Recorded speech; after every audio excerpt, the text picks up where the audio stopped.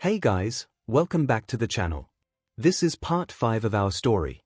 If you like this what if story and want to see part 6, let me know in the comments below. Before we start, don't forget to like, subscribe, and share this video with your friends.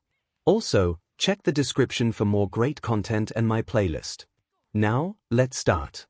Katsuki's demonic aura that promised nothing short of murder. I think he pressed a button. Katsuki grinned like a devil. That reminds me, copycat, you're not dead yet, and Aizawa's finger asleep. He shot his grin towards Nito, who finally felt like he'd touched a nerve he shouldn't have touched. The him back then hadn't even felt this way.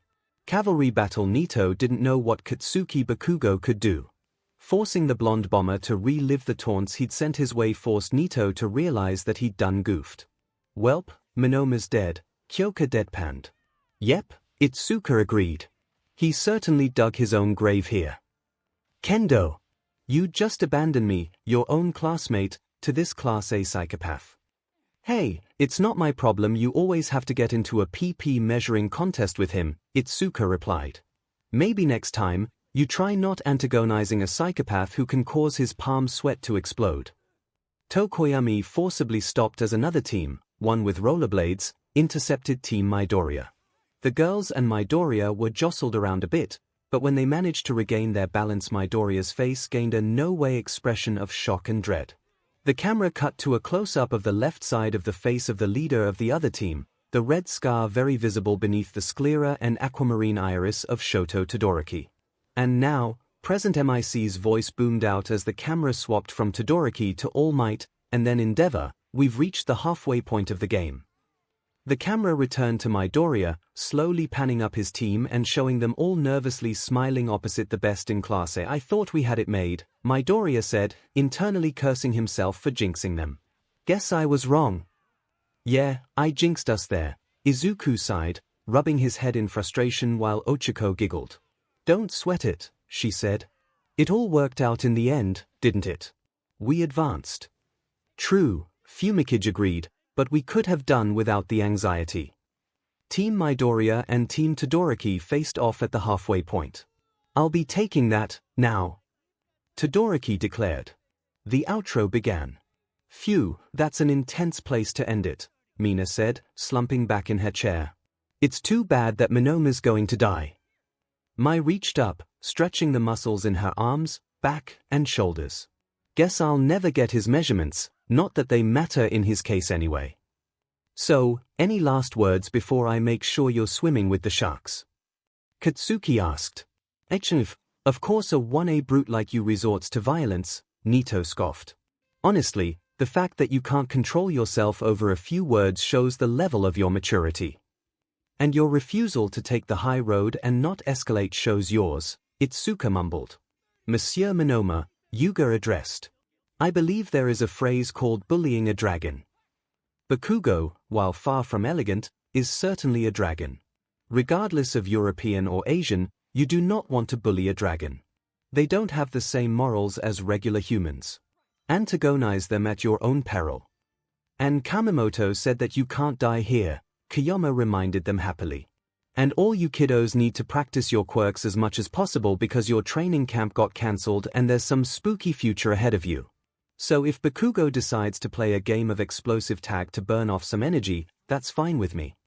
Mother, you really shouldn't be condoning torture while drunk, even if it is on Monoma, Momo sighed. Aizawa was still asleep. Most of the students didn't notice that they had gone right through the next episode preview, again featuring narrator Midoriya and narrator Ida since the pair were going head-to-head for the first time since All Might's battle trial. Nezu stood up from his seat, sipping his cup of Yorkshire Gold. Now, children, he calmly stated, attracting all of their attention. Despite his tone, when the principal spoke, you listened. I am sure that whatever fun little games you have planned that involve Mr. Monoma as a test dummy can be put on hold for the moment. We do have an extra lesson in ethics and laws to go over, especially in light of our recent discussions and reviewing the events that transpired at the USJ. As he had been speaking, the quirk inhibitor came off, but Katsuki had stayed in his seat. There was bullying a dragon, and then there was bullying Principal Nezu. Katsuki was keenly aware of how thin the ice was skating on was after their first day in this resort. No need to tempt fate. Now then, All Might, I believe you and I should be sufficient for this lecture. Midnight, if you feel the need to take a nap alongside Eraserhead, that is perfectly fine with me. Nah, Principal, I'm good, Midnight replied, leaning back. I think I'll just kick back and watch how your lesson goes, since you all ran away before mine yesterday. Nezu nodded and headed to the front of the theater with All Might as several students groaned, not at all excited for yet another lecture. Hopefully this one would not be as disastrously embarrassing as the last. So, I have no plans to actually write out Nezu and All Might's lecture, so I'm going to basically go over the points here in this closing endnote. This is more or less in line with the discussion from the last chapter regarding Minatta's SXL harassment antics, as well as what Zu was mentioning earlier in regards to the USJ. I'm not sure how many of you read the comments, but since I spent over an hour drafting a response to one last chapter that basically covers what Nezu wanted to discuss in this Ethics and Laws lecture, I'm going to be using that. I am going to quote from the English translated version of the Japanese Penal Code from Japanese Law Translation. Go. JP. These are the laws currently in the Penal Code in Japan in relation to obscene acts, RP, and forced PRSTTN. I did not include Articles 174 on public indecency, 175 on distribution of obscene objects, or 184 on bigamy. As this is Japan's current legal framework for these crimes, these are what I am using without alteration. Quirks wouldn't exactly have much of an effect here, so they wouldn't need to be rewritten to factor in quirk stuff.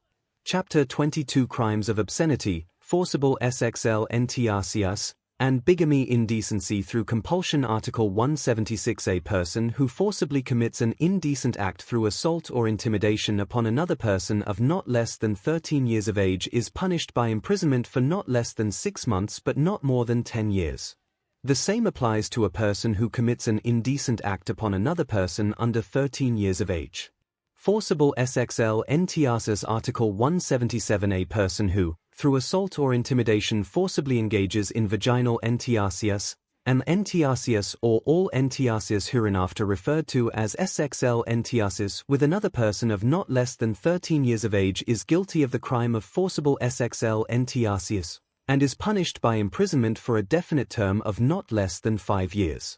The same applies to a person who engages in SXL NTRCS against another person under 13 years of age.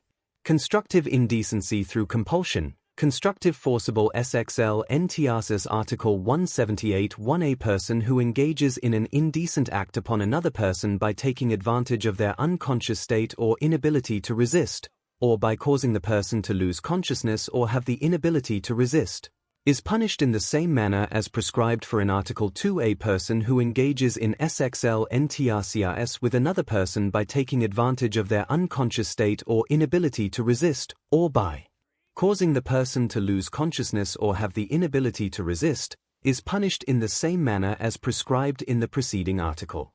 Indecency by a person having custody of a person under 18.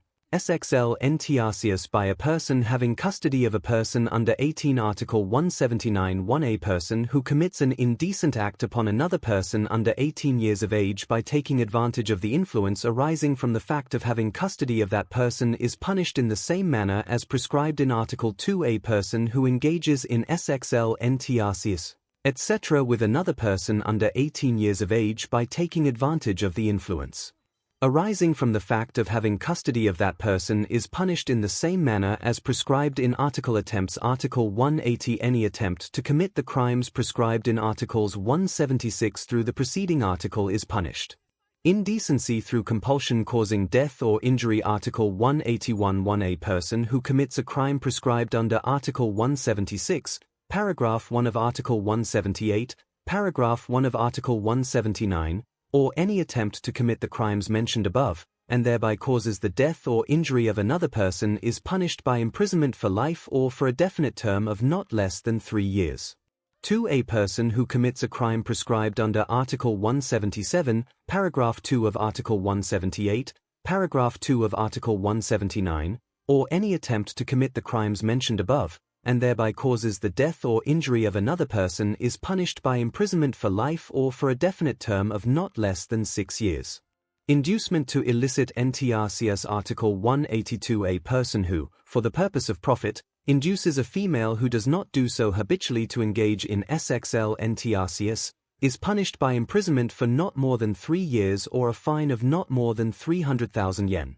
Now, I am not a lawyer, judge, or other civil servant of the Japanese government well versed in their laws, but I do read and interpret Canadian tax law for a living, so I can understand what these articles in their penal code are about, plus I have read numerous articles about these and other laws of Japan throughout writing this fic. However, there is no codified statutory definition for what Articles 176 and 178 to 181 mean when they say indecent act, which leaves it in a grey area very much open to the interpretation of the judicial system, and I do not have a background in Japanese case law to have an understanding of the precedences that have been set through their courts. Has what Mineta has committed through the touching at the USJ and then the sports festival and possibly when he bounced into Mina's melons during the joint training that hasn't happened yet in their timeline enough to be considered as forcibly committing an indecent act through assault upon another person? Maybe. The problem with that, though, is Article 208 of the Penal Code. Assault Article 208. When a person assaults another person without injuring the other person, the person is punished by imprisonment for not more than 2 years, a fine of not more than 300,000 yen, penal detention or a petty fine. This seems cut and dry, but the issue is that, like with the term indecent act, assault also has no statutory definition in Japanese law. It is then left open to interpretation as to what an assault legally is at the discretion of the public prosecutors and judges. The only thing they have is that if an assault happens, here's the punishment. Because of that, Mineta's attempted peeping on them in the locker room and the hot springs, you'd have to strain your eyes to try to see how he's legally done anything criminal there, especially as the woefully underdefined Article 208 falls within Chapter 27, Criminal Injury. However, all of the above falls apart because of my point number 2. The articles of the Penal Code dealing with self-defense. Chapter 7 Actions not constituting crimes and reduction or remission of punishment. Ignoring Article 35 Self-defense. Article 36 1. An act a person was compelled to take to protect the rights of oneself or any other person against imminent and unlawful infringement is not punishable. 2. An act exceeding the limits of self-defense may lead to the punishment being reduced or may exculpate the offender in light of the circumstances. Necessity. Article 37 1. An act a person was compelled to take to avert a present danger to the life, body, liberty or property of oneself or any other person is not punishable only when the harm produced by such act does not exceed the harm to be averted, provided, however, that an act causing excessive harm may lead to the punishment being reduced or may exculpate the offender in light of the circumstances. 2. The preceding paragraph does not apply to a person under special professional obligation. In every single instance of Mineta's cases of potential indecent acts upon another by way of assault, and even his ones that don't count as that but are still him being a creep via attempting to peep on naked, changing girls, the response to his actions goes way too far to work as self-defense in Japan based on a criteria of exceeding self-defense or only when the harm produced by such act does not exceed the harm to be averted. Because this is shonen manga and Mineta is a GG character. Seeing physical violence enacted upon him as consequence for his perverted antics is funny. It's entertaining. That's how it goes. He's been violently harmed by the party he wronged. For the purposes of a GG character in a shonen series, that's sufficient. I am confident that were they brought forward to the judicial system, every since instance of Mineta's presumed violations of Article 176 of the Penal Code would be dismissed, and the girls themselves may even find themselves in court being prosecuted for the vague charge of assault under Article 208 cited above, Article 203, or Article Chapter 26 Crimes of Homicide. Article 199. A person who kills another person is punished by the death penalty or imprisonment for life or for a definite term of not less than 5 years. Attempts. Article 203. Any attempt to commit the crimes prescribed under Article 199 and the preceding article is punished. Chapter 27 Criminal Injury. Article 204. A person who causes another person to suffer injury is punished by imprisonment for not more than 15 years or a fine of not more than 500,000 yen. 𝐒 was suffocating Mineta via drowning at the USJ after the melon's touch, after the original very hard slam onto the deck of the yacht in response to the head lean. That could potentially be attempted homicide. Momo seemingly repeatedly struck him in the face, causing him injury, while she suffered none. 𝐭𝐽𝐾 stabbed him in the eye. Kota cannot be prosecuted because Article 41 says you can't punish him for pushing Mineta off a wall because his under Mineta cannot face consequences from the authority figures, because acknowledging what he does means acknowledging what the girls did, not in self-defense, but in retaliation, and that is worse. Although we are an English-speaking audience consuming the product, it was made by a Japanese mangaka primarily for a Japanese audience, and we cannot impose our standards upon another country's right to create and enforce their own laws. Our laws, our standards, as Canadians, Americans, British, Australians, New Zealanders, other Anglosphere, Latinosphere, and other Western North Central Europeans have to take a back seat. Were Mineta to happen in one of our countries, things would hopefully be different, because our cultures and laws are different. But I'm not writing a MHA fic that takes place with students from Winnipeg, Edmonton, Vancouver, Victoria, Whitehorse, Yellowknife, Halifax, Gander, St. John's, Montreal, Gatineau, Ottawa, Trois-Rivières, Thunder Bay, and Toronto all going to a hero school in Kingston. I'm still writing about Japanese kids going to a Japanese hero high school where the adults are not as competent as they should be because plot. There are issues, I'll try to address them, but I'm not waving a wand imposing our laws on them to make myself feel culturally superior to them. I'm working within the framework of the country this takes place in, and never mind that it's set in the future that looks suspiciously similar to the present but with quirks. It was written by an author of today who did not go into detail as to the exact wording of legislation or changes to Japan's penal code. That's not his target audience. Without specific mentions of anything to the contrary, I must assume that Japanese law outside of quirk-related laws are identical to the laws as they are today, and so, with all of that taken into account, Mineta likely couldn't face any legal repercussions for his actions because of the ambiguous language of the law and the actions the girls took against him in retaliation for his harassment. And before anyone mentions Article 37, Paragraph 2, these are students without licenses that would give them that special professional obligation.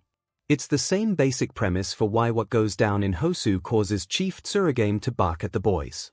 Because they were not licensed and caused excessive injury to Stain, it would need to be argued in a court as to whether or not their actions were necessary and or excessive, but given that we never saw a trial for Stain and he was just locked away in Tartarus the whole time, I'm not sure exactly how functional their judicial system even is or if it's degraded to being arrested and going directly to jail.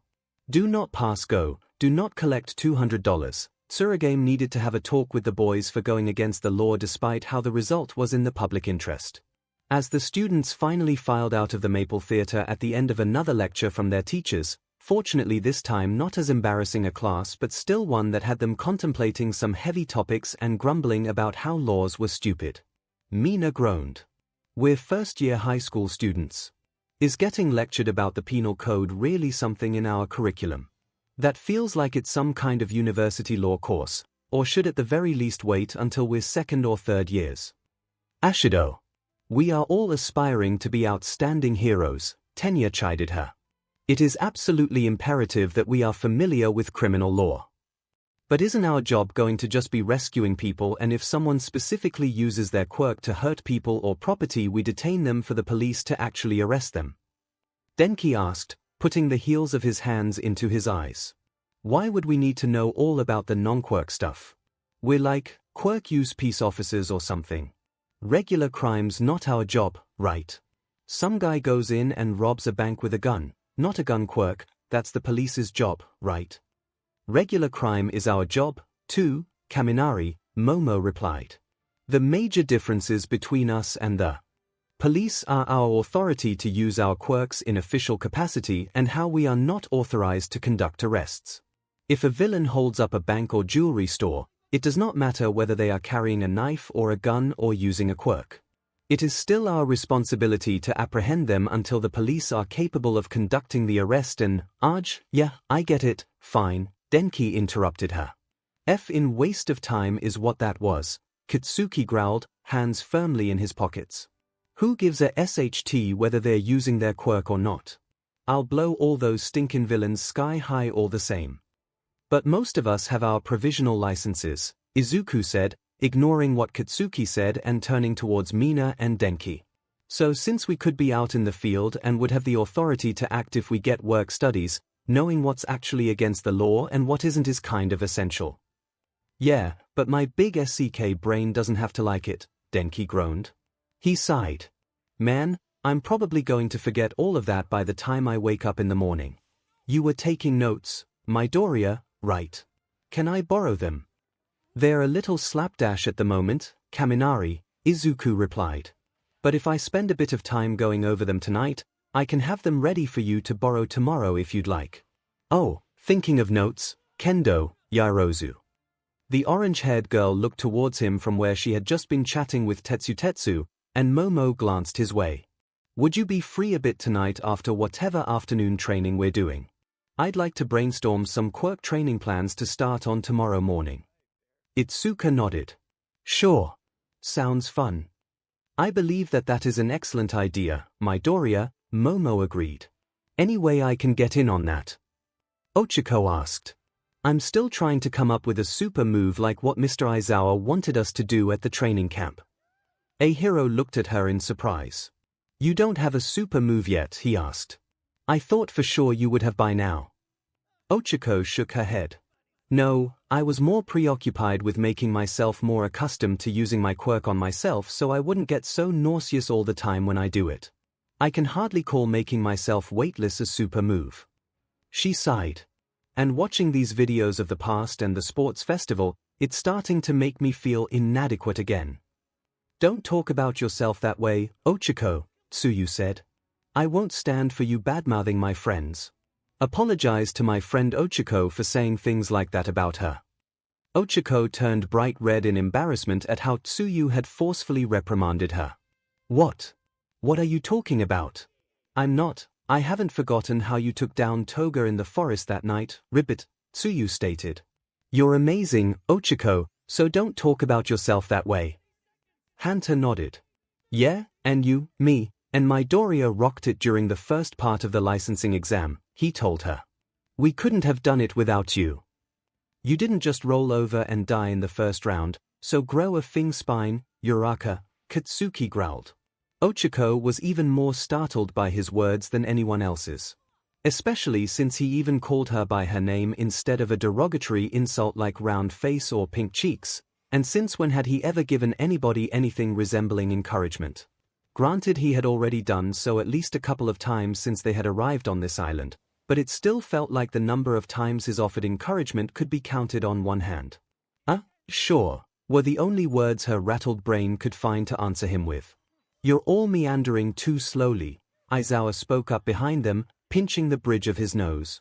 He had woken up several minutes into the presentation and lecture that Principal Nezu had begun on Japanese criminal law going over the penal code, and had been given a few glasses of water by Kamemoto, who stuck around because it was an interesting topic. Hurry up and get changed and get to the training facility. Right. I'm heading to the lab now. Mai declared. I gotta finish work on those babies for you, Ida. Bye-bye. Mr. Aizawa, are you sure you're okay to supervise us? Izuku cautiously asked. Aizawa sent a look his way, but his teacher's gaze was off by about 30 centimeters. The man had only recently woken up from having conked out because of the drinking game he and Midnight had been playing. And maybe you should just take it easy for today. I'm sure we'd be fine with just All Might and the principal watching us. I do believe your new classroom representative is right, Eraserhead, Principal Nezu remarked as the animal in a suit walked upright in the hall alongside them, surprisingly keeping pace while on just his 2 feet. Why don't you take the rest of the afternoon off to recover? All Might and myself will be able to handle supervision. Izuku gulped.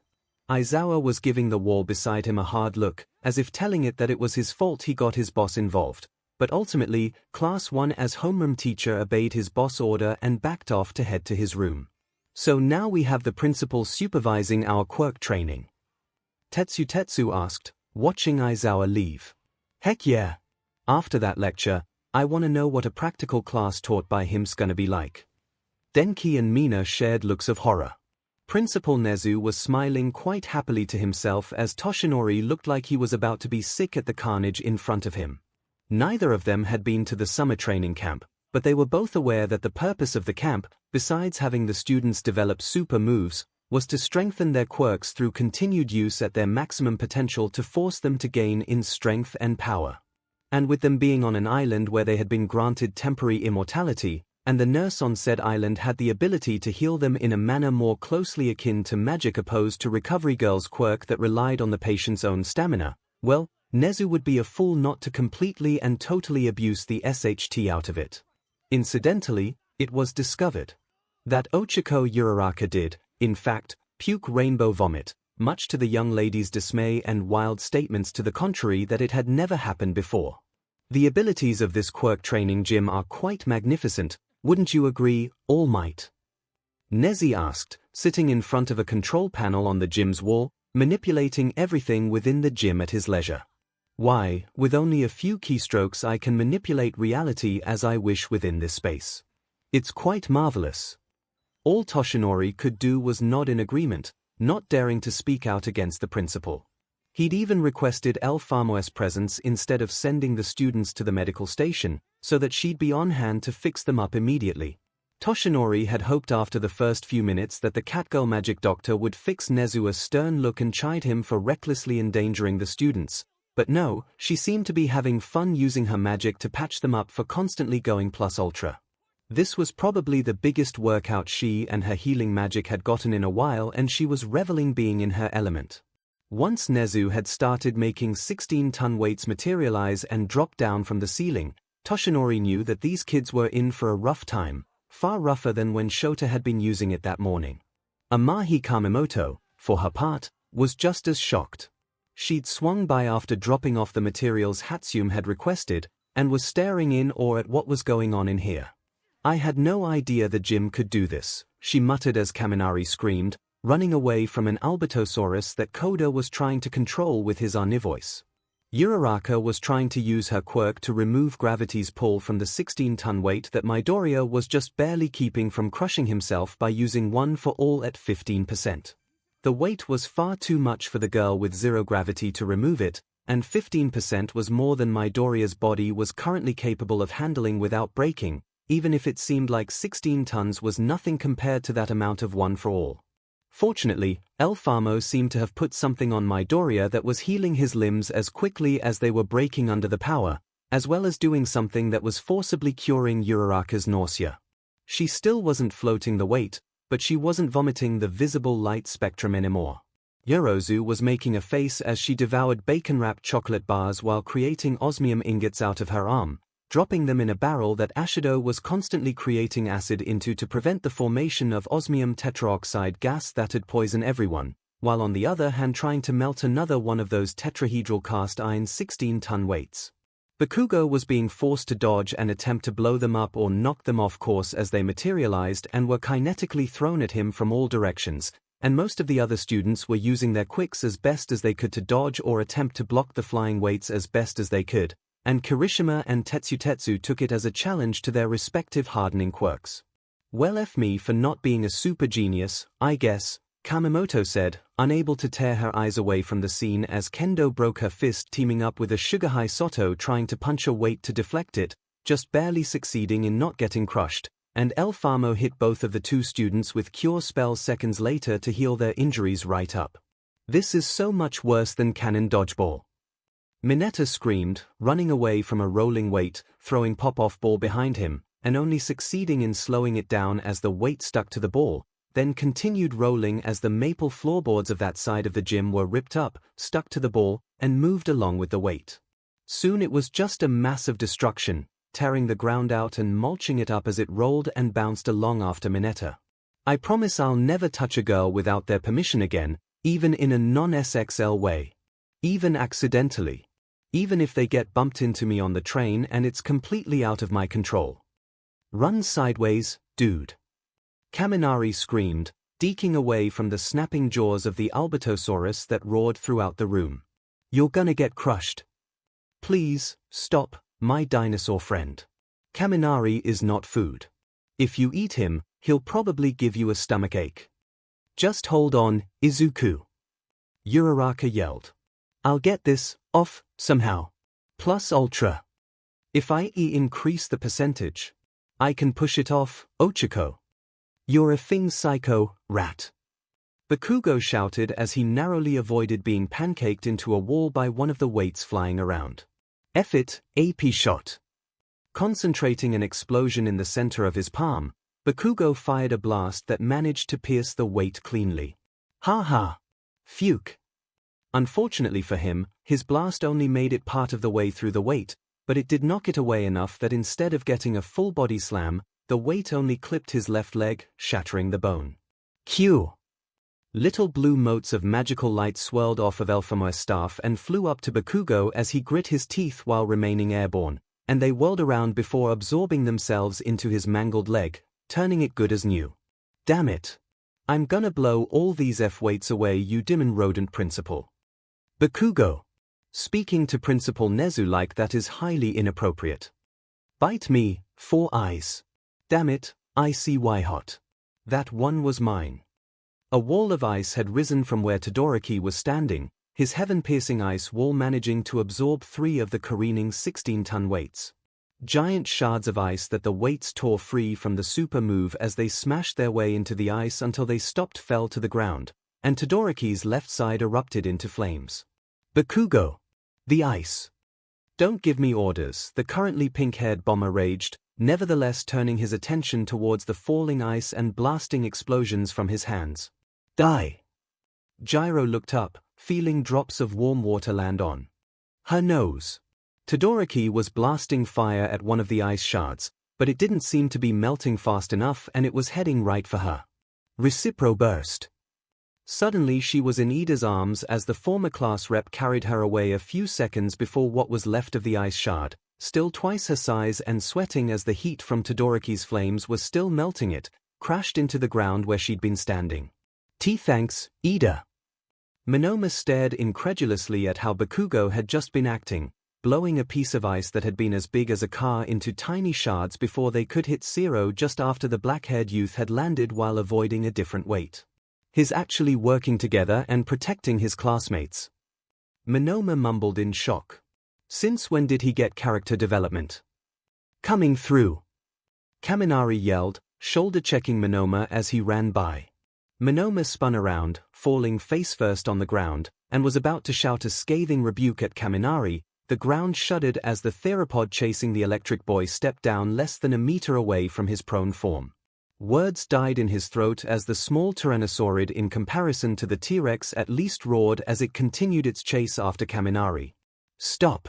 Stop my dinosaur friend. Koda continued to call after it, trying to exert his will as much as possible into his voice. Stop chasing Kaminari. The Albertosaurus slowed and stopped, Kaminari stopping himself and turning around, and Monoma remaining where he was prone on the ground as he paid attention to what Class A's animal whisperer was doing. After a second of staring at Kaminari, the dinosaur turned around and looked at Koda. It observed Koda for a couple of seconds before it roared directly at Koda and lunged for him. Koda squealed and turned on a dime. Wait. No. I didn't mean you should start chasing me.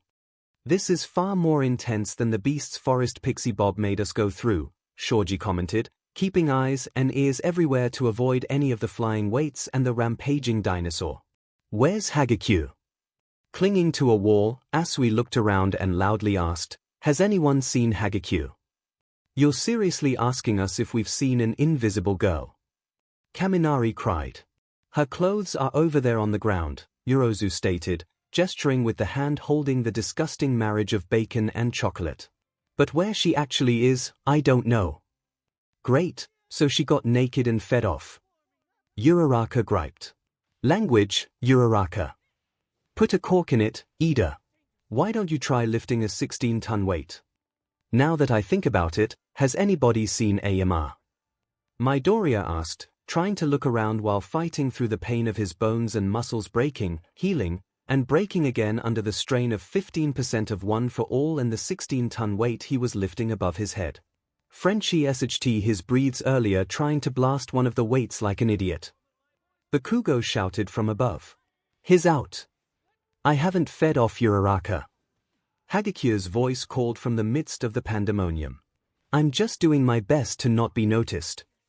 Toshinori glanced towards Nezu again as the animal principal continued to very calmly manipulate the control panel in front of him, with an unsettling smile on his face. How much longer do you plan on keeping this up, sir? Only for another 50 minutes or so, Nezu hummed. I'm already almost finished my plan on how to keep our little heroes occupied for the next hour after that. Kamemoto winced and glanced at her phone. Orsi looks like Hatsume's already blown herself up. El Famo. I'm grabbing Anita to go check on the workshop. Understood. Cure. As Kamemoto walked away, Toshinori wasn't entirely sure that he wanted to stick around to see what Nezu's plan for after whatever this was finished. Whatever you're planning, it's not too sadistic, is it, sir? They may not be able to die on the island, but they can still feel pain. We're just lucky none of them have been crushed by one of these weights yet. I'd hate for them to receive any mental trauma from being, practically speaking, killed by a training exercise. Nezu paused for a moment before looking up at Toshinori. You are quite right, All Might. Dear me, I had nearly forgotten that. Having unlimited freedom must have made me forget that these are our heroic young students and not despicable humans for me to vent upon. Thank you, All Might, for not letting my estism get the better of me and create a death maze. Toshinori was still hesitant over hearing the principal's words. Sir, did you just say a death maze? Nezu happily hummed as his paws went gliding over the keyboard in front of him. Oh, I'm still making it, but thank you for reminding me of our students' fragile psyches. I'll scale down the death part to something much more acceptable. Is it over? Rikido asked, kneeling on the ground and breathing. It's got to be over, right? The weights have stopped flying at least, Momo replied, holding a hand to her lips. She had had as much as she could take of those absolutely conflicting monstrosities of fat and sugar. Bacon was good. Chocolate was good. However, they were two different extremes between savory and sweet that should never have been mixed in such an unholy way as bacon-wrapped chocolate bars. Fortunately, she didn't seem to be feeling any side effects from creating osmium almost non-stop for an hour, but the rich girl didn't know if she'd have any room for supper, even after having vomited once because of an incident that happened. Oh, thank goodness, Ochiko said, collapsed on her back next to Izuku. She never did manage to make it weightless, but she felt like, maybe, she had managed to take away around a quarter of its weight. So she might be up to 4 metric tons. It was an interesting development, since she'd always felt her quirk was all or nothing. That still meant that Izuku was holding up 12 tons above his head, which, DMN, that's just impressive no matter how you slice it. The freaking dinosaur's gone too, Toru breathed from where she stood, having retrieved her gym clothes which, like during the sports festival to Tenya's consternation, had not included underwear. Like the weights, the Albertosaurus had vanished into nothingness with but a few keystrokes on Principal Nezu's part once their white-furred MSTR called for a brief respite. Koji massaged his throat. At least it stopped chasing us, he said, never having managed to fully place it under his control, but still getting it to stop trying to attack them. Fortunately, I think it was only playing. That thing was playing. Denki yelped. It almost had me in its mouth, like a dozen times. Dinosaurs like that are way faster than people, Itsuka commented, hands on her knees and ponytail damp with sweat. Trust me. Set's got a crazy love of dinosaurs. If it had actually wanted to eat you, it would have eaten you. Hooray, Mina cheered with little enthusiasm. Her arms were stinging from making acid non-stop for the past hour, and the stuff she had been using to melt the weights was stronger stuff than what she had been using against the rocks. Her UA gym clothes were also charred in a number of places, much like Momo's. Thanks Yomomo, never would have been able to do that without you reminding me that I was trying to melt iron. Was getting panicky.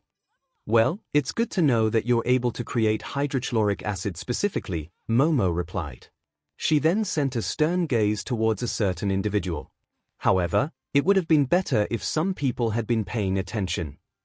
Oh, so this is the thanks I get for saving you? Nito asked in irritation. That weight was coming right for you.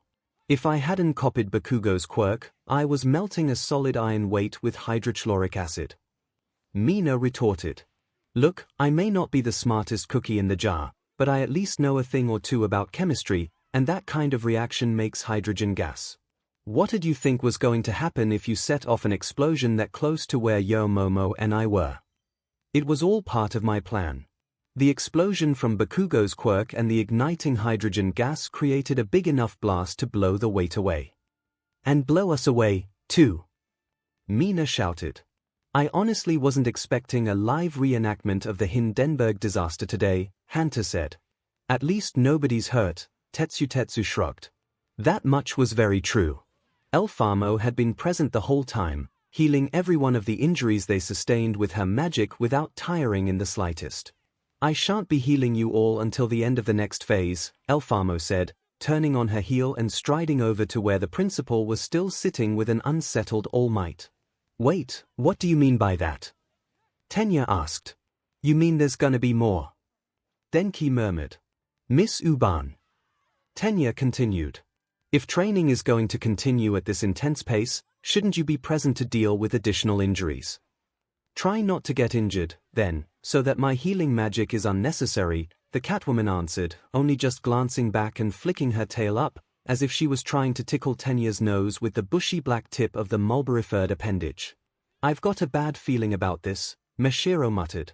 Denki whirled around to the young man with the tail. Why'd you have to go and say that? How bad of a situation are we looking at? Minoru asked. Izuku sat up and gulped.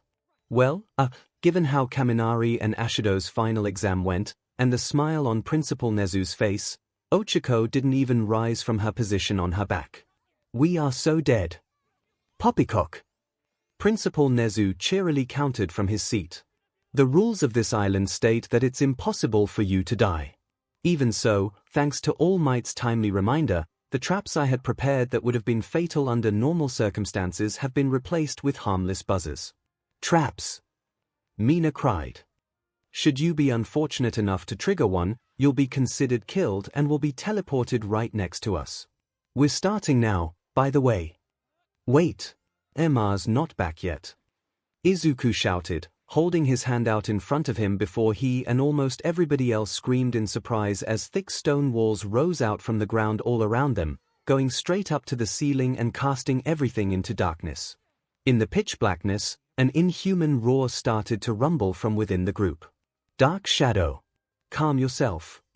Fumikage ordered his quirk, feeling it growing larger and far more powerful in the darkness that surrounded them. Todoroki, Bakugo, give us some light, Izuku said. Got it, Shoto replied, lighting up his left hand, while Katsuki barked, don't give me orders. Even so, the explosive youth held out his hands and started making small explosions like tiny firecrackers continuously going off. It was enough to provide a little bit of light to gauge their surroundings, as well as tame Dark Shadow down into about twice its normal size. I'll make some lanterns for us, Momo stated, a patch of skin on her stomach starting to glow after she undid the front of her UA gym top. I'm making them oil lanterns, so Todoroki, I could use your help to light them. Got it, Shoto replied. Hanta scratched his head and looked around in the light from Shoto's flames and Katsuki's small explosions while Denki and Mina cowered, recalling their final exam practical against the principal. Man, Principal Nezu's really outdone himself with this one, Hanta said. Big stone walls all around us with only a straight path forward. So we're in a labyrinth, then? Itsuka asked aloud. Correct, Miss Kendo. All 22 of the Hero Corps students assembled jumped as Principal Nezu's voice spoke, sounding like it was coming from nowhere and everywhere simultaneously. Technically speaking, this is not the unicursal-type labyrinth depicted in classical antiquity, but a multicursal type. You must therefore traverse the labyrinth and find the exit. You have 1 hour. Good luck, students, and be mindful of the obstacles. No! Mina cried, grabbing fistfuls of her hair. It's our final exam all over again. Denki wailed, head hung low on his hands and knees. Aren't they taking this a little hard? Tetsu asked. It's not like the principal would make this impossible. Tokage and Kendo were able to pass his practical exam. Barely, Izuku sighed. If it wasn't for me chucking her into the sky as hard as I could and her using her quirk to float her head over the gate, we wouldn't have. But he was playing nice that time. Denki argued. He's got no restrictions now. He can kill us and won't have to worry about us dying. The principal said that All Might made sure he didn't put anything lethal in our way, Tenya reminded them. We must be thankful for that. But he didn't say anything about very painful non-lethal traps. Denki countered. Shut up. Katsuki shouted, making many of them flinch. Yap yap yap, so the principal gets to take the kiddie gloves off, big deal. All we gotta do is crush everything he sends at us and head straight for the exit. I'm getting out of here. Katsuki turned away from where Denki was sniveling on the ground. Follow me or not, I don't care, but I'm not scared of whatever the rats got in store for us. With a huff for good measure, Katsuki started to move down the hall, continuously popping small explosions to light his way. Kyoka scowled while a hero got up and rushed after Katsuki after grabbing one of the oil lamps Momo made. You remind me of the babe. Shoto looked at her. What babe? Kyoka gave Shoto a vaguely curious look. The babe with the power. What power? The power of voodoo. Who do? Shoto asked, ping his head to the side, not quite sure that he heard her correctly. You do. Do what? Nope. Kyoka threw her hands up, shaking her head. No. No way, there is no way. How do you know this? How does Todoroki know? Toru's question was cut off by a faint click, a sound like an electronic pew noise, and a sudden beam of red light that struck Katsuki in the side of his pink-haired head. He gruffly started to say, "What was Teach?" before being cut off by his own body vibrating in time to a new noise of doo-doo-doo-doo-doo-doo-doo, and then he blipped away in a flash of green light to the tone of doop. The whole group of now 21 students blinked and stared at the space Katsuki had been in with their mouths open in silence until it was broken by Mizo asking, "Did Bakugo just get laser tagged out of here?" "Correct. Katsuki Bakugo has been retired," Nezu's voice cheerily announced. "Oh dear. Losing one of your strongest members so soon. I hope you'll still be able to overcome the obstacles in your path without him." Izuku swore he could faintly hear Katsuki's voice coming through the wall, screaming that the pressure plate was "fing bullshit," but he must have imagined it. There was no way Katsuki's voice was loud enough to carry through a thick stone wall like that. Well, at least it's not like what happened during our final exam. Mina said, looking at Denki and feeling a bit excited again. Yeah, he agreed. If the worst we have to deal with is getting hit by a laser and vibrating a bit before being puffed out of here, this is going to be a cakewalk. Tenya's face turned hard. Ashido. Kaminari. We should take any and all of the principal's training seriously. He explicitly stated that he is holding back thanks to All Might's intervention. Imagine if he hadn't spoken up. Momo felt her stomach turn as she shared looks with Tenya, Izuku, Ochako, and Tsuyu. It was Tsuyu who finished Tenya's thought. Recovery Girl did say during Mina's exam that the principal used to be the subject of horrible experiments by humans in the past, and that things like the final exam were his way of venting resentment and revenge, ribbit. We really would have been fed, then, Itsuka lamented. Kendo. Tenya gasped. Shut. Mina shouted. Standing around isn't going to get us anywhere, Izuku said, picking up one of the lanterns Momo had made that Shoto had lit. His eyes swept the hall in front of them, taking in the paving stones on the floor and the stone brick walls, seemingly without mortar and being held together just by the weight of the stone itself. He slowly walked towards a hero. The corridor by itself was about 20 feet wide, so not all 20 of them could fit if they were going to try walking abreast. Yorozu, do you think you could make some poles? We could use them to check for any more pressure plates or tripwires the principal may have placed in front of us. Not a problem, Midoriya, his classmate replied. But, Bakugo, I'm sure he's fine, Izuku replied. You heard what the principal said. Yeah, but he's probably cessed as all hell that he was the first one to die, Hunter laughed, using his fingers to air quote. Anyone want to bet on him wanting to try this maze again? Bakugo's pride will not suffer a wound like this, Fumikage answered him. To bet otherwise would be most foolish. He'll probably try to run it all night until he solos this thing. Rikido chuckled, the surprise of their bomber getting taken out in the opening seconds starting to wear off now. If it keeps him out of our hair for the evening, I'm fine with that, Ochako grumbled. A hero picked up one of the poles Momo was creating and tossed it to Izuku. Here. Let's work together to spring any more pressure plates or tripwires before we spot them. Yeah, Denki agreed, grabbing another pole Momo made. Will it be that simple, though? Nito wondered. I'm sure the principal's smarter than that. Hey. Tetsu asked. Do you think the principal would riddle this place with traps that could be detected with just a pole? Nito clarified. It's probable that the plate Bakugo stepped on was rigged with a weight limit. Anything that weighed less than that wouldn't activate it. Maybe Uraraka could try floating all of us. Mina proposed. That way, none of us are touching the ground. Someone would still need to be on the ground to pull or push everyone who's floating, though, Ochako said. And I don't think Yorozu can make everybody jetpacks like what Hatsume made. For the sports festival. At this stage, trying to make 20 jetpacks like that might be a bit of a stretch, Momo conceded as she continued to make more lightweight hollow aluminum poles. I could, but it would probably take me out of the running for the rest of the hour. Thinking of, Bakugo and Midoriya were both right. We don't have time to be standing around here. But the whole corridor could be bubby-trapped. Minoru exclaimed. Such are the perils of being a hero, Tenya stated. Mizo nodded. If we think about this like what All Might was saying in our first heroics lesson, then essentially we're in a villain's hideout. A secret underground lair.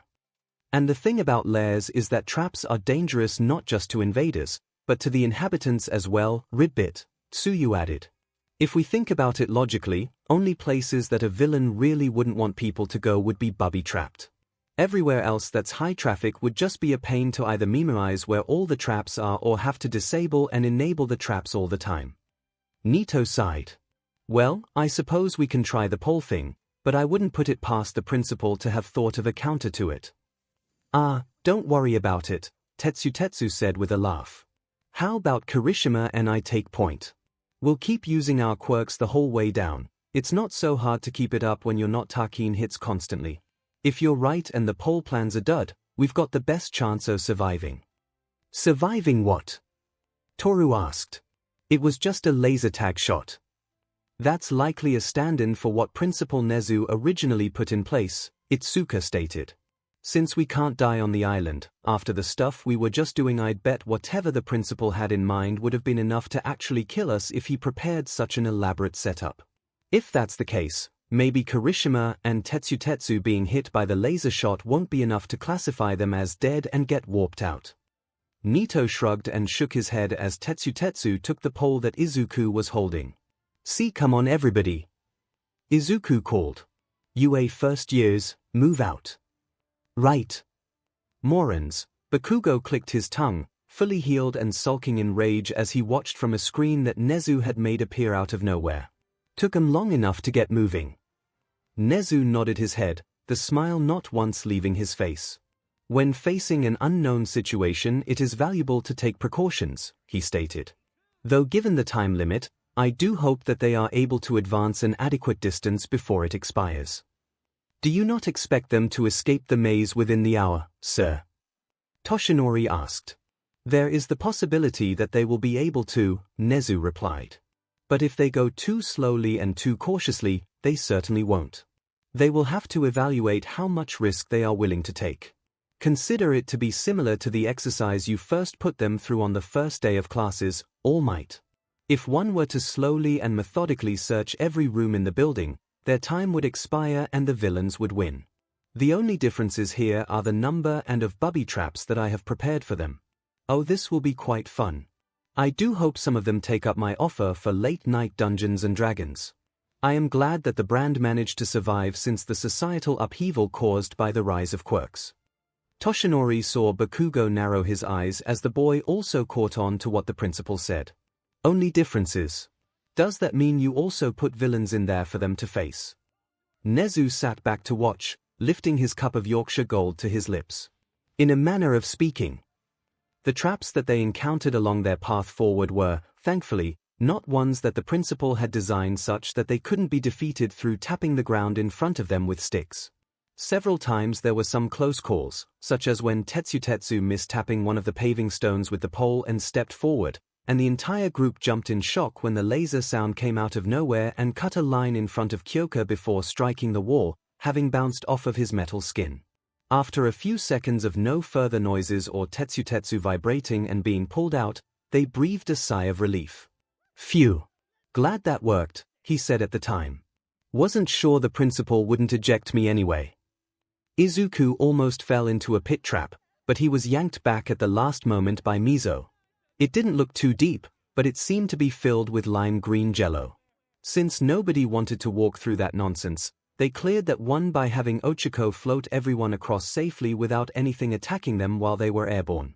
Honestly, about half of the group of 21 were starting to feel anxious that they hadn't lost anyone to the principal's traps since Katsuki got lasered about 15 minutes ago, and the other half were starting to feel a little cocky.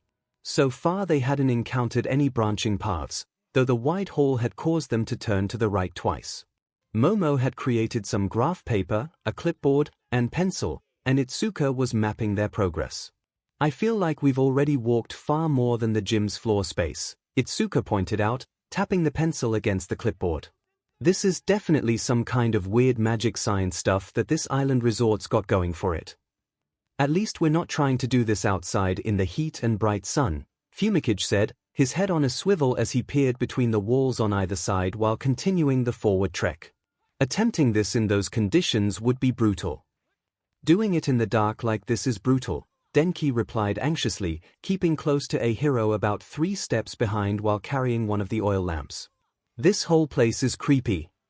I find it comforting." "You are the only one with a sword in their room," 𝐼𝐻𝐼 acknowledged. "And you do shroud your room in darkness. Am I the only one who's nervous that we haven't run into anything other than those couple of simple traps?"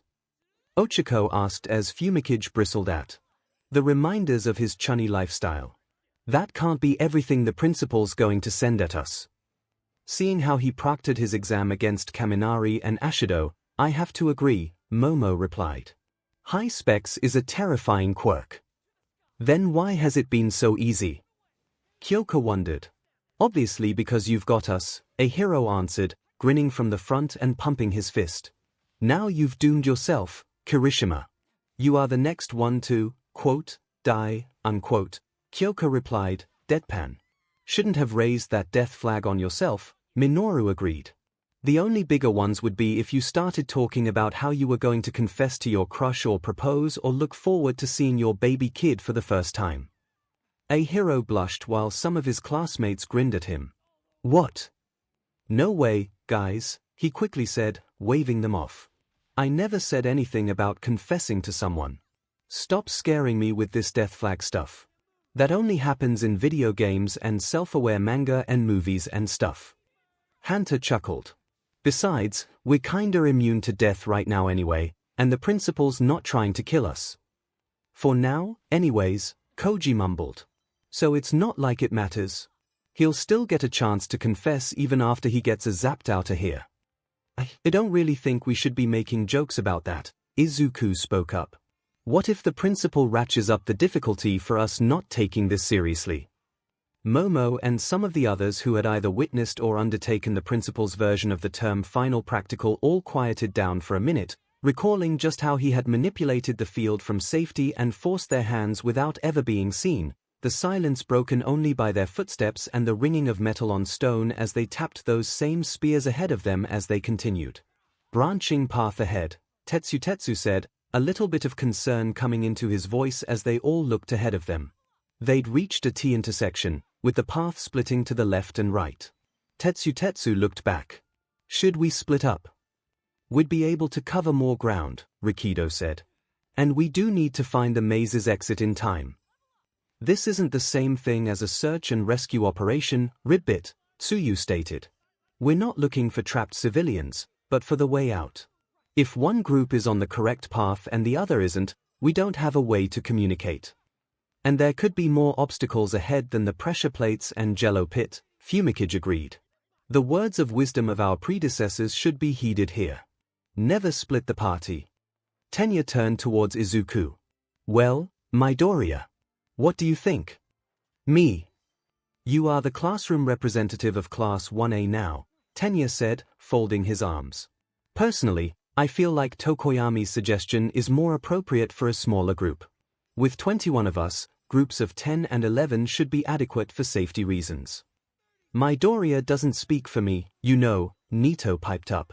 And it's obvious that we should go right. Even if it leads to a dead end, if we follow the wall on our right, eventually we'll reach the exit. By that same logic we'd reach the exit if we follow the wall to our left, Shoto pointed out. Itsuka sighed. I'm all for splitting into two groups of 10 and 11, she said, but we should still try to have some way of communicating. None of us have our phones on us, so, Yorozu, can you use your quirk to make a couple of radios?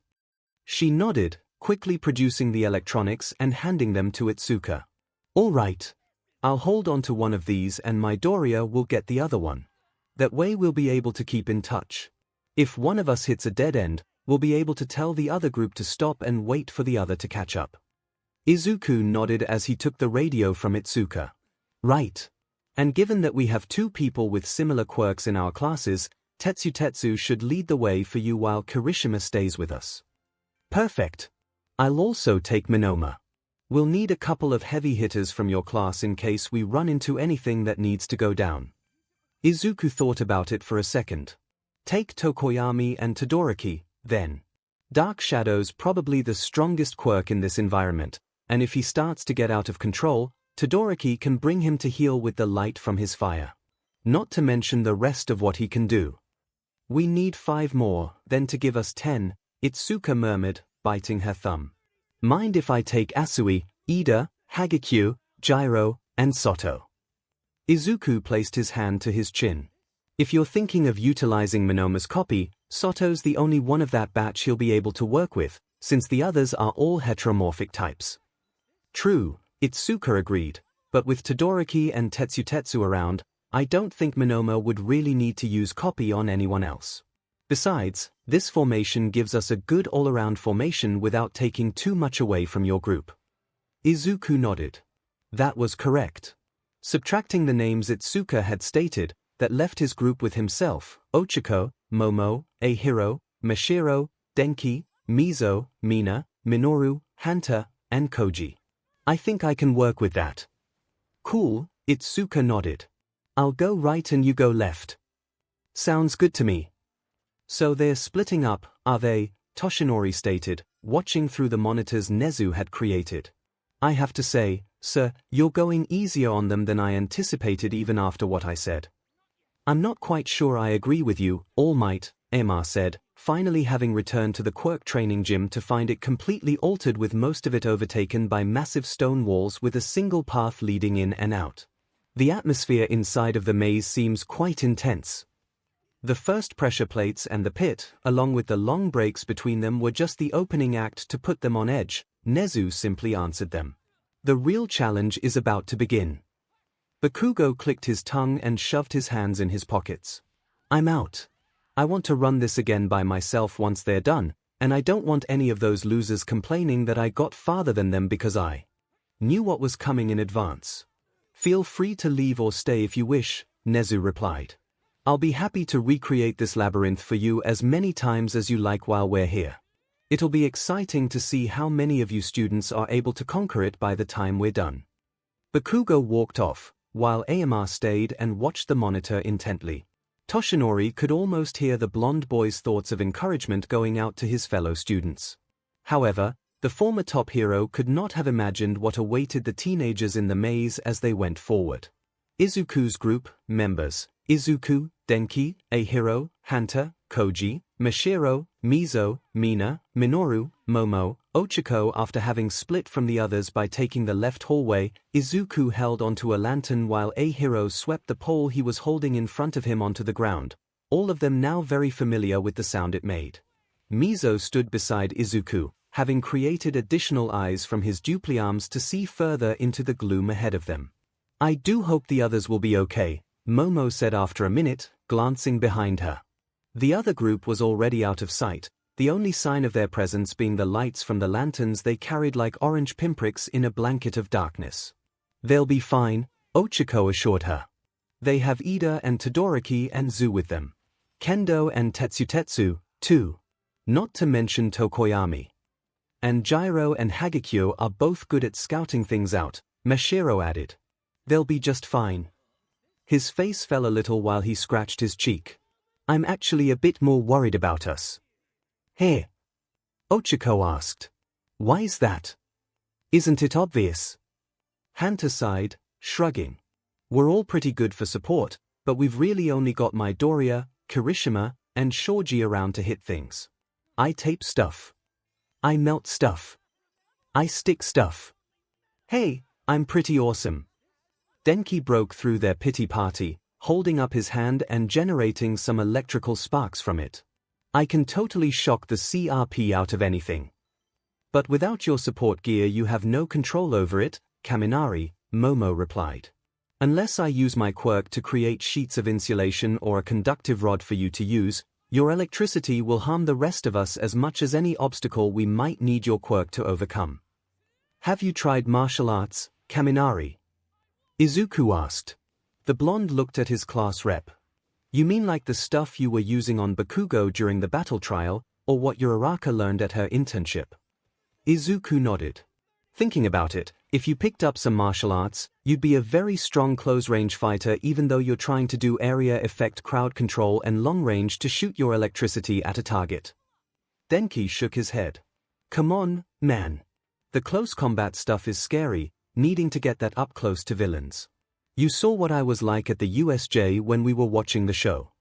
"Yeah, man, I saw you become a human stun gun and get all fired up," a hero complimented him. "That was super manly of you once you got some confidence in you." Denki blushed and rubbed the back of his head. "Why you think so, do you? Ha ha. Yeah, I guess I was pretty awesome." 𝐒𝐿 dropped her fist into her palm as she expressed a no face. "Oh, I get it. Yeah, I can totally see how martial arts help you, Kaminari. You're kinda like me." "What do you mean? I don't float stuff." 𝐒𝐿 shook her head. No, but without your support gear, you need to get in close to use your quirk on someone without risking sending the electricity out across a wide area and causing friendly fire, right? What Gunhead taught me helps me out in close combat, which allows me to get in close and touch someone with my hand so I can use my quirk on them. Imagine if you threw a punch and electrified your hand at the moment of contact, or grabbed a guy's arm and then let loose. Koji pumped his arms. "Oh yeah. That'd be super strong." Izuku nodded while Denki felt like his mind was imploding for never having considered that before. "Honestly, you'd probably be able to beat me or Bakugo if you tried that." Whirling around, Denki's eyes almost bulged out of his sockets. "No way. Seriously. I could even take you guys out." "It's not like they're more electricity-proof than the next person," Momo stated. "Gyro was right when she was trying to stall that villain who had you hostage. Electric-type quirks are rare and powerful."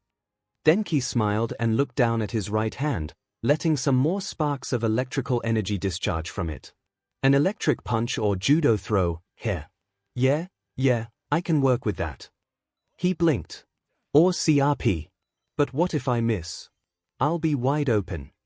"Then coat your whole body in electricity like a suit of electric mail," Minoru offered. "Yeah, like that guy with the tail that punched your face," Mina added.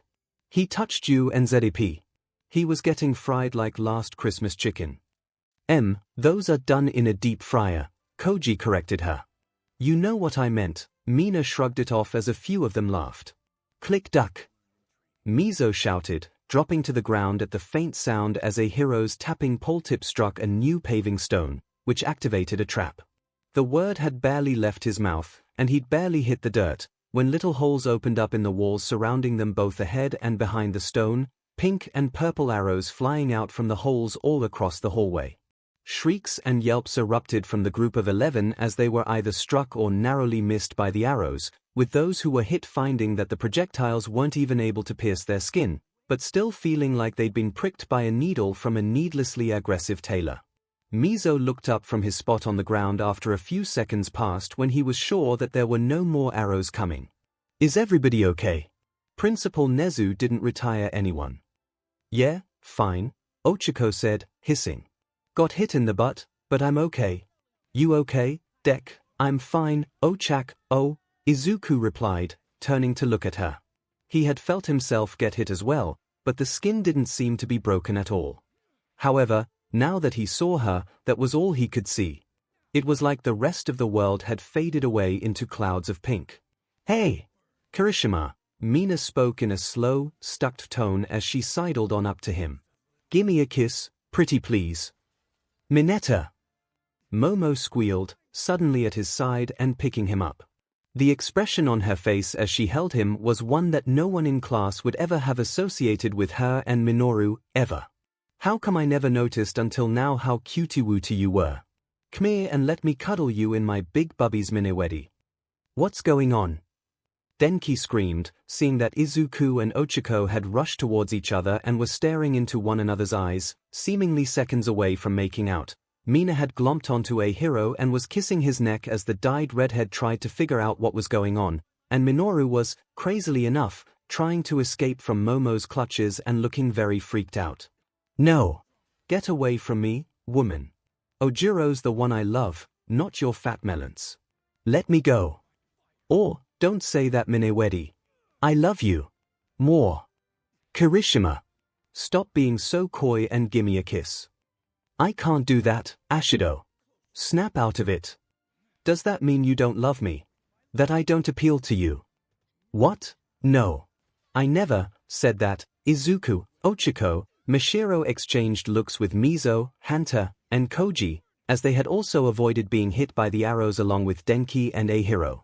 Okay, show of hands, did anyone guess that the principal would throw in zany traps along with the other ones? Koji raised his hand a little. I guess that he'd throw in some prank traps, like the lime jello, but, Minitipu. Momo cried as Minoru managed to escape from her arms and dropped to the ground. The little teenager dashed towards Myhero, whereupon he stopped, dipped onto one knee, and extended his open hand towards him. Ojiro, my angel. Minoru loudly declared. I am madly in love with you. Your strong arms, your sculpted abs, your flexible tail, you're even more plain-looking than my Doria face. You're my ideal man. Let us spend our days together in bliss. Myhero took a step back, holding his hands up and blushing. Whoa, get a hold of yourself, man. This isn't like you, Mineta. Minoru shook his head, undaunted. This is absolutely like me. I was so wrong before. He jammed his eyes closed and clenched his fist. I was so wrong before. Blinded by melons and butts, when true beauty was right in front of me all along. Plain boring people are the most appealing in the world, which makes you the sexiest man alive. Let me sleep under the warm floof of your tail fuzz, my angelic prince, unto the end of days. Taking a few more steps back, as Minoru stepped forward to match, Myhero glanced around at the others. Hanta and Denki didn't know if they should laugh or not, because this was just too weird right now, and Koji looked completely bewildered by Minoru's complete change. 𝐻𝐸 didn't know what to do with himself as Mina clung to him, so he'd be getting no help from him. Look, I appreciate the praise, Mineta, Myhero replied, even as he thought that the doubling down on how plain and boring he was had been a little uncalled for, but I can't say I feel the same way. If you like both guys and girls, that's great and I'm happy for you, but guys don't do it for me, you know. And I don't really know if it's right to say that there's someone that I've got my eye on, but I already have someone I might want to ask out. Minoru's face instantly turned angry, the sudden rejection hitting a switch in his charmed mind. It was like he and the others who'd been struck by the arrows had instantly fallen madly in love with whoever they first saw and grew violently aggressive against any who stood between them and their new true love. Who? I'll murder the little tramp who takes my Ojiro away from me. Ojiro! How dare you toy with my Minitipu's emotions? Momo raged, even more fired up than Minoru himself was at screaming for the BLD of the person Myhero may be romantically interested in. She stripped off her gym top, leaving herself in only her black sports bra as most of her abdomen glowed with rainbow light. You'll pay for your transgressions of love, 𝐂𝐲𝐲. Holy SHT, is that a cannon? Denki screamed as a FH-70 howitzer emerged from Momo's stomach, the 6-meter barrel's muzzle almost directly level with Mashiro's head. We gotta get out of here. I had no idea she could make something that big so quickly. Koji yelled, taking off alongside Denki in a dead sprint down the hall. I guess that's all her quirk training for you. Be impressed when we're not about to die. Hanta screamed, running past both of them, while the tape from his elbows had wrapped up both Izuku and Ochako in a passionate embrace, completely oblivious to all around them. Wait for me. A hero yelled, Mina cheering in excitement as she waved in the air behind a hero like a fluttering cape with her arms tightly wrapped around his torso. Guys! Hey! Mashiro moved to follow them, but he couldn't move his feet. His breath left him as he stared down at his feet, finding that they were stuck on one of Minoru's ball. When did you? You're not going anywhere until you tell me who you're in love with, 𝐂𝐲𝐲. Stomping all over my mini-winnie's affections is a crime most heinous, 𝐂𝐲𝐲. Momo yelled, having made a chain attached to the firing mechanism and now standing some 20 meters away with it in hand. Given that the shell was going to explode so close to the point of firing, she wanted to be at least some distance away from it. You can reflect upon your actions in hell. Don't worry, my darling. We'll be together for eternity. No. Wait. Mashiro yelled as Momo yanked on the chain with all her strength. Boom. As the dust cleared, both Minoru and 𝐂𝐲𝐲 seemingly being completely fine beyond nourishing headaches despite having been exploded point-blank by a military artillery piece, the two of them started to vibrate as the do-do-do-do-do-do-do laser tag noise echoed through the hall. Then they blipped away in a flash of green light too. The tone of do-do-dop. Mashiro 𝐂𝐲𝐲 and Minoru Mineta have been retired. That was fun. That trap caused quite a bit more chaos than I anticipated. Sir, I'm telling Kiyoma. OIU. That was tasteless, Principal Nezu. You do not toy with them or. Itsuka's group, members. Itsuka, 𝐵𝐵𝐼𝐺, Kyoka, Nito, Rikido, Shoto, Tenya, Tetsu, Toru, Tsuyu Mashiro 𝐂𝐲𝐲 and Minoru Mineta have been retired. That was fun. That trap caused quite a bit more chaos than I anticipated. Sir, I'm telling Kiyoma. OIU. That was tasteless, Principal Nezu. You do not toy with them or. 𝐂𝐲𝐲 and Mineta are out. Tenya asked, alarmed. Something must have happened, Ribbit, Tsuyu stated. Though I wonder why All Might said he was telling Midnight.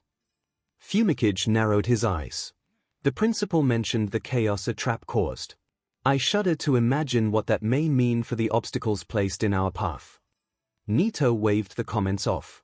If it was only the tail boy and that pervert, it probably wasn't all that impressive, he stated. Perhaps it would be worrying if it was Midoriya or Kirishima who was retired, but I don't see anything that only managed to take out those two as all that worrying. Hey, watch your mouth. Toru retorted to defend her classmates. 𝐂𝐲𝐲's tough and a really strong fighter. And while Mineta may be a disgusting pervert, he's still pretty smart and resourceful. I'm honestly a bit concerned that whatever it was, Midoriya and Yorozu weren't able to come up with a strategy to prevent them from being eliminated, Itsuka said. She took a moment to think about that before smacking herself on the cheeks. Guess I'll just have to do my best to not let anyone from our team fall. Yes, Tenya agreed, striding forward alongside Tetsu. This is the principle we are talking about. We must be ever vigilant so as not to fall victim to one of his elaborate schemes. Like any of the principal's traps are going to take me out, Tetsu carkily declared. My quirk's made for taking on traps head-on. As their group continued on, they came across an opening in the hallway less than a minute away. Their progress slowed as they realized that the hallway was leading into a square room with much larger dimensions than the hall, and they were careful to ensure that no part of their path was trapped. It was dark inside, with the light from the oil lanterns and Shoto's flaming hand not seemingly bright enough to fully illuminate the room. Itsuka frowned from the entrance. I'm not hearing anything, Kyoka whispered, one of her jacks plugged into the wall. Doesn't seem like anything's inside. Nodding, Itsuka turned to Shoto. Mind throwing some fire into the room, Todoroki? He nodded at her, raised his left hand, and unleashed a torrent of bright flames into the room, directed towards the ceiling.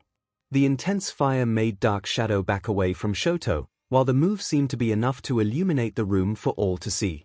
While none of them were able to get a good grasp of its dimensions, it was certainly far bigger than the width of the hall they were walking in, and if it was square it was easily over 5 times the 20-foot width of the hallway. On the opposite side of the room was the exit, somewhat more narrow than the path they were currently following, and looked to be barred by the first door they had encountered so far.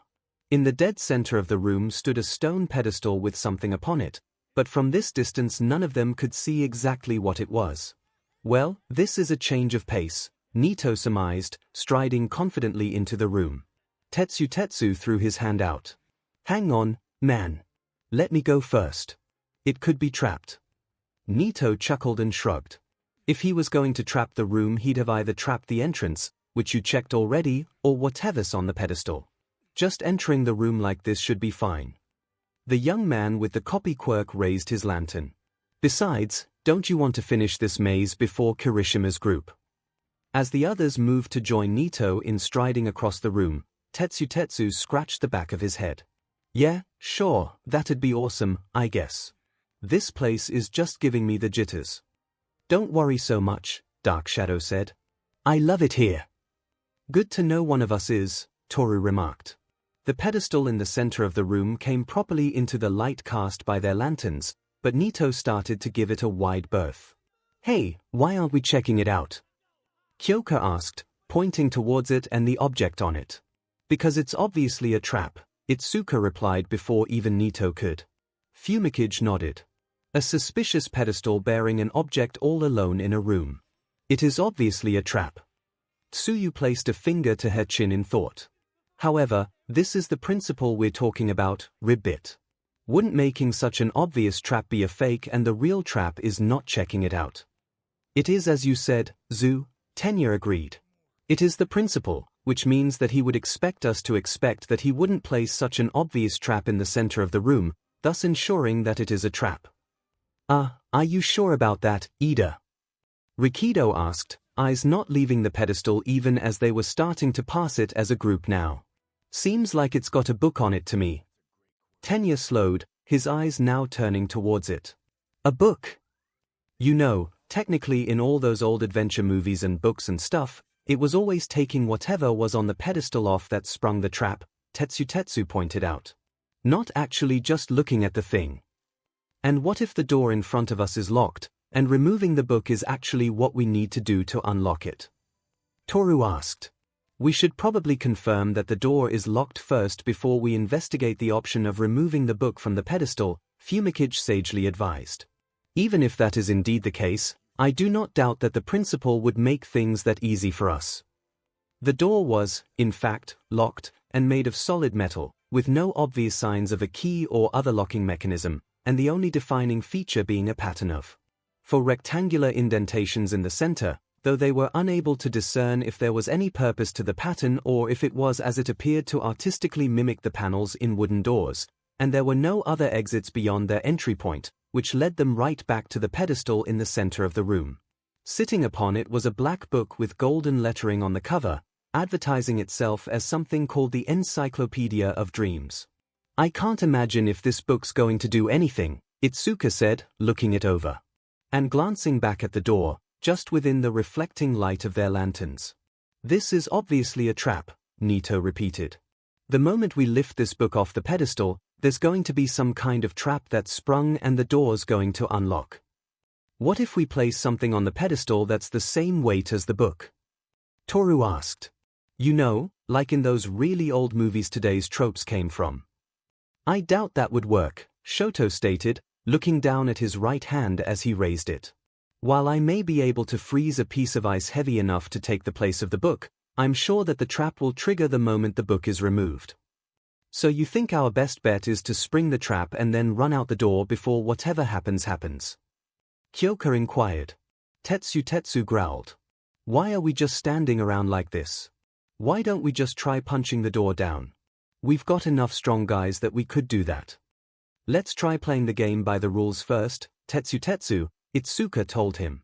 If all else fails, then yes, we'll try to bust through the door. She turned her attention towards Tenya. Ida, you're the fastest of us. The rest of us will wait by the door, then when I give the word, grab the book and race over to us. Tenya nodded. I shall. He glanced down towards what Izuku was still holding in her hand. By the way, perhaps now would be a good time to try using that radio to contact Midoriya as to what happened with his group. Izuku shook her head. I'll worry about that after we've beaten this room. Gotta gloat that we're further ahead at least a little bit. Very well, then, Tenya said. You should probably hurry to the door. The principal will not be happy if we are tardy getting out of this maze. That and we'll probably miss dinner, Toru said. Yes. And as aspiring heroes, we must ensure we are eating properly at the designated meal times. Tenya agreed. Now hop to it. Is he always like this? Nito quietly asked Rikido. You have been watching the show and not just dumping on our class in your head all the time, right? Rikido replied. Once the other 9 students had gathered by the door, Izuku raised her hand. Okay, Ida, now. Tenya grasped the book from the pedestal, and several things began to happen. A hidden panel underneath the book dropped into the pedestal, as if the book resting atop the pedestal was what was keeping it up instead of holding it down, with a loud rumbling thunk sound resounding throughout the chamber. The 4 decorative panels indented into the metal door began to glow with light, more specifically numbers glowing in a kaleidoscope of color appeared within the panels. Just after the rumbling noise filled the chamber, a massive stone slab descended to the ground from out of sight above them, fitting perfectly into the 20-foot wide hallway they had entered from, sealing them inside. As if that wasn't enough, the moment it landed with enough force to shake the ground and rattle Tenya's legs a bit given his closer proximity, the zapping sound of laser tag ray guns reverberated through the room as thousands of the little red beams shot down from the ceiling to the floor just in front of the former exit and, to Tenya's and the other students' horror, the wall of lasers began advancing across the room a second later. Ida! What? Izuku started to ask, but Tenya had already turned away from the pedestal, holding the book in one hand and lantern in the other, and it took him barely a couple of seconds to clear the 50-foot distance between the pedestal and the door. The other wall, he announced. It's locked us in and our defeat condition is advancing towards us. Whoa, are you serious? Rikido asked. I'm not the only one who can hear those annoying ray gun sounds, Kyoka quickly stated. I don't even need to use my quirk for that. Then open up, sucker. Tetsu said, grabbing the door's handle and giving it a tug, then a push when the tug didn't do anything. CRP, it's still locked. Look.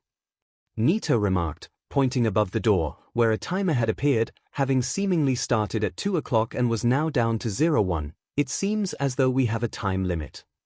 Our way out must have something to do with these runes, 𝐒𝐭𝐚𝐲 said.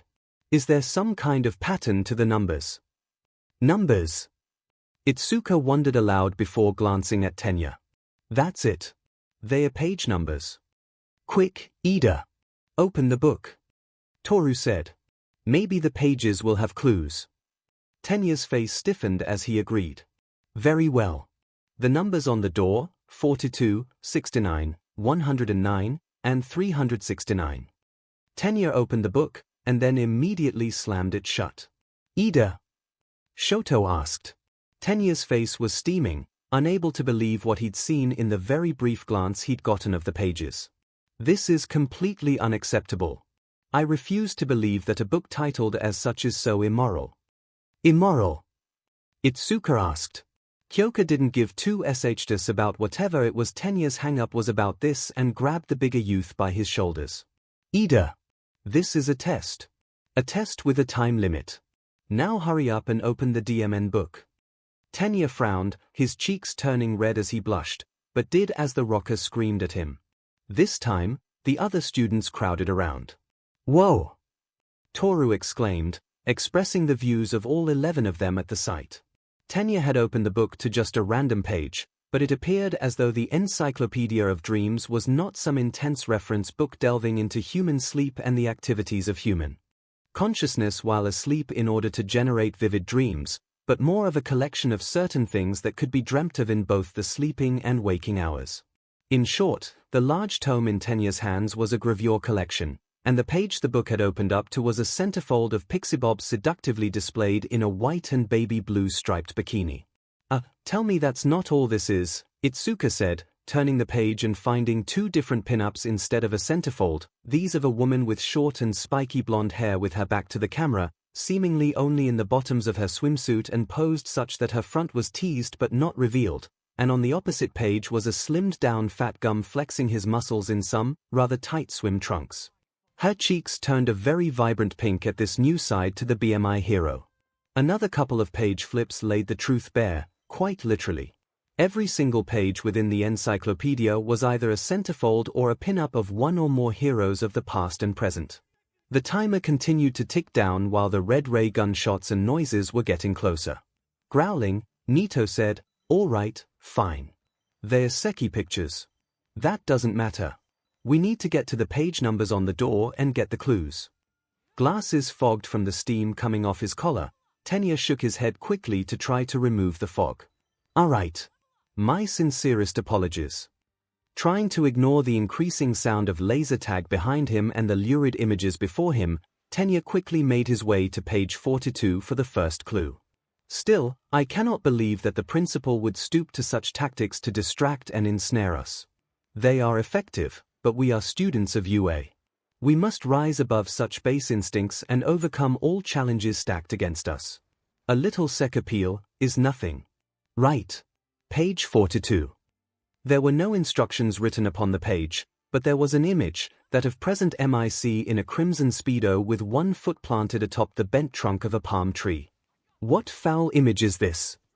My eyes. All the bugs. That guy's getting all the bugs in his coffee next English class. What is this? Why would present MIC pose like this? Have our teachers no sense of shame or self-decency? The wall of lasers was getting closer, almost upon the pedestal. Thousands of lines of red as the green numbers on the holographic timer above the door reached 105. Hurry! Fumikage shouted. We haven't much time. But there's nothing written here. Toru wailed. What are we gonna do? Izuku glanced at the terrifying picture again and then at the metal door's panels, then at the picture, then the panels. She could feel it. There was something she just needed. That's it. Guys, the panels. The panels on the door are the same shape and about the same size as the pages in the book. We need to rip the right pages out and place them on the door. Well, what are we waiting for? Kyoka asked, reaching for the book. I'm gonna rip that smug moron's picture right out of here. Tenya closed the book and held it up above her head. Unable to believe her eyes, Kyoka leapt after the book, but Tenya seemingly started to play keep away. What the F, Ida? Gimme that. Gyro, your language is inappropriate, and I cannot condone the vandalization of books, no matter their contents. Are you fing serious right now?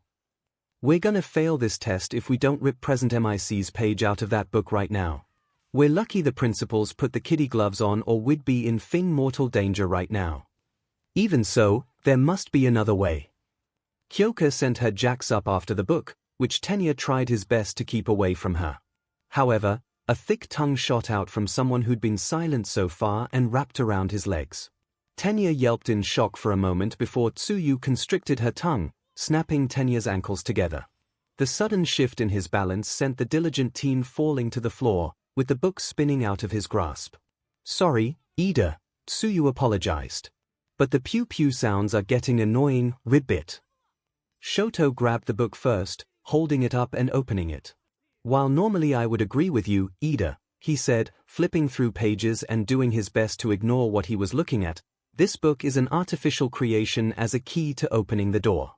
Desecration is not something we need to be concerned with. He reached page 42, and Kyoka was quick to aggressively tear the page from the book.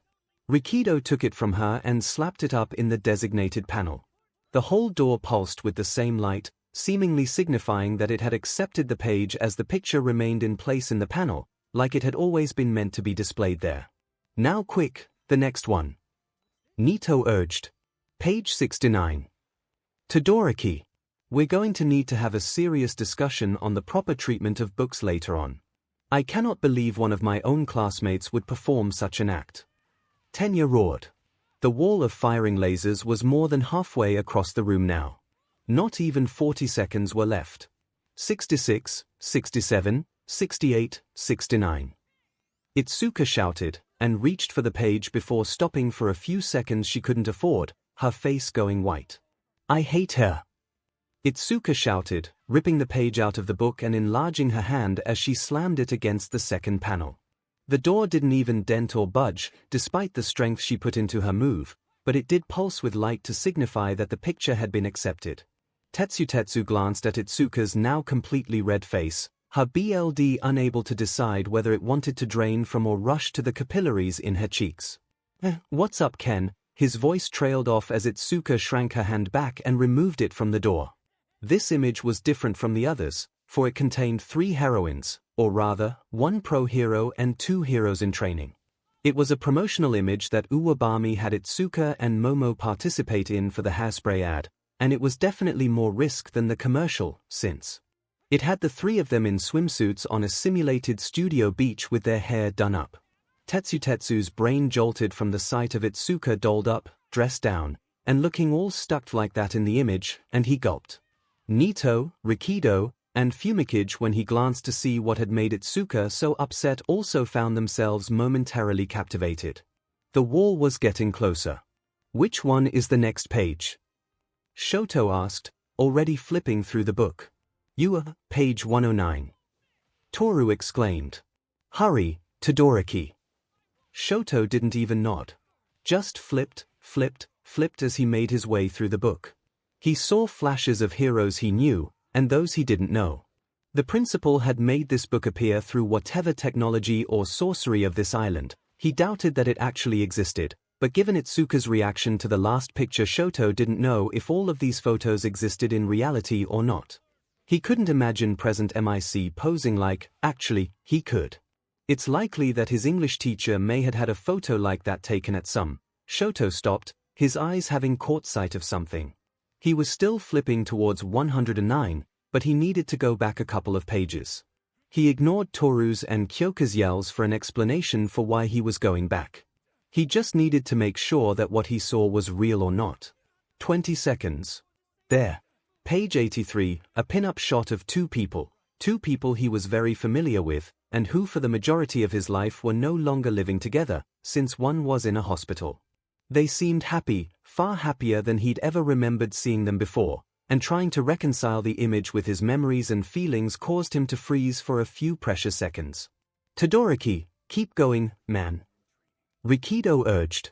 The young man's left hand exploded into flame, immediately setting the book on fire and burning it to ash, including the beach photo of a more youthful Enji and Rei Todoroki in revealing swimsuits with his mother in a Princess Carrie in Endeavor's arms. Everyone was silent as they watched the book's ashes sift to the ground through Shoto's fingers, and it took Shoto about 4 seconds for his brain to catch up to what his body had done out of sheer automatic rejection. My apologies. I acted without thinking. Quick! Break the door down. Tetsu screamed, hardening his fist into steel and slugging the door as hard as he could. Tetsu, Nito, Rikido, Tenya, and Dark Shadow tried their best, but the metal door refused to budge or break. The timer buzzed and all 11 of them shuddered as the harmless points of red light struck them atop their heads, making them all sigh in disappointment while their bodies shuddered to the sound before they were whisked away. Itsuka Kendo, Nito Monoma, Tetsu, Rikido Soto, Toru Hagakure, Fumikage Tokoyami, Tsuyu Asui, Tenya Ida, Kyoka Jiro, and Shoto Todoroki have been retired. Izuku's group members: Izuku, Denki, Ahiro, Hanta, Koji, Meshiro, Mizo, Mina, Minoru, Momo, Ochiko. What? Ochiko gasped, turning around to look behind her. The other group. They were entirely wiped out. Izuku asked, his limbs trembling at the insinuation. Even Ida and Todoroki. What could the principal have possibly opposed them with? Momo asked. It sounded like they were all retired simultaneously. We're all screwed. Denki wailed, hands clutching at his hair. We're so totally screwed. The principal's gonna horribly destroy us in cruel and unusual ways just like he did to Mineta and Ojiro. About that, Izuku brought up. How did that happen again? All of the other boys pointedly looked away while the girls were also sharing looks of confusion. My memory's all really fuzzy. I remember some arrows, but after that it's all a blur until a few minutes ago. Did the arrows do something to get Ojiro and Mineta? In a manner of speaking, Misa replied. It's probably best if we don't bring it up. You're all better now, that's what's important. If you say so, Mina said, rubbing her frizzy hair. Hey, Kirishima, do you know why I was hanging on to you when I got my wits back? Ahiro blushed and looked anywhere but at her. No reason. I guess we'd better be prepared for whatever the principal has in store for us next, We really can't let our guards down if what he had prepared was able to bring down Tetsu, Todoroki, and the rest in an instant. Mina remembered the trauma of her final exam and laughed without humor. I'm with Kaminari. We're totally screwed. Izuku shook his head. Sure, the odds may be against us, but if we all pull together, we should be able to manage. We haven't run into any new traps in the hall apart from that arrow one, right? Ochako blushed as she rapidly rubbed at the back of her head. Hey, Izuku, crazy thought, she brought up, but when the fog cleared out of my head, we were really intensely making out, right? The small eep from her boyfriend and his intense blush were answer enough for her. So wouldn't it have been crazy if, like all of us who'd gotten hit by the arrows and have foggy memories, were all acting like we'd been struck by Cupid's arrows or something? The flinching of the other boys was something that both Momo and Mina noticed. Was that honestly what happened? Momo asked, turning to look at her current roommate. Hanta honestly didn't want to say anything, because if he did he wasn't sure Momo would be able to take the fact that she'd fallen in love with Minoru Mineta like a SW switch had been flipped and had picked him up to smother him in her melons.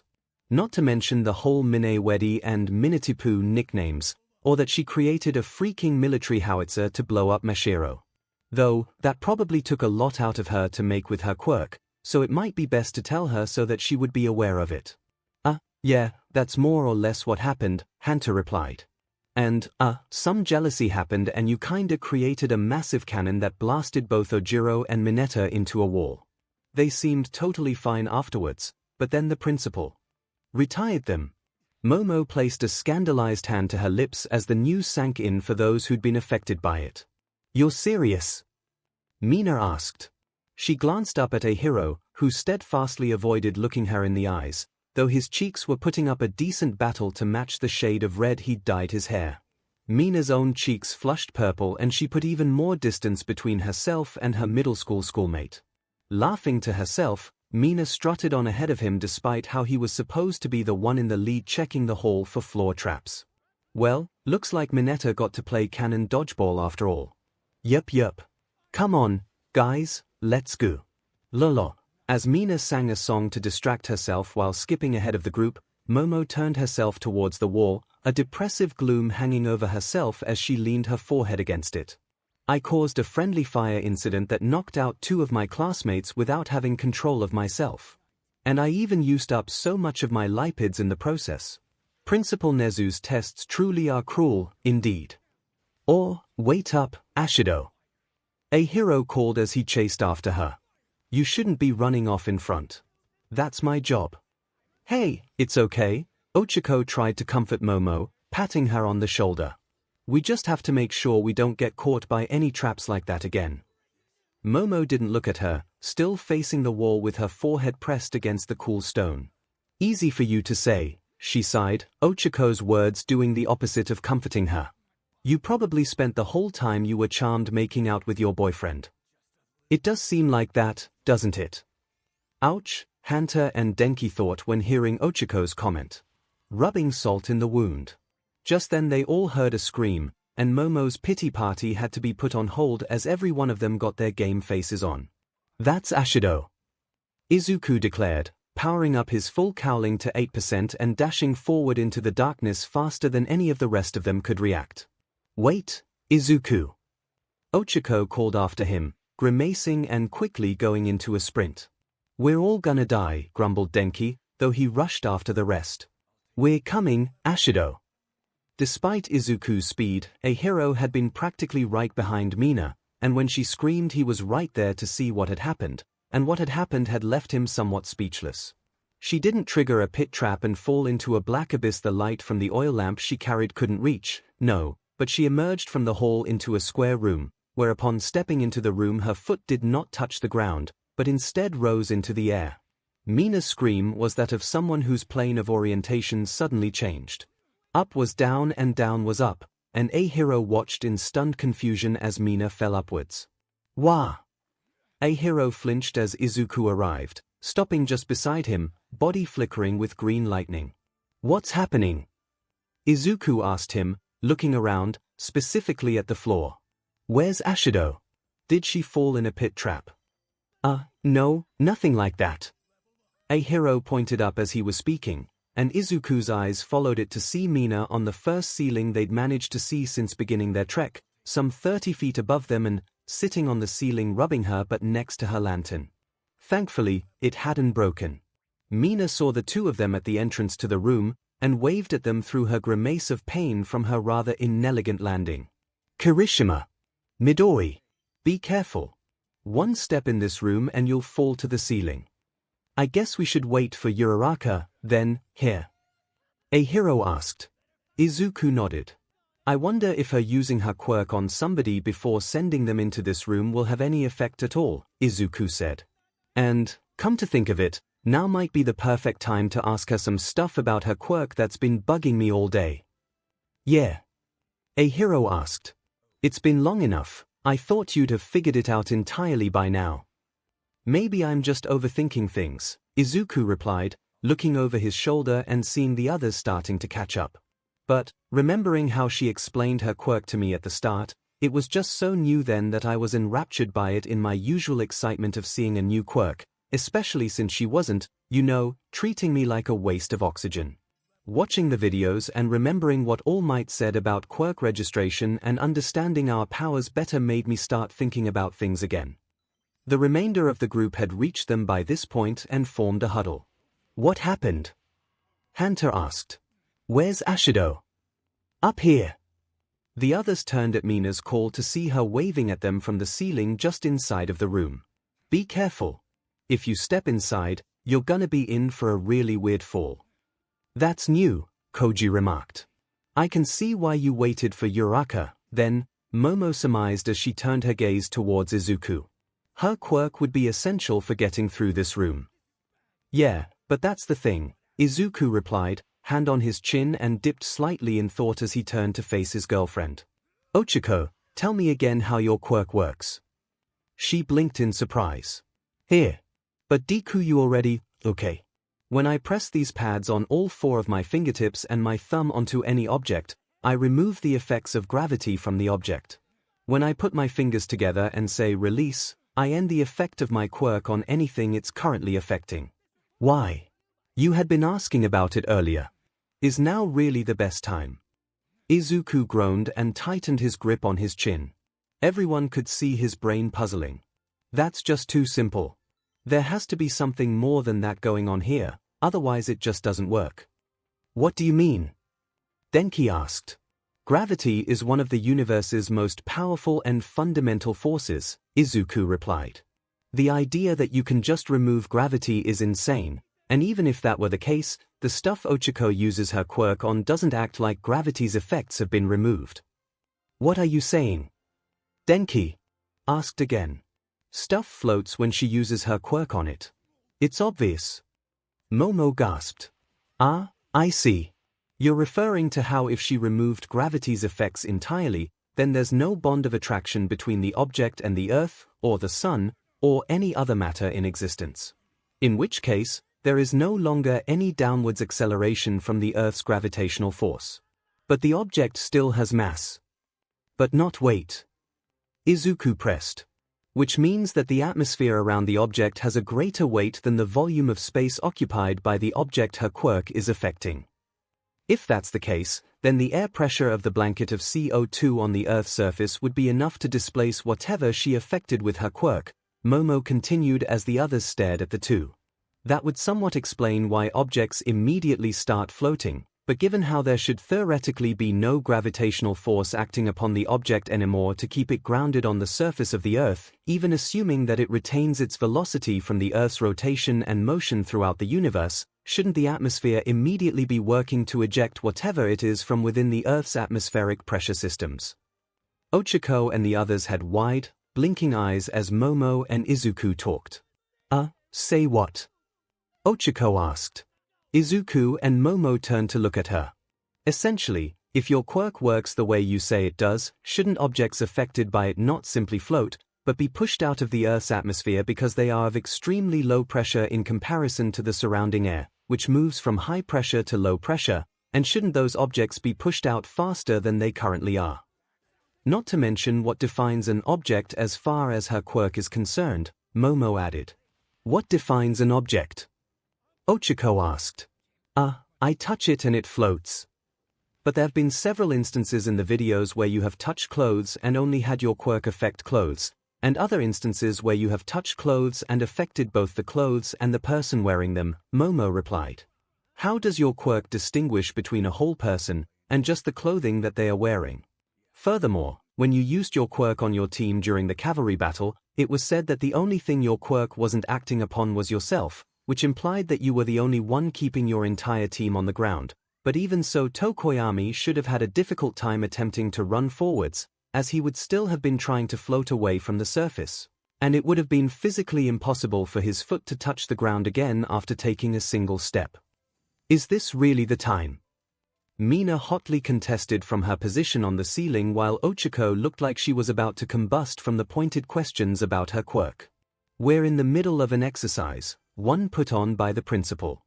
We're gonna run out of time if we try to work out 𝐒𝐿's bonkers quirk. Why see? 𝐒𝐿's face was completely red as she sputtered, so many of her preconceived notions about her quirk being challenged one after the other. Hunter put his hand to his chin to mimic Izuku.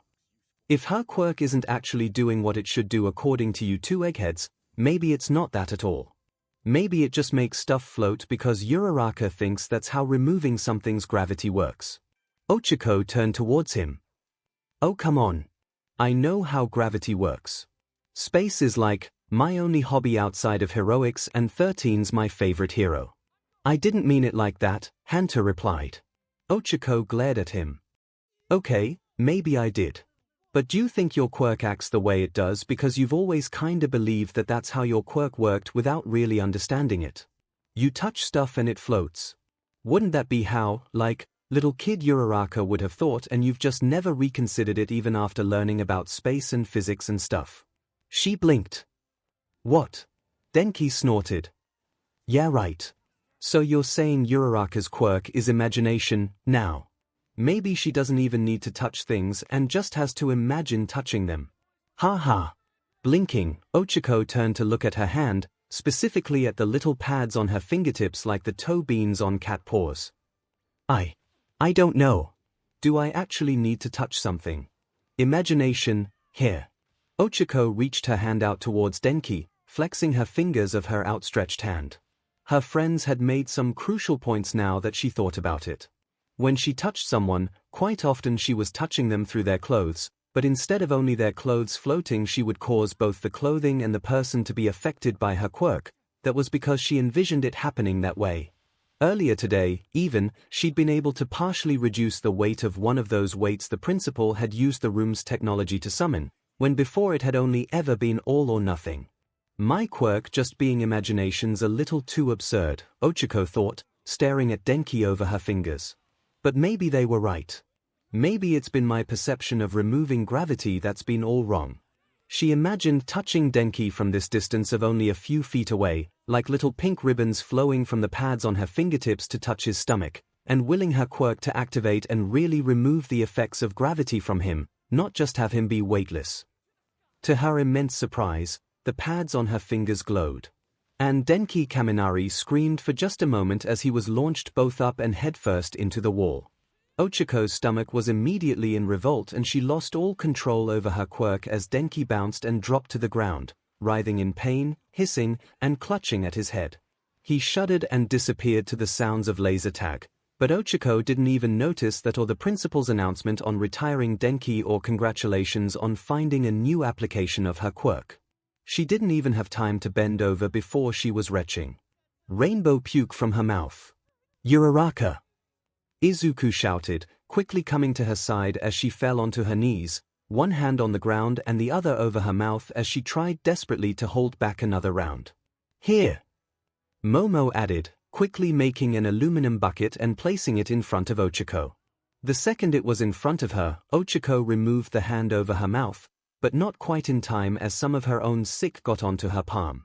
Hanta and Koji flinched and stepped back a pace, while myheroacademia moved forward impotently as Izuku rubbed one hand along 𝐒𝐿's back while the other held her hair back. None of them felt the need to say anything about how the vomit was coming out like sparkling rainbows, since once it was on the ground or in the bucket it looked and smelled just like everybody else's puke. Hey, what the heck just happened?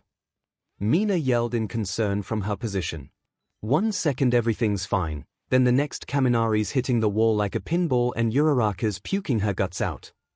I think 𝐒𝐬𝐽 made good on us challenging her assumptions, Momo replied, standing up to answer Mina's question before looking sympathetically back down at 𝐒𝐬𝐽, who had just started retching a third time which ended in a dry heave. However, it looks like what she just tried went beyond her limitations. No kidding, Hanta said. You gonna be okay there, 𝐒𝐬𝐽? Weakly raising her head from the bucket Momo had made for her, 𝐒𝐿 wiped her lips with the back of her wrist. I think so, maybe. She replied. She really did not feel good, and felt like even using her quirk the way she normally did to float even a shoe was going to make her start heaving again. Sorry guys, but I think I'm done. Hey, don't worry about it, Izuku consoled her. I'll carry you when you feel your stomach's better. Looks like we won't be using 𝐒𝐬𝐽's quirk to get us through the reversed gravity room, Mizo sighed. I guess we're going to have to think of something else. What? Mina called. I couldn't hear you, Shoji.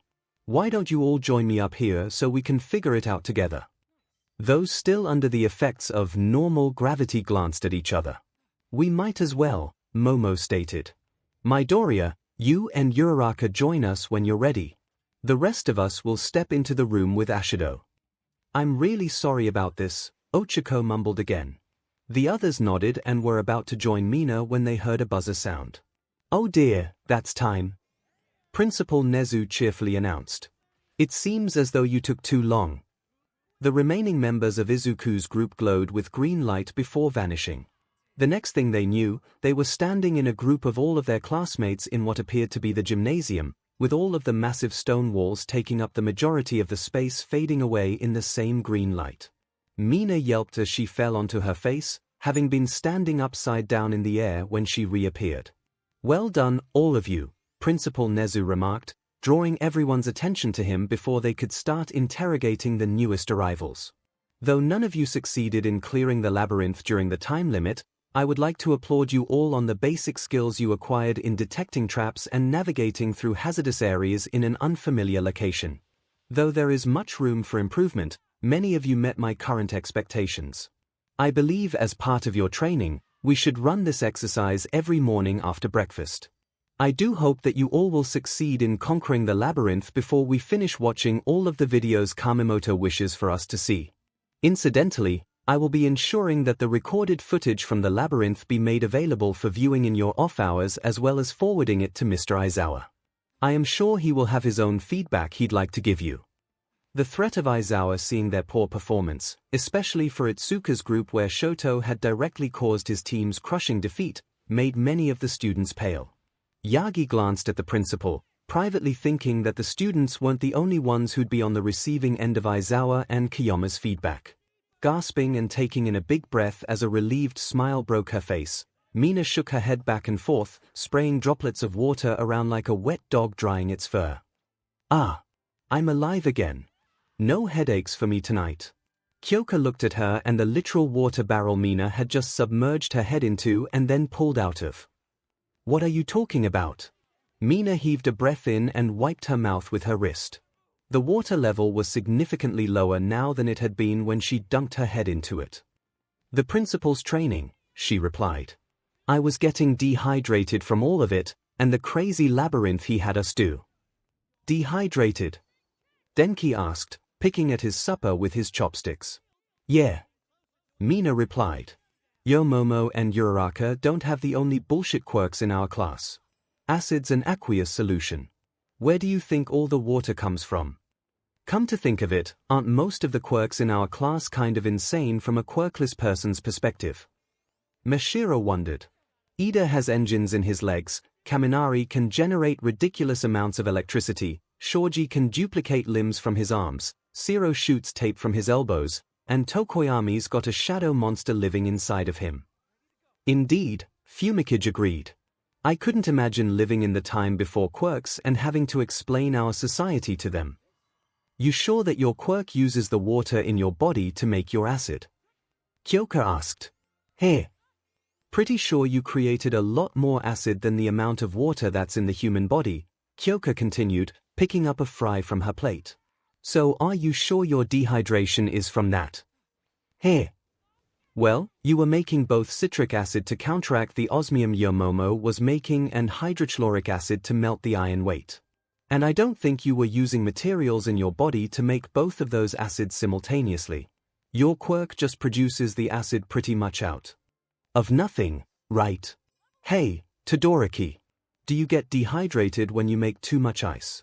Shoto looked up from where he sat a few tables away with Izuku, Tenya, Ochiko, Momo, Itsuka, and Mai. I can only say that my body gets cold and tired like I've been physically exerting myself too much if I go all out using my quirk for an extended PRD of time.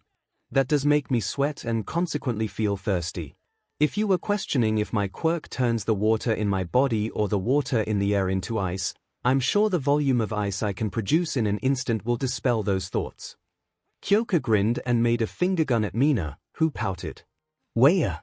No way. I seriously thought I was on a breakthrough to understanding my quirk more after all of that CRP the principal put us through. No, Gyro's right, Denki sighed. You make way too much acid for that to be it. You're just really thirsty, Toru teased. Thinking about a certain hardening boy.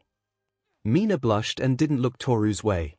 Thinking about it, a couple of our quirks are similar to Yorozu's creation, Myheroacademia pointed out. Ashido and Todoroki both literally create acids and ice.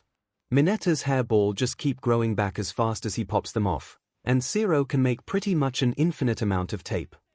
Pretty much, Hanta replied, wincing at the memory of Aizawa's training camp just weeks ago, where he made tape non-stop for hours on end.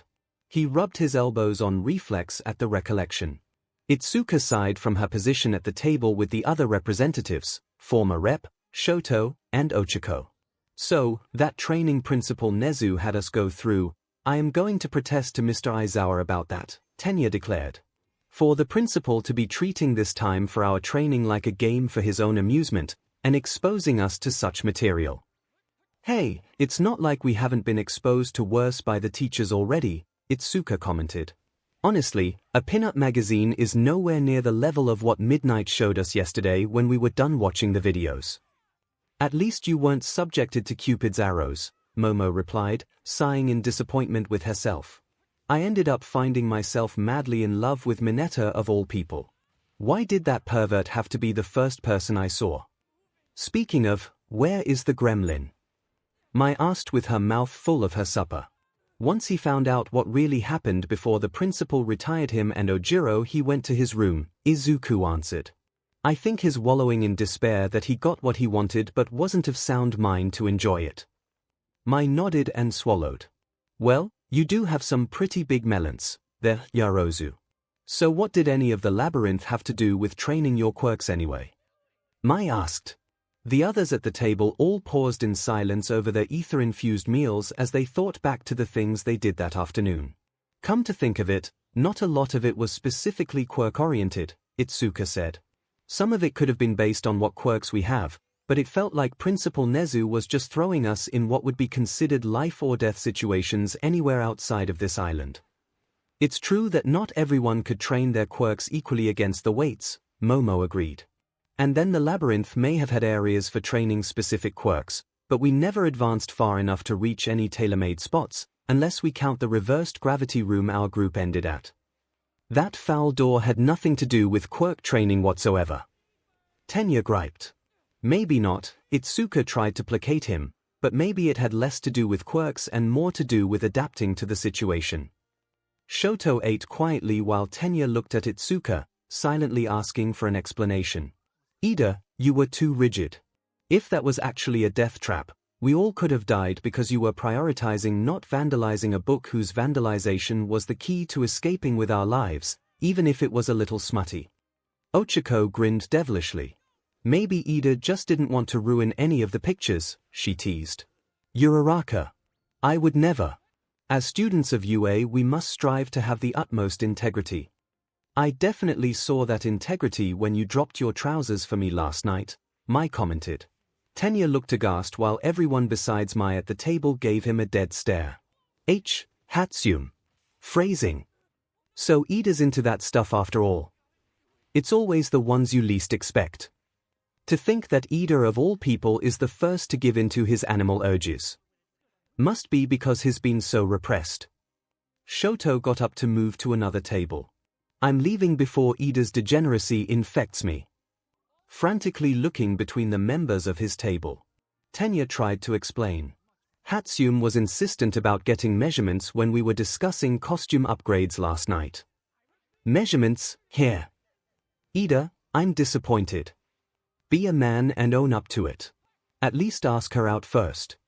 If I was able to confess to Ochako, then you should just tell Hatsume how you feel, Ida.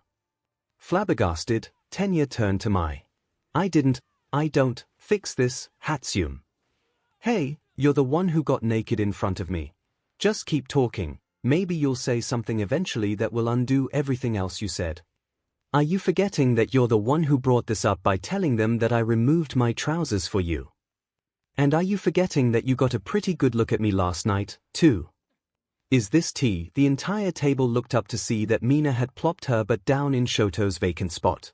Come on, spill. What happened last night that I don't know about? Did the former class rep and Miss Gadget Girl make some babies in the workshop last night? Thirsty. Toru called Mina out. Got started on them. Mai happily replied in great contrast to the sass she had just been giving him, to which Tenya groaned. I started to get a good handle on his specs, and I feel like I can handle them pretty well to make some super cute babies with. For the last time, Hatsume was only taking measurements. Measurements to improve my suit for protective purposes. Then what was that bit about you seeing her? Mina asked. Mai giggled. Well, I've got to make sure that he's comfortable in all situations. It won't help if he's groaning in pain because something in the field gets a little too artsy. Aren't you the girl who didn't even know what eroticism was until yesterday? I'm a quick learner. Mai cheerfully replied. But Tenya here seems to be a bit too rigid from what Kendo was saying. I think he needs daily dosages of suggestive material to loosen him up and make him more flexible. Mina grinned, making both Izuku and Tenya gulp, sensing a shark in the water. Well, girl, if you want to teach him flexibility, that's what I'm all about. Sighing, and deciding that this conversation had been going on long enough, Momo raised her voice. I believe that's enough tormenting Ida for one day. Midoriya, I believe you wanted to go over all of our classmates' quirks and develop individual training plans for them to present to Mr. Aizawa either this evening or tomorrow morning. Izuku nodded, breathing a sigh of relief that they were leaving the previous topic behind before he could have his feet held over the fire of XPLCT content. Ah, right, I did want to discuss that with you and Kendo, Izuku replied, fishing out a notebook and pencil and placing it next to his plate and the empty bottle for the medicine he'd been given.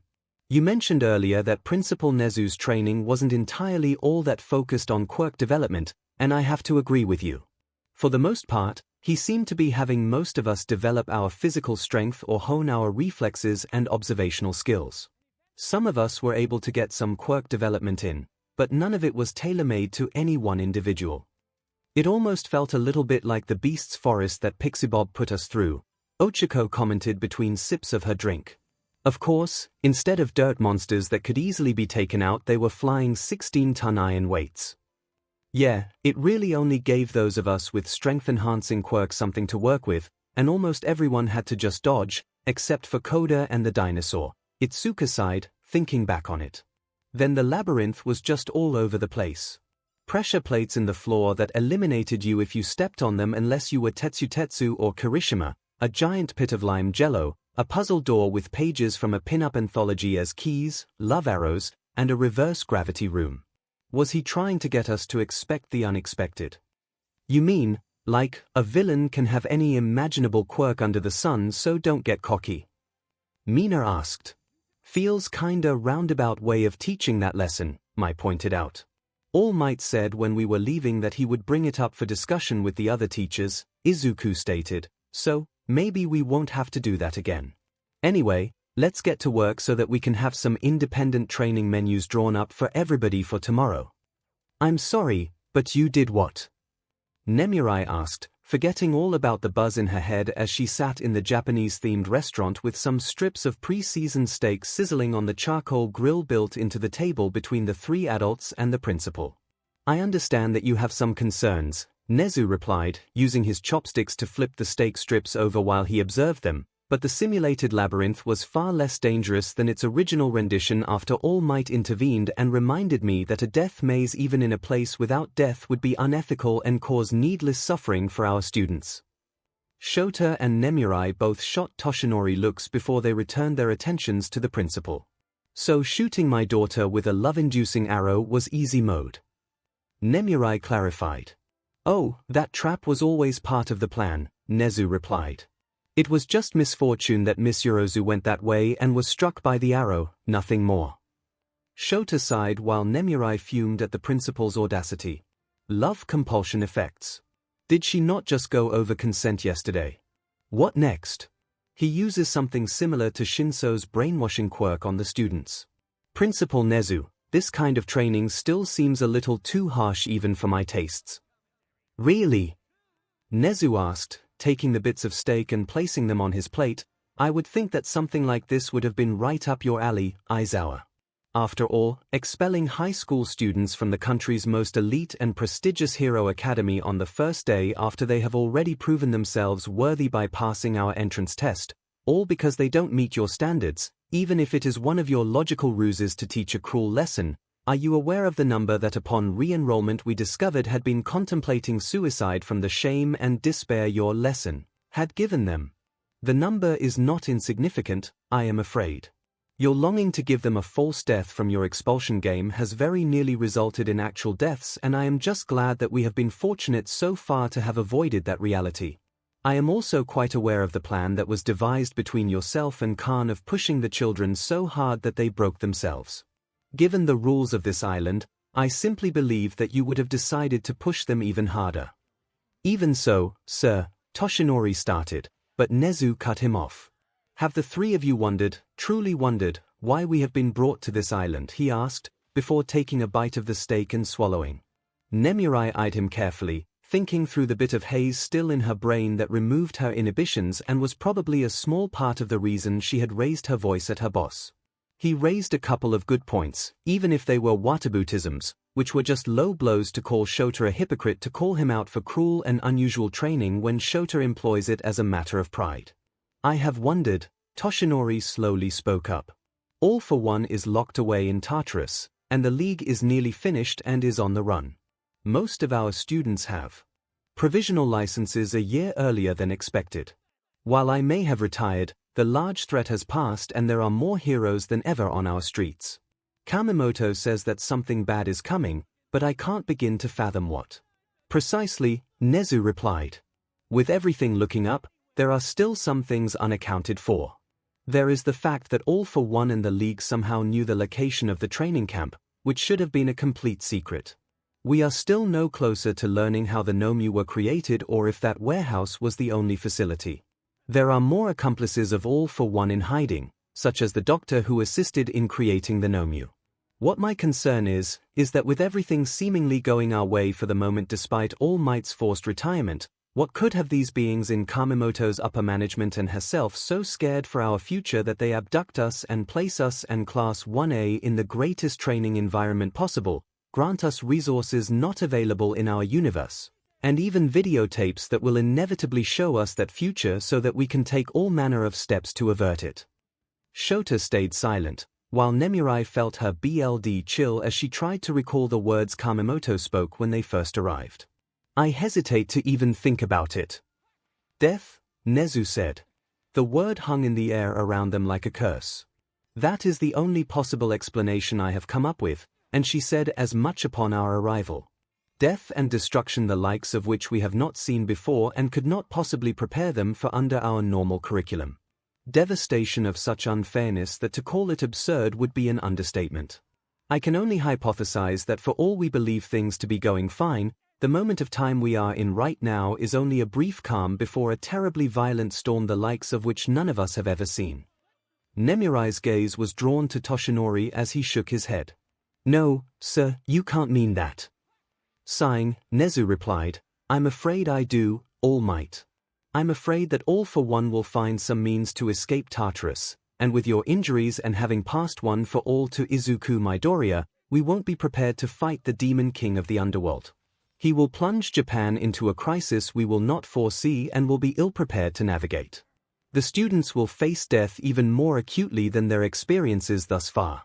I fear that the videos we will watch may show some of them or their loved ones being killed by the villains. Shota took a very deep breath and a very long sigh. So, was that it? Was your original plan to traumatize them or to otherwise familiarize them with death so that they would be prepared for it when it happens in the future? Nemirai didn't quite know what to say as she held her forehead in one hand. Intentionally giving our students PTSD, training them beyond their breaking point daily as a matter of habit to brute force their way into growing stronger. Principal Nezu, I don't like it. I can't condone it. We may have some freedoms in our teaching methods, but they are still kids. This isn't some military boot camp where they are treated as if they have no rights. Frankly, I do not like it either, Nezu said quietly. But if All for One is our opponent, without the symbol of peace to hold him back until the children are ready to join the adults, just how much can we accelerate their training while we have the chance? We use the second years, and the third years, Shota said quickly. They may still be kids themselves, but they already have their provisional licenses as well, and they're years further along in their training than classes 1A and 1B. While our second years will just be starting work studies this term like whichever of our first years are go-getters, they have more power that can only come from experience, and our third years aren't just the big three, there's 40 strong prospective heroes in that group, and even without having one for all, Miro Tagata is the closest to taking over your job, All Might. Toshinori waved the comment off. That's just rhetoric. Young Tagata is a fine young man and will make an excellent hero, but Endeavor is the one who will succeed me until young Midoriya is ready, even if Tagata has been trained by my former sidekick Sir Night-Eye. Nemirai frowned a little. Watching the former symbol of peace, an expression came to his face upon the mention of the other pro-hero, something that Nemirai couldn't place. Nezu solemnly placed his paws together before looking up at the blonde man. All Might, what I was saying about death. I understand, sir, Toshinori replied firmly. And before I met young Midoriya, I may have accepted it, but I will not let the future he saw come to pass. I have a reason to live. Nemirai shared a glance with Shota, who spoke up. Mind filling us in? She felt her back stiffen as Toshinori gave herself and Shota a very serious look. In case you aren't up to speed, Sir Night-Eye's quirk is called Foresight, Toshinori explained. He can touch a person and then see into their future. After my battle with All for One 6 years ago, he used his quirk on me without permission to look into my future. It gets hazier the farther into the future he looks, but he saw that I would die either this year or the next. Nemirai gasped as a chill descended upon the table once more. The sound and smell of Nezu placing some more pieces of meat on the grill between them couldn't dispel it, and the principal's expression was grim. So you're saying that what you fear they're trying to warn us about, hoping that we can prevent it, and what Sir Night-Eye saw in All Might's future are connected? Shota asked. It is a definite possibility, Nezu replied. Remember that on our first day here, Kamemoto did state that there was death in the future, and with what we have learned today about Dr. Tsubasa, we must act quickly and decisively to attempt to thwart it. She could have been referring to All Might's death as Sir Night I foresaw, or perhaps she was alluding to someone else, maybe even one of the students. That is why I believe that the training the children endure in the limited time we have with no restrictions and no irreparable physical consequences must be the most strenuous possible, that they should look death in the face and overcome it. Shota sighed and pulled his head back, placing his splayed-out fingers over his forehead. Before we do anything, I would like to see the video you recorded of their performance in this labyrinth of yours. Besides that, it became abundantly clear to Midnight and myself yesterday that everything that I have done as their homeroom teacher has been to undermine their trust in adults, especially in the eyes of Midoriya, and he has been one of the students who has been driving and influencing them all. He is not best friends with everyone, but there is not a single person in Class 1A who doesn't respect him or his opinions, and that's grown exponentially since they learned that his All Might's chosen successor and saw what he had to live through to get to UA. If we aren't careful and adopt the same do as I say because I am your teacher mentality I had used most of the first term, they're going to argue and fight back. We need to get them on our side or they won't go along with it. I asked Midoriya this morning for ideas on quirk training plans for the rest of the Hero Corps students. If we renege on that tomorrow in favor of continuously running this labyrinth of yours, that's going to wipe out any trust points we managed to earn this morning and at lunch. Nemurai understood where Shota was going with this. So you're saying that for the foreseeable future, we should make them active participants in planning their practical development like when they were developing their ultimate moves on campus prior to the licensing exam. Precisely. We can't just spring this on them tomorrow and expect them to be okay with it without knowing why. They seem to have forgotten the dire seriousness at the beginning and are doing what was told of them to treat this as an extended summer break and training camp. Before we make any further adjustments to training time outside of watching the videos, we'll need to discuss it with the students and get them on board. Should we sit down with them and explain our rationale before training begins tomorrow? Toshinori asked, or would you like me to approach young Midoriya and ask if he can speak to us about it this evening? Let's wait until after Aizawa and Koyama have had a chance to review the tapes, Nezu suggested, turning the meat. Then we can come to a decision on approaching the students tonight or in the morning. All Might, keep an eye on that for a minute, will you? I'll see if they can throw the video up on the screen here in the restaurant. As Nezu left the table, Nemurai looked at Toshinori with a deadpan stare. I am going to F with his tea every day for a week for that love arrows stunt he pulled. When they had been forced out of the buffet hall due to its closing hours, Izuku, Momo, Itsuka, Mai, and Tenya found a couple of tables outside of the rear of the main building, relatively close to the swimming pool with a swim-up bar. Outdoor lights kept the place well lit, and it was still quite warm outside despite the sun having dipped below the horizon. Ochako had given her boyfriend a kiss on the cheek when leaving their table after supper, wishing him and the others good luck in their endeavors. The fact that she was still close by, enjoying the pool in a cute two-piece and playing around with about half of the class, was irrelevant. If you want to go flirt and play with your girlfriend, would understand, Midoriya, Itsuka said, giving her green-haired classmate an amused smile as she caught him watching Ochako, Tsuyu, Mina, Denki, and Rikido pass around an inflatable ball. Izuku blushed and turned back to his work. I really should be working to get this done, he replied, and frowned when he noticed he'd made an error. Izuku quickly worked to erase the offending mark and correct it.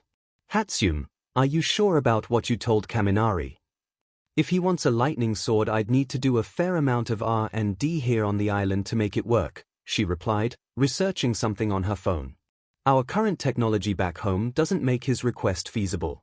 If he wants a lightning sword, he's essentially getting a blade of ionized plasma, and would need to figure out a proper method for containing it that actually works, while also keeping his hands safe from being burnt from the proximity or the device itself. Making a railgun strapped to his arm powered by his quirk is more feasible than that, but that's only if he wants one alongside his pointer and shooter system Mr. Power Loader and I built for him. Mai looked up at Momo. Hey, you're rich girl, you say your quirk lets you convert your body fat into anything you know the molecular structure for. Momo blinked a couple of times at the new nickname from Mai. Yes, that's my present understanding of it, though we have not looked into it since it was registered when I was a child. Why do you ask? If that's the case, how come your melons don't shrink when you use it? Mai asked, showing off her phone and scrolling through images showing Momo before and after using her quirk, with her body appearing the same throughout. Are you sure you're transmuting body fat into creations? Momo shook her head while blushing slightly. I'm afraid you have a bit of a misconception. To my understanding, my quirk doesn't actually transform my adipose tissues from around my body into whatever I make from creation. Instead, it drains the lipids from within the tissues but leaves their cell membranes intact, leaving them open and available for the fatty acids from the food I metabolize to refill them. My quirk isn't like fat gums, using my body's fat cells directly. That's the main reason why even if I exhaust myself from my quirk, my bust size doesn't change.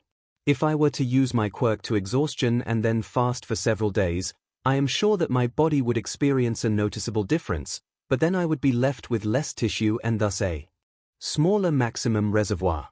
I don't think it's just transformative, though, Izuku said. Izuku hummed in agreement and Momo looked towards them both. Might I know why? Well, for one, you're producing far more mass on one side of the equation than what you're putting into it, Izuku said. So right there, that's broken. And number two, that little rainbow light show on your skin whenever you're making something, I assume the area's also warm when you do it, right? Yes it is, Momo replied. Maybe it's some kind of nuclear fusion, then. Izuku wondered. Or perhaps it's literally creation. Instead of transforming the lipids into something else, your quirk is burning those lipids, causing the light and heat, into a usable form of energy from which it synthesizes elements according to your longing. That would explain quite a lot, actually, Tenya surmised as Momo's eyes widened at the implication. It's intriguing to think about how our quirks actually function. Still working on those booster babies for you, legs, Mai replied. Had to stop cause the lab blew up when I made a mistake trying to put together the arc reactor. It took a few moments for Momo to process her thoughts about what Izuku and Itsuka had just proposed, then brought her hand to her chin.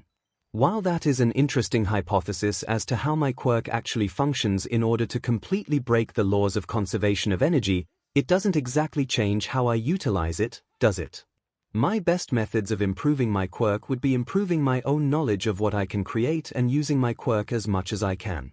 While there is a limit on how much energy I can store, over the years of development the process has been slowly getting more and more efficient.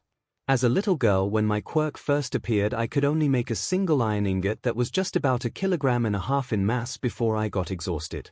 So even if your lipids reserves remain at a set capacity, the more you use your quirk the more it refines the efficiency of synthesis, Tenya surmised, allowing you to create more output with the same input. Momo nodded. That's correct. Denser materials consequently make more mass, which burn through my reserves faster. It's not about volume of material created, but total mass of material. That's why this afternoon I was power producing osmium. Hey, osmium. I could use that in making railguns. Mai nearly screamed. It might be able to withstand the kickback from the projectile. I'd need to alloy it, but this could be the solution. You may have just solved a centuries-old problem with the development of railgun technology. Why would this solve the problem? Izuku asked. I haven't really looked into them much, so I didn't even realize there was a problem. The real reason why we aren't using railguns like nobody's business and they are still in development hell centuries after research into them started is mostly due to a single factor, Mai replied. And that factor is the extreme wear and tear on the rails. The best conductive metals to use are also not the most durable. Place a slug between the rails to complete the circuit and accelerate it using electromagnetism, and the rails heat up immensely both from the electric current passing through them and the friction from the projectile. Plus the strong magnetic forces acting upon them, there's a lot of stuff that hammers away on the rails and you can never really get more than a few full power shots out of them before they're kaput and need replacement. I don't think we've ever seriously thought of using osmium in their construction because it's basically the rarest metal on Earth, and it's extremely brittle so it might not. Mai paused for a moment before her eyes brightened again. Unless I make an osmium-iridium titanium alloy that could be extremely hard and heat-resistant, while also ductile enough to not shatter from the projectile's acceleration. Ahahaha. I'm a genius. Hey, Sparky boy, Kaminari. Mai yelled. The youth in question looked at her, turning his eyes away from the inflated beach ball and causing him to get smacked in the head by it. Mai didn't seem to care at all as she said, "Look, I'm willing to give your lightning sword idea another try, maybe, but have you ever thought of having a railgun strapped to your arm? I'm pretty confident I can make it work." Denki grumbled at having been beamed by the pool ball, with Tsuyu apologizing, and he shouted back, "What's that? A railgun? Are you serious? Heck yeah, I'd love something like that if it means I don't have to get close." He grabbed the ball from where it was floating in the water near him and tossed it. "Heads up, Uraraka. I see Kaminari is a follower of our Lord and Savior the ranged attack," Mina giggled. "Hey, villains are scary, all right." Denki replied, slightly freaking out even bringing it up. "Sure, I'm training to be a hero, but if I can deal with them when they're over there and not up in my business I'll take it. But wouldn't you be pretty awesome in close combat, Ribbit?" Tsuyu asked, tossing the ball she'd just gotten from Ochako towards Rikido. "That's what we were saying in the labyrinth," Ochako reiterated. "Seriously, Kaminari. A few martial arts moves, an electrified punch, and bim, you'll be knocking villains out left and right." Denki grimaced. "That still involves getting close, though. Didn't you call yourself the stun gun hero, not the railgun hero?" Mina teased. "You don't exactly use stun guns through a scope from 100 meters away. And it's not like you can use a sword without being up close," Rikido added, sending the ball Mina's way. Denki growled a little as their words shot through his heart. "Okay, fine. You're right. I'll learn some martial arts. It'll probably be better that I have them instead of flailing around without knowing what I'm doing. That's the spirit." Ochako beamed at him. "I'm sure you and Izuku will make great training buddies." Izuku shot his head up and looked back at the pool. "Here. You heard me, babe," Ochako replied. "You're a completely unrefined brawler. After learning from Gunhead, I'm not going to let my boyfriend not know how to fight properly unless you want me pinning you all the time." Tushu, Mina, and Denki all giggled. "Kissing Midoriya's made you bold, Ochako," Tsuyu ribbited. "Ooh la la," Mina trilled. "Going to be putting Midnight Sec-X class to practical use are we? Wish I was in your place, Midoriya." Denki teased. The couple's faces went beet red as Ochako's comment was taken in an entirely different direction. "It's not like that." A bit of movement out of the corner of Momo's eye caught her attention away from the blushing mess that was Izuku. Minoru was walking out from the resort building towards the pool, dressed in swimming trunks and seemingly recovered from his earlier funk. Momo scowled and returned her gaze back to the plan she was trying to develop for Tsuyu. "Why couldn't I have looked at Midoriya or Uraraka when I got hit by that love arrow? I at least find them attractive." Yoirozu. Momo looked up and saw that Izuku was blushing even harder now, and Tenya was looking at her in shock. Itsuka grinned. "Don't think you meant to say that out loud, Yorozu." Midnight's daughter flushed. "And no, I didn't. I said nothing. You all were reading my thoughts. It must be the food we've been eating. Yes, that's it. It's given you all telepathy. I certainly didn't say aloud how I've come to find Midoriya and Uraraka attractive." "Yeah, you did," Mai said, not looking up from her own notes. "And you just did again. We haven't gained telepathy or we would have known about it." Why, Orozu?" Izuku screamed, his voice cracking into a very loud squeak. Why you find me what?" Minoru bit his lower lip and held it in as he sat at the edge of the pool with his feet in the water. "Keep jealous thoughts at bay. Keep jealous thoughts at bay. I must not scream that it's unfair. Midoriya does not do things the girls don't like." Those in the pool, including those who weren't playing with the ball, turned and looked at Izuku at the sound of his scream. "Oh," Mina giggled. "Looks like Yo Momo let it slip." Tsuyu looked at Ochako. "I think you should take Midoriya somewhere else for a bit, Ribbit." "I never said anything out loud."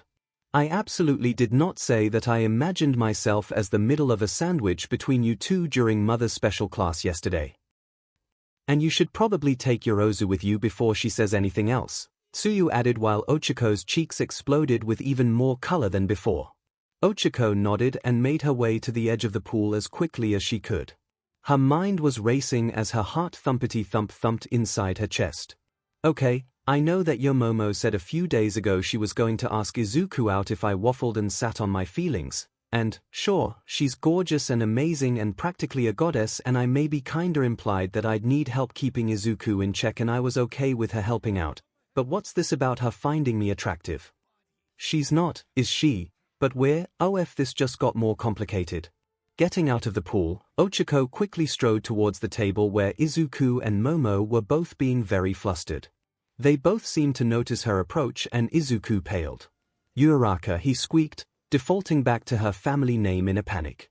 Without saying a word, Ochiko grabbed Izuku by the arm, careful not to touch him with her pinky, and hoisted him onto his feet. Then she dragged him to the other side of the table, grabbed Momo by her arm, also without letting her pinky fall on the rich girl's skin, and pulled her to her feet as well. Ignoring Tenya's sputtered objections and the pair's panicked questions about where she was taking them and why she wasn't saying anything, Ochiko led the two frightened teenagers through the garden walkway between the pool and the main building into the back end of the resort. From the corner of her eye she witnessed All Might coming out of the Japanese-themed restaurant, accompanied by the other teachers. She ignored whatever looks they may have given the conspicuous situation and barreled onward into the confines of the resort building. Oh? Ochiko, Izuku mumbled nervously. Where are you taking us? The three teenagers stood in front of the door to the room Ochiko and Izuku were sharing. It had taken them some time to reach this point. Ochiko had wanted to take them someplace private to talk, but surprisingly their room was not the top-ranked place in her mind. At first, she'd figured just being in the main lobby would be fine. There were only 24 students and 4 teachers on the island. She'd left around 10 of them behind either in or around the pool, and there was plenty of other space around between the water park, the gym, the quirk gym, the beach, the running track around the island, everyone's rooms, and other areas like conference rooms and such. She should have been able to find some place for a private conversation easily. However, 𝐒𝐭𝐚𝐲 and Koji were in the lobby in plain sight, playing a game of shogi. She wasn't about to have this kind of conversation around them. Then, Ochiko's mind immediately went to the Maple Theater. Kamemoto had said that it was available for their use in the Orphaus when they weren't required to be watching the episodes. It should have been available. Nito and Tetsu were both inside, and re-watching what had happened during the USJ. Hearing the music and seeing the villains stride out through Kurogiri's warp gate again just made Ochiko go nope and left the two members of Class 1B to their own devices. She could figure out whatever they were doing re-watching that when she had the brain power to spare, which was probably never. She tried dragging them to the fountain garden out in front, but quickly discovered that Mina had started to follow them to see what was going on, and she and Izuku did not need to deal with the class gossip nipping at their heels and eavesdropping. It took a bit to shake off Mina, and then the conference room she'd found that was unlocked turned out to have Shoto in it, with the dual-quirked boy. Looking up at them from the book he had been reading, Ochiko quickly slammed the door shut before he could even finish asking if they needed anything from him. Finally, her brain managed to get around to the sensible idea of just going to her room, which led them to now. Throughout the whole journey to find a place of quiet privacy, the three of them had been quietly reflecting on the words Momo had blurted out after she saw Minoru. Oh my god, what's going on? Where's Ochiko taking us? Why aren't we talking? Does Yorozu actually like us? Are we going to be having a talk about maybe trying to make that a thing? Is this the real life? Is this just fantasy? Caught in a landslide, no escape from reality. Any moment now I'm going to open my eyes and wake up in my own bed back at UA. Yep. Any minute now. Seriously, what even is my life right now? Can this really be happening? Can I dare to dream of having 2 girlfriends, my dream girl and Momo freaking Yorozu? If any gods out there exist, please let me know what's going on here. Izuku, I messed up. I never should have said anything. Stupid Momo. You should have just ignored these feelings. It's just a schoolgirl crush. It would have passed in time. Besides, They're already in a relationship with one another. It was never going to work out. Life's not one of your romance novels. Even if it would be amazing to be in a relationship with them both, at the same time, in Midoriya's strong arms and Uraraka's curves, why isn't she saying anything? Why aren't either of them saying anything? Why am I not saying anything? Momo okay, so your Momo isn't just interested in Izuku, she's interested in me, too. Seriously. What the F? I thought she was just looking at Izuku. I know I was open to the idea of her maybe getting involved somehow someday in this thing we've got going. Izuku sure needs the help and self-esteem boost, but I didn't think she'd like me too. There's no way. I'm nowhere near pretty enough to be in her league. Wait, that stuff she said yesterday, about threesomes. Oh, whoa, she was talking about us. Your Momo was fantasizing about being together with me and Izuku. Ah. Stop thinking about how hot that would be, 𝐒𝐿𝐴HO. Someone hit me with the corny bat, please. 𝐒𝐿𝐴HO. It was at this point, standing in front of the door to the room she and Izuku were sharing, that reality caught up to 𝐒𝐿𝐴HO. She was standing in the hall, still damp from the pool, in a two-piece swimsuit, without her room key. That was back at the pool with her purse, phone, and towel. Standing beside her were her boyfriend in a white t-shirt with hiragana 4 sweatshirt and green shorts, and Momo in a plain white t-shirt and red short shorts, appropriate attire for the warm humid temperatures outside despite the sun's retreat below the horizon, but still better dressed than herself in her swimsuit. This is embarrassing, 𝐒𝐿𝐴HO said, looking sheepishly at Izuku, but I left my room key back at the pool. Do you have yours on you? Her seeming 180 mood shift took him by surprise for a moment before Izuku dug into his pockets. Yeah, sure. Let me get that for you, he said, pulling out the card and placing it against the electronic lock. The light turned green, they all heard the click of it unlocking, and Izuku opened the door. Slowly and awkwardly, the three of them entered the room. 𝐒𝐿𝐴HO quickly grabbed a towel out of the bathroom and wrapped it around herself to dry off a bit more. Returning, she said, let's sit down and we can talk.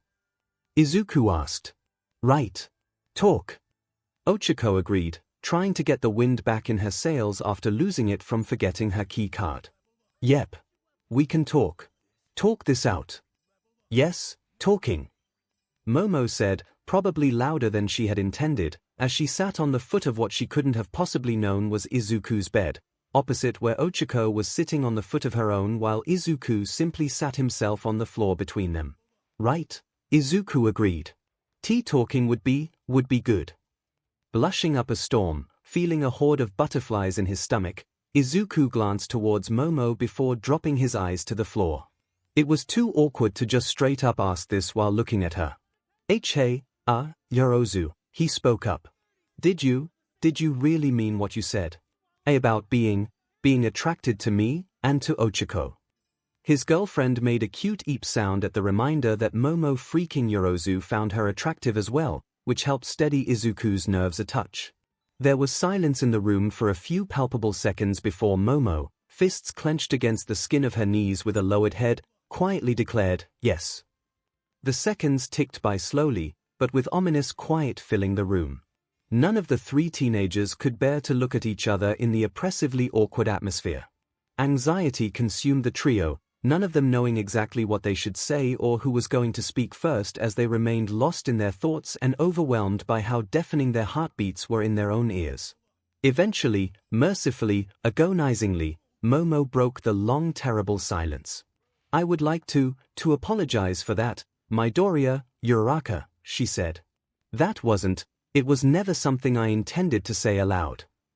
Izuku didn't look up, but 𝐒𝐿𝐴HO did, slowly raising her head towards the appealing class vice rep.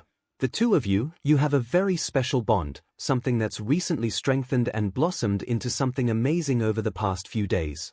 Your new relationship status is still so new, almost as new as these feelings that have been growing in my heart since we arrived here on the island. Tonight's only our third night since arriving here, and your new relationship is so raw that I have no business doing anything that might interfere with that. 𝐒𝐿𝐴HO mulled over what Momo just said, briefly biting her bottom lip as she contemplated it. And yet you said the first day that you'd ask Izuku out if I didn't say anything by, probably now, I guess. Izuku looked up sharply. Wait, that was how Yorozu pushed you into confessing your feelings. He said, eyes wide as saucers. He looked towards Momo. When I forgave you when you helped us prank the rest of the class, your part in pushing Ochako was saying that you were going to ask me out. Momo finally looked at him and sighed. Yes. While I may not have had exactly romantic feelings towards you for long, Midoriya, you're a valued, driven classmate. You're intelligent, have great analytical skills, are always eager to lend a helping hand to anyone who asks for your help, and are just naturally heroic, more so than anyone else in our class. Your zeal and dedication is aspirational. It was your idea that saved our lives in Kamino, and it was your aptitude for creative thinking that inspired my actions in the licensing exam and led us to victory. I already thought well of you before coming to this island. It was seeing your early life before UA through your eyes that fully revealed you as a diamond in the rough, and I began seeing you differently. I was serious when I told Uraraka that if she was not going to act upon her feelings, then I would act upon mine. It also helps that you're both really cute and really hot at the same time, Ochako added wistfully, scratching her cheek with a finger. That too, Momo giggled in agreement. Despite what you may think about your plain appearance, you're not unappealing, Midoriya. What? Momo looked at the other girl in the room with a faint smile and a chuckle. It's not just him, Uraraka. Seeing you through Midoriya's eyes got me to realize just how adorable you are as well, and strong, and heroic. Your smile brightens everyone's day and your optimism keeps the mood up. I wasn't kidding when I let slip that I would have preferred temporarily falling in love with either of you in that labyrinth earlier. Ochako was now the sputtering, speechless one, not quite sure what to say beyond an awkward, thank you, to the busty bombshell. She had been mulling over Momo's earlier words, of course, but it was another thing entirely to have her say so directly. With everything laid bare, Momo bowed her head in remorse. Again, I apologize for making you feel uncomfortable. Now that you two were dating, and clearly very infatuated with one another, I had planned to sit back on these feelings and let them pass. It's not fair to either of you to be envious or want to intrude upon what you already have. I'm sorry for making you feel uncomfortable and I hope we can work to get past this. Wait, Yorozu. Izuku stammered. There's really nothing for you to be apologizing to us for. Yeah. Ochako joined in. You can't help how YA feel. Heck, I even told you before I confessed that I might need some help handling Izuku, so I kinda left an open invitation. You left a what? Izuku yelped, eyes widening in surprise. This is something that Ochako had left room for Yorozu to join in on. But she's usually so jealous. She's even talked about how she got jealous when I was around other girls. Ochako rubbed the back of her head and averted her eyes from her boyfriend. Well, you really did and still do have a bad case of not having much self-esteem, Izuku, she said, so I figured, maybe it'd take more than just little on me to get it through your skull that you've got people who care for you and would be upset if YA didn't take care of yourself. And since Momo said that she had taken a shine to you and Mina was still figuring out if she should go after Kirishima or not, I kinda thought that, maybe, having someone super smart and pretty and seki and awesome like Momo around, too, could help boost you up. Momo blinked, mouth falling open in shock. Why you were serious about that? She asked, sounding hopeful. You actually want me to? The shocker to me is that you find me attractive, not just Deku, Ochako replied, still looking away and scratching at her cheek. You know, I figured that the jealousy I always seemed to feel whenever I saw Izuku being close with another girl would be going haywire right about now, but somehow it's not. Feels like I can trust you not to try to hurt Izuku or anything like that. Hey, time out for a second here, Izuku weakly asked placing a hand over his crimson face. Ochako, are you saying that you're okay with sharing me with Yorozu? Don't I get a say in this? Of course you do. Ochako hastily replied, turning back around to face him. Consent is super important. You heard Midnight yesterday. Whether it's in relationships or just plain old fun, everyone needs to consent to stuff. There's no way anything's happening if we're not all on board with it. You're starting to sound like you're already on board with it, Izuku said suspiciously. 𝐒𝐿 blushed and looked down, poking her index fingers together. Well, I can't say that I've ever thought about it in this way before, she admitted, and what I had thought about before was kinda like polygamy, since that's been legal for years now, where we'd both date you and prop you up so that you'd see yourself like I see you, but hearing that you liked me too, Momo, that made me feel really good. And you are really pretty, and it isn't like I haven't checked you out in the showers when I thought you weren't looking. Momo blushed at the revelation. So if you were attracted to both me and Izuku, well, you're right in that it's still so new, which means we're still figuring out how everything works. So if you wanted to date both of us, make this a polyamory thing. I wouldn't stop you. Her voice grew quiet at the end as she turned redder and redder, and then slapped her hands on her face. Her quirk activated, sending the blushing girl up out of her towel to rotate around in the air by the ceiling. Momo sighed as she looked up at the girl in her swimsuit, dripping drops of water down from where she hadn't fully dried herself in the towel.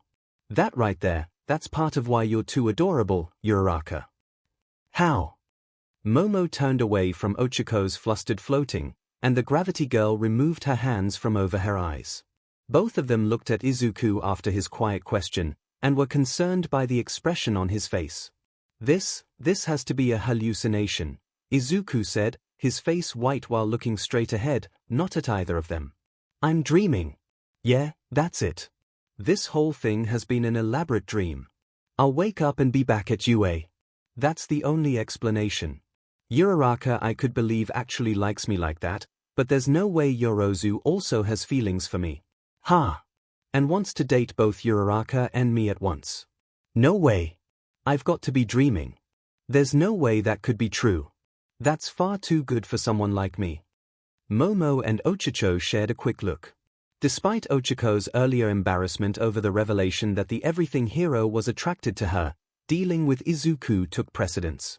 𝐿𝐻𝐿's belief that she would need help dealing with him was already proving true, even if it was because Momo had admitted to liking him like 𝐿𝐻𝐿 did. 𝐿𝐻𝐿 pushed against the ceiling to send her back to the floor and released her quirk. 𝐿𝐻𝐿 knelt next to Izuku first before Momo rose from her seat on the boys' bed and joined the other two on the floor a little bit away from them. Izuku? 𝐿𝐻𝐿 asked. Izuku, focus. Look at me. Slowly, his head turned in her direction. Izuku, this is not a dream. This is real. You are worth people liking you. Momo just laid out a bunch of reasons why she likes you and wants to take a chance, and if you've forgotten everything I've said to YA, then I'm gonna kiss you silly until you pass out. And I'll do whatever I can to prove that I'm serious. Momo added, clenching a fist up near her chest. We may not be as close to one another as you and Uraraka were before we came to the future briefing island, but we can start. I'm willing to make an effort. Even if you say that you don't want to pursue me that way, I'd still like to be better friends with you, Midoriya, and we'll be working closely together as classroom representatives. I'm willing to wait if you're not ready for something like this.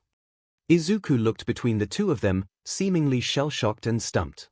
For a brief second, the two girls saw Izuku's skin glow and a green spark shoot across his right arm before he slugged himself in the face. Both of them cried out in surprise and Izuku winced. Yeah, that hurt.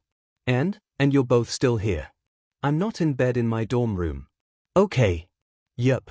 This is definitely real and my big SCK anxiety brain's not playing tricks on me. Of course it's not. 𝐿𝐻𝐿 almost shouted. Did YA really need to punch yourself to prove you weren't dreaming? Wasn't breaking your arms repeatedly and having them instantly healed earlier today enough? Sorry, Izuku apologized, not exactly meeting their gazes and wincing while tears formed in his eyes over a thin, but happy, smile. I'm overwhelmed, you guys. I'm already dating my dream girl, and to hear that you, Yorozu, the smartest girl in class, you came with me, Kirishima, and Todoroki to rescue Bakugo and showed us a side of you we'd never seen before, to hear that you also maybe feel the same way about me that 𝐿𝐻𝐿 does, and neither of you are fighting each other over it like you always hear about, this just feels too good to be true. He sniffed, rubbing away some tears with his wrist.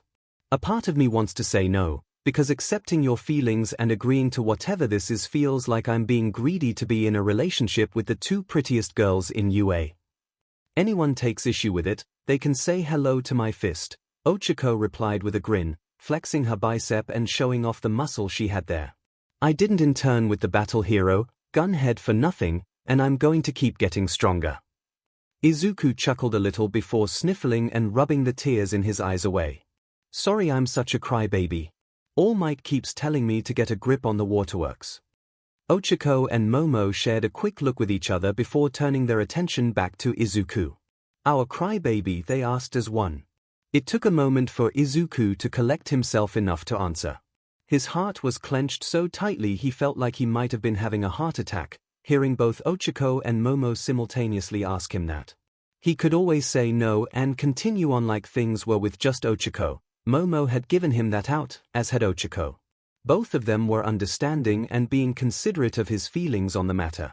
However, even though it hadn't happened the way she'd wanted to, Momo Yorozu had still confessed to having a crush on not just him, but 𝐒𝐴 as well, and his girlfriend seemed to be interested in pursuing the idea of the three of them being an item together. He'd never considered such a thing in his wildest dreams before. It was all he could ask for to have one girlfriend, and he'd already won the lottery with it being 𝐒𝐴 Uraraka. To wind up with a second girlfriend 2 days later was completely unthinkable and absolute madness, and for it to be Momo Yorozu was just the universe going insane, or it was karma paying him back for 16 years of SHT with interest. He didn't want to be greedy, he was fine with what he had. Some heroes always aim for the top while others happily settle. The difference between those two mindsets has a big impact on how far you go in the real world. This isn't the same thing, All Might. Izuku yelled in his head. Wanting to be the number one hero and wanting two girlfriends simultaneously are totally different things. Unlike with 𝐒𝐴, he couldn't honestly say that he was in love with Momo Yorozu. Yes, he admired her a great deal, and it didn't hurt that she was the second prettiest girl in school. 𝐒𝐴 was ranked first, thank you very much. Before he'd gotten together with 𝐒𝐴, he would have counted himself phenomenally lucky to have any of the girls of Class 1A as a girlfriend. He had been thanking the stars just for them not treating him like a leper. That wasn't to say that we wasn't attracted to her. She had a great mind, was fun to hang around with whenever they did, and even though he was Minoru's opposite, he wasn't blind. She was definitely the second prettiest girl in school, after 𝐒𝐴.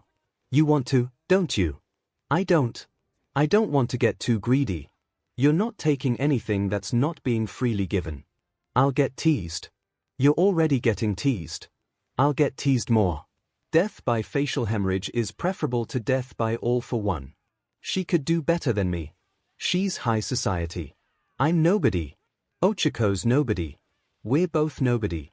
She still wants the two of you anyway and thinks you're both insanely cute. But you're not thinking of the positives, Izuku. Imagine getting a big ol' hug from Yorozu on one side, 𝐒𝐴 on the other, and both of them kissing your cheeks. That's. Wait, who is this? Ha ha. You thought you were arguing with yourself, but it's me. Nana Shimura. En Nana. What? How? We want you to be happy, Izuku, or did you forget that? Go get your rich girl waifu and have fun with both her and 𝐒𝐴. You know you want to try it out. It sounds really fun. But. And you've forgotten something. What's that? Her mother's a professional hero. This works out, and you'd have a pro-hero mother-in-law. Izuku looked up at the pair of them, smiling brightly. Why yeah. You're crybaby. Holy SHT, that worked. Say the right thing and you're an easy SW. Mr. Deku sounds kinda cute. Whoa.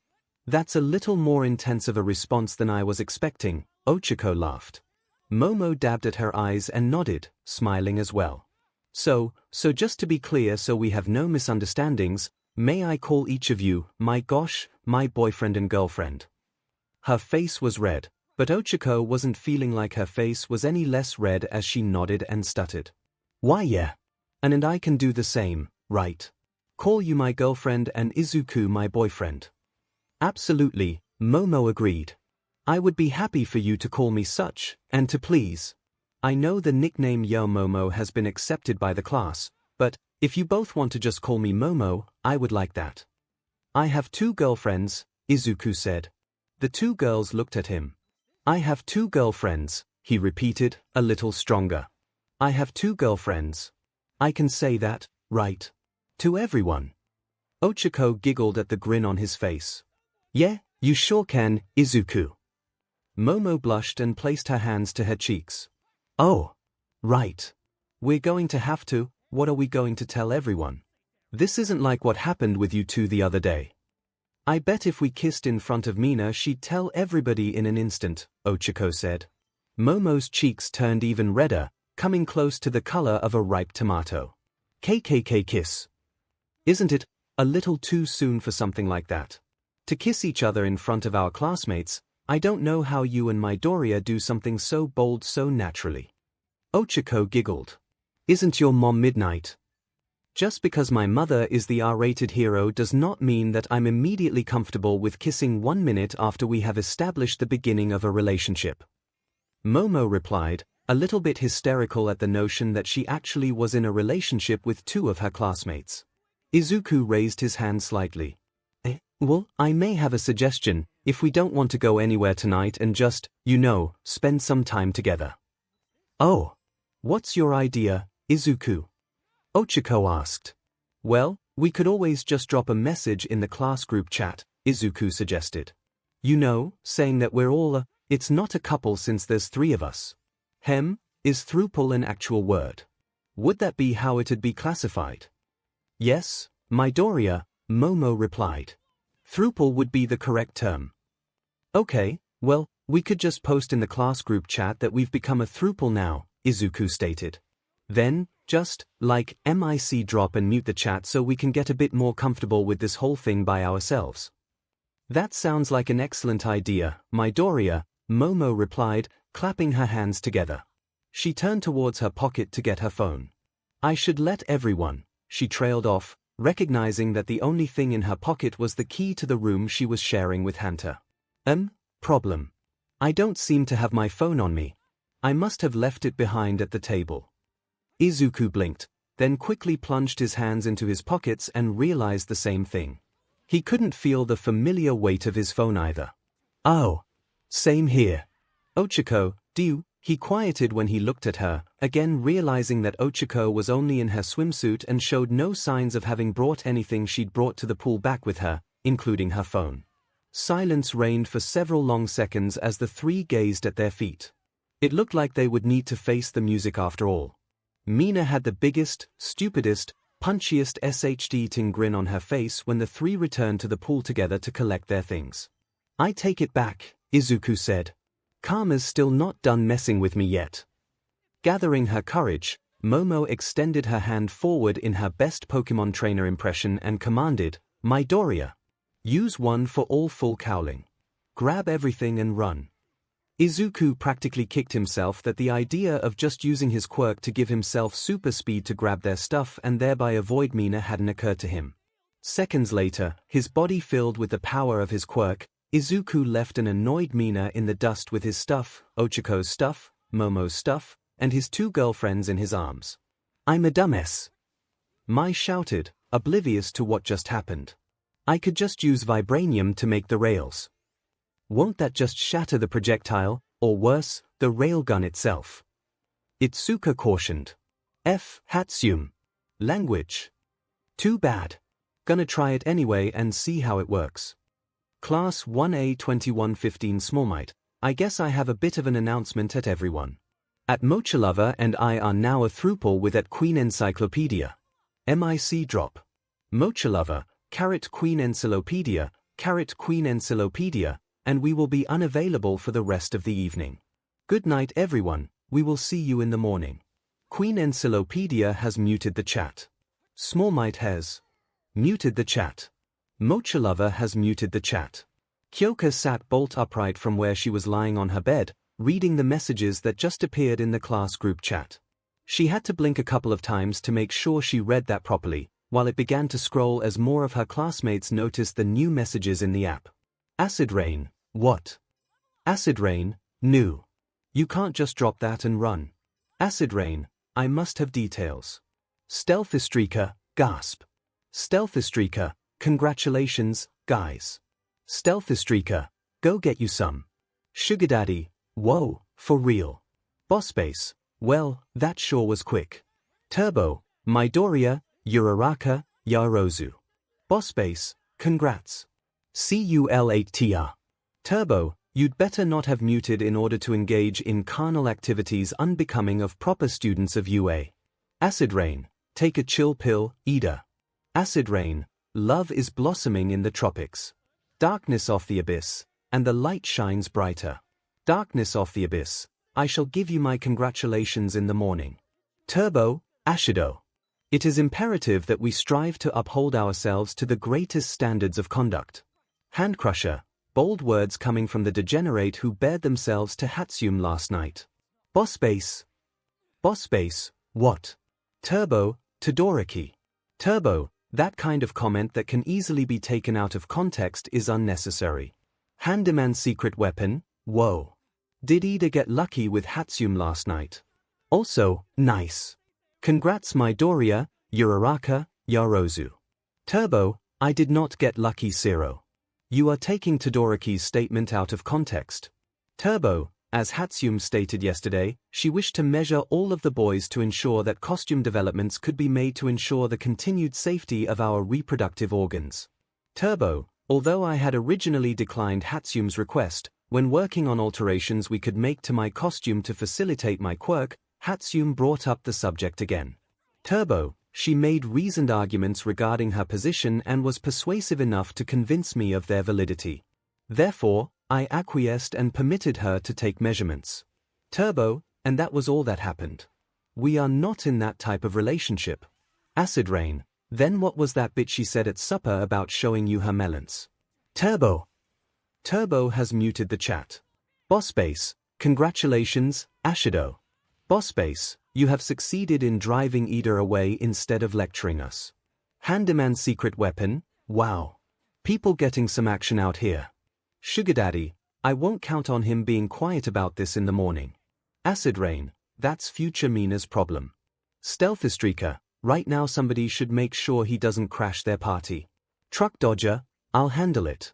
𝐵𝐴, thanks, Zoo. Handyman secret weapon, hey, if you're going to Mido and Uraraka's room, can you check to see if your Momo's staying the night there? Would like to know if she'll be coming back to our room and I doubt she'll be paying attention to PMs. Truck Dodger, sure. I'll let you know. Power Pack, man. I've got to get myself a girlfriend. Power Pack, Midoriya's living the life. Boss, if anyone deserves it, Green does. Boss, you, however, haven't been screwed by the universe nearly as bad. Power Pack, harsh. Power Pack, wouldn't Uraraka forgetting my literal existence while I'm in the middle of asking her out the millisecond she spotted Mido give me some sympathy points.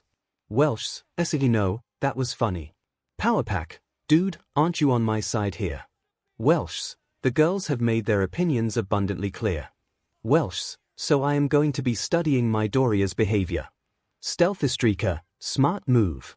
𝐿𝐴, even if he's not planning on it, he's on track to follow in the footsteps of heroes like Defiant and the Red Dragon Emperor now that he's also dating Yaozu.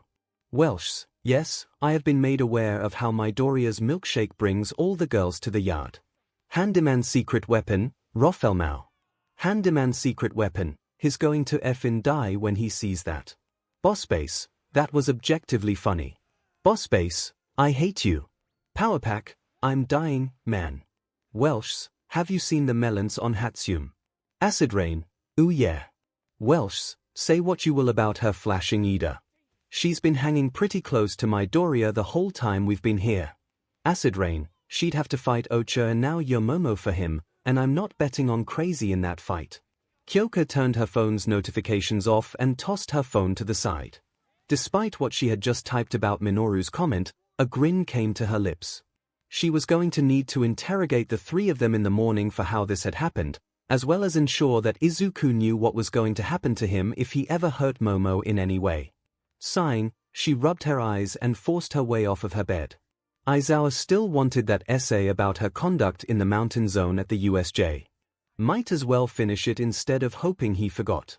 A few more minutes of chatting on the class group chat, occasionally altering between chats, then Mina put her phone down on the little round table she was sitting at by the pool, a towel wrapped around her shoulders.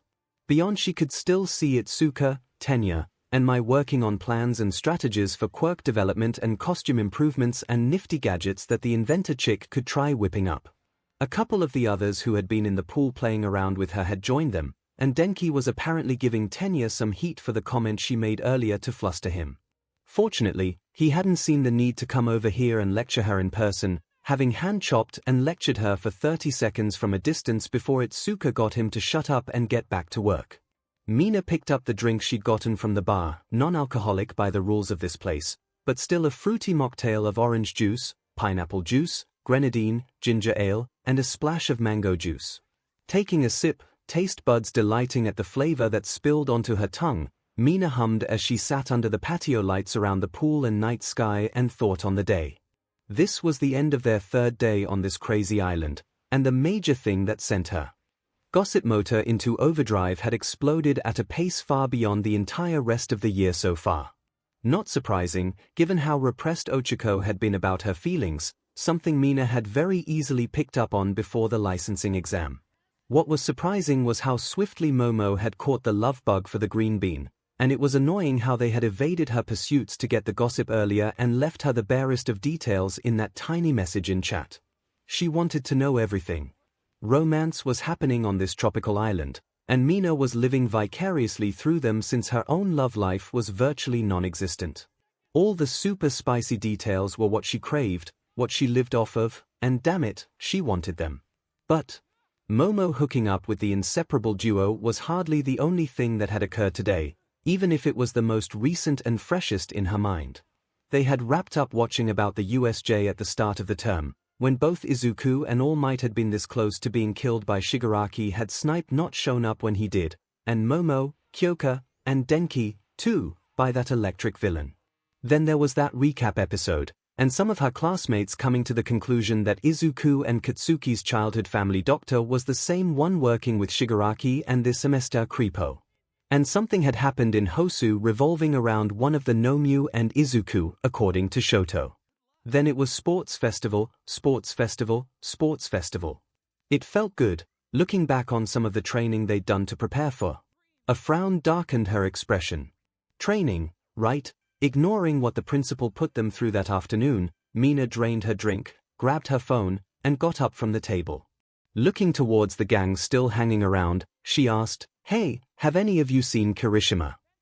"Kirishima?" Denki asked. I think he went to the quirk gym place to train with Bakugo." "Great, thanks," Mina replied, and headed out, not letting the bubbling anger at the reminder from earlier surface into her voice. Bakugo, she thought bitterly. She honestly didn't know why a hero was still hanging around with him. Purely out of respect for her junior high school classmate, she was keeping the hate for the blonde bomber that had emerged in the past few days locked down. Kyoka could say that junior high kids were SHT all she wanted and give him a pass, but Mina thought differently. Katsuki Bakugo was consistently a bully from the time he got his quirk to entering UA that spring. And Mina Ashido hated bullies. Until the past few days, she was sure that a hero Kirishima hated them too. So why is he still associating with that manure sack? She wondered angrily. It had taken a great deal of willpower not to snap at him when she sat with him and a hero yesterday after lunch, when they were re-watching the USJ incident. She'd mostly come by so that she could sit next to a hero, and dealing with Katsuki was a consequence of that. But what he said earlier, what a hero had revealed earlier, when she had called the dyed redhead out on jumping off a roof as appropriate training, and he cheerily recounted that it had been Katsuki's idea in the first place. Just pray that you'll be born with a quirk in your next life, and take a swan dive off the roof of a building. Mina shook her head as her mind recalled those words again. I hope Bakugo wasn't the one who gave you that idea. Actually, he did. It was a great idea to train my quirk. Oh, she had words that needed to be said about how wrong that whole situation was. Even more so than Mr. Aizawa and Principal Nezu's hero informatics lecture on self-defense laws and going into the exact technical reasons for why they, as faculty, had done nothing to curb Minoru's perversion, but also had done nothing to punish Tsuyu and any of the other girls who had thus far inflicted retaliatory damages to the young man. At least now the lessons in respecting their boundaries and consent seemed to be finally getting through his skull. Props to Toru for biting the bullet and giving him a kiss on the cheek as a bit of a preview for what he wants his future to be if he actually follows through on his self-improvement through watching Midoriya plan. Regardless, Mina entered the main building of the resort again and turned towards the path that would lead her back towards the quirk training facility. It took her a couple of minutes of walking, but she made it there without issue. Die! Mina could feel the heat from Katsuki's explosions as she opened the door, seeing him doing the same training that Aizawa had been putting him through during the training camp by dousing his arms in scalding water, heating them up and forcibly tricking his body into producing more sweat in an effort to cool them down. Yeah. That's it, Bakugo. Her target cheered. She saw a hero use his quirk. Now, hit me with all you've got. Oh, you asked for it. Katsuki roared. The dyed pink bomber braced for impact as Katsuki pulled his arms out of the barrel and blasted himself into the air. Mina couldn't help but watch him as he used his explosive quirk to blast his way around in the air, getting himself into a whirling spin. Skiing in air as he went, spinning faster and faster in order to build up to his ultimate move. Seeing that whirlwind of fire and concussive force that Katsuki was building towards had Mina gasping in concern, but she wasn't able to say anything that could be heard over the din of Katsuki's explosions, or his scream of howitzer impact. Kaboom! Concern flooded Mina first and foremost as she felt the power of the explosion from where she was standing by the door. Throwing her arms up and ducking her head back, she weathered the force of the explosion before opening her eyes again and peering into the cloud of smoke now that the mammoth fiery conflagration had died out. Kirishima! What eventually answered her as the smoke dissipated into the air was a chuckling groan. Man, that was stronger than I expected. He came into view, lying on his back with one arm raised to plop his hand onto his forehead. Laughing. A hero pushed himself into a sitting position and moved his arms up into the air. Yeah. I survived. Don't get full of yourself. You're not allowed to die on this island, Katsuki tersely reminded him, as if ticked off that his ultimate move hadn't completely destroyed the target.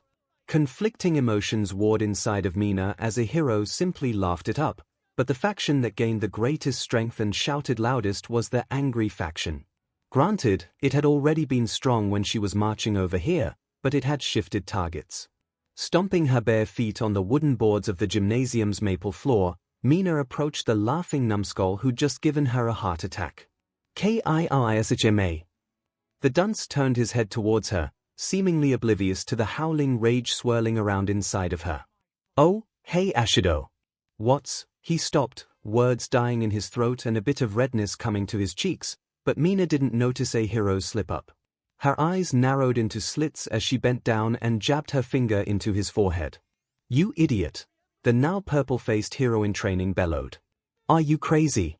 No, scratch that, you must be crazy. Why else would you willingly ask Bakugo to hit you with that? Adrio threw his hands up in surrender as Mina grabbed him by the hair and yanked him to his feet. Hey, whoa, cut it out. It's not that big a deal, Ashido.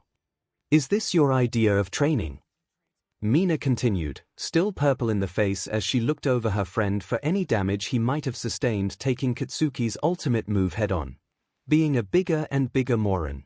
First it's jumping off buildings and now being his punching bag. What's next? Asking Midoriya to punch you. Mina's tirade slowed as an unheard segment of her brain finally broke through the rage, informing her of the information that her eyes were sending her. A hero was looking away from her, and turning his body away as well, and what a fine body it was. Not a scratch on him after what Katsuki had just done, though a little cooked, it seemed. His clothes hadn't exactly fared as well, though. At the same time, Mina dropped her eyes down to herself, remembering just what she was in that could have been causing a hero's blushing face. Mina Ashido in a bikini. Mina's cheeks remained purple as her mind went back to what Hunter had said she'd done while under the influence of the Cupid arrows trap. Spinning around on her heel, Mina cried, "We'll talk later," as she ran out of the gym, heart pounding 1,000,000 miles an hour. It was becoming increasingly apparent to her that while she loved to gossip and talk about romance, She was just as bad at dealing with her own feelings as everybody else. Yo. I mean, Momo, do we have to do this? Izuku asked with a deepening blush. Next to him, almost so pink in the face that her permanent blush was overtaken by the blush covering her whole face, 𝐒𝐭𝐻𝐿 nodded in agreement with Izuku's question. I know it is awkward, but it's proper. Momo wasn't faring so well in the blush department herself, and with her hair down this morning she looked less composed than usual. Still, it had to be done. Their evening had been productive, to say the least. The newly formed throuple had simply spent their evening talking and hanging out in Izuku and 𝐒𝐿's room, discussing their new relationship among other things, like how apparently Burnin was polyandrous with Kido and Onima, her fellow flaming sidekicks. There had been a brief distraction when Tenya tried and failed to get into the room when they were playing Uno, 1 because he didn't have a key and 2 because Tsuyu was apparently standing guard outside to prevent such a thing. But overall the evening had been pleasant before Momo called it a night and returned to the room she shared with Hanta, giving her 2 partners good-night hugs. This morning, however, was different, as Momo raised her hand to knock on the door. She had at least gotten dressed, but she hadn't done anything but quickly brush her hair to make it somewhat presentable, and both Izuku and 𝐒𝐿 were ready to go in decent casual clothes that they wouldn't overheat in. Her mother opened it, already dressed for the day in a pink t-shirt, grey business skirt that stopped just above her knees, and black tights. Nemirai Kiyama blinked before smiling and looking down slightly at the 3 teenagers in front of her. Good morning, Momo, Midoriya, Uraraka, she said. I wasn't expecting to see any of you until breakfast. Is there something I can do for you? Yes, Momo replied. Firstly, before you ask, I have already apologized to Kaminari and handed in my essay to Mr. Aizawa. I promise to do better in the future. Good, Kiyama said simply, quickly sweeping that little business under the rug with a nod. Secondly, Momo gulped. Mother, although you already know them as my classmates, I would. She reached her hands out behind her, not looking away from her mom. They shook, and she could feel her palms growing clammy with sweat. Why was this so nerve-wracking? An almost electric shock went through her as she felt each of her hands be taken up by one of the people behind and beside her, and it gave her just enough confidence to finish. Would like to introduce you to Izuku Midoriya and 𝐒𝐿 Uraraka, my boyfriend and girlfriend. With their free hands that were not being crushed in Momo's grip like a lifeline, Izuku and 𝐒𝐿 both waved. Hi. Good morning, midnight. It took her mother precisely 1.3 seconds to process the words out of the teenagers' mouths, and then she squealed in excitement and wrapped all 3 in a hug, with Izuku and Momo's head stuck on one side and 𝐒𝐿's on the other. Ooh. You're both so adorable. You 3 are going to be the cutest throuple. Congratulations. I know a couple of good kids like you 2 will take good care of my little peach. Mother. Pulling back, Kiyama still smiled at the 3 embarrassed kids. Now, since you're dating my little girl, there are a few things I want to clear up. Number 1, you only need to call me Midnight or Miss Midnight when we're in class. Any other time, I would like you to call me Nemirai. I'll continue using your family names until you tell me otherwise. Secondly, you may be All Might's successor, Midoriya, but if you or Uraraka hurt my Momo in any way, you'll need more than Recovery Girl's quirk to put you back together. Thirdly, after my special extracurricular class 2 days ago, it probably doesn't need repeating, but consent and protection are very important. I do not want anything jeopardizing any of your futures until after you've graduated. And fourthly, when you do start experimenting in that way, I expect you to keep Momo satiated, and Momo, that goes for you too, make them satiated so there are no wandering eyes. Momo whined in her throat as she felt Izuku and 𝐒𝐿 next to her shrivel and die of embarrassment. Moom. What's all this noise about? Momo's face paled as she turned to see Aizawa slowly coming towards him, with the principal riding in his capture weapon and Yagi bringing up the rear. Eraser. Did you hear? Your daughter is dating both Midoriya and Uraraka. I know, Aizawa replied. I have access to my class group chat, remember? Midoriya, Uraraka, Yorozu, congratulations. I expect that you will not let this become a distraction to your studies. Yes, sir. Right, let's get to breakfast and then morning training. Midoriya, how are you and Kendo coming along on those training plans? Almost done, sir, Izuku answered, feeling his earlier embarrassment fade somewhat with the subject change. We have ideas in place for 16 of them, but we're not entirely sure of the mechanics of some of our classmates' quirks and how to properly train them. That's fine, Aizawa answered him. All Might and I can go over them with you during breakfast and work out any tweaks. Also, since I have you three here now, I'll just tell you, we are not requiring that you run through Principal Nezu's labyrinth during morning training. It'll be optional and a few more adjustments will be made to it. Yes, I went a little overboard with the tools that were at my disposal, Principal Nezu stated. He bowed his head towards the three. You have my apologies. I'll let you know that the Cupid Arrows trap will be removed in all future iterations. There will be a replacement rivalry trap somewhere in the maze. A rivalry trap? Ochako asked, confused. Nezu smiled excitedly. Why yes. You see, it will be a gas similar to Midnight's quirk. Inhaling the gas upon the trigger will cause a subject to immediately regard something within sight as their rival, and they will want to prove themselves better than said rival. It could be anything. Another person, a specific friend group, a wall, a backpack, shoes. And while dealing with the effects of said gas, they will still need to find a way to advance to the next room. It'll be a wonderful test of an individual's ability to put aside differences and grudges to work together towards a common solution through the generation of artificial friction that dissipates upon successfully completing the challenge. The principal is insistent that some of the traps in his labyrinth be mind-affecting ones, Yagi sighed, seeing the expressions on the three teenagers' faces. He agreed to remove the Cupid one, but reminded us that there are many quirks out there that have some kind of mental compulsion effect. Not everyone is going to be like young 𝐴𝐿 and want to use their powers for good, or perhaps a child or civilian with little control over their quirk accidentally has an episode and it is used during an active situation to a hero's disadvantage. It was a valid argument, so the three of us agreed to it on condition that any traps that force people to develop feelings of romantic attraction were removed. Well, we have that, at least, Momo sighed. The principal climbed down from Aizawa's capture scarf, revealing that he was not dressed in a suit but in a light blue and pink Hawaiian shirt and cute white shorts.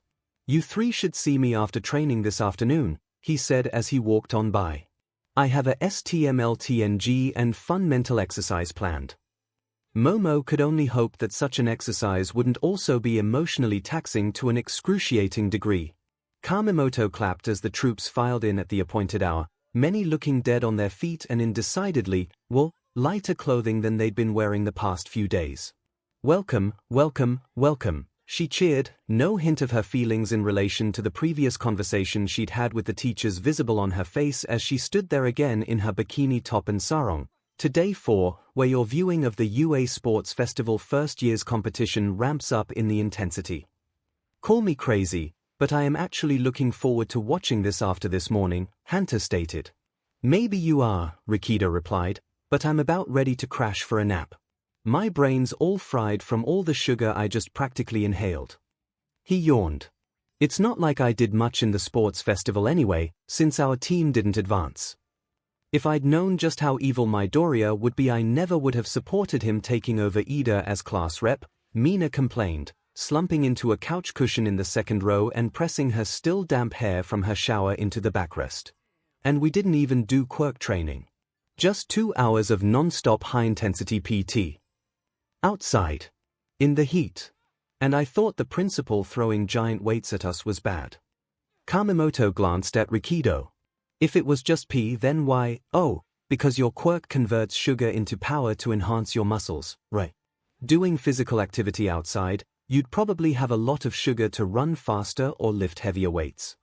Not verbally replying beyond a groan, Rikido face-planted onto the opposite end of the couch from Mina and warily lifted a hand with a thumbs up. Being physically fit is an important part of being a hero. Tenya commented, himself wearing a matching blue tank top and shorts. What will you do if there is a villain attack on the other side of the city you're patrolling in?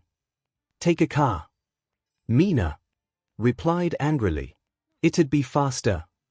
But you'd need to get your license for that, Shoto said. He turned.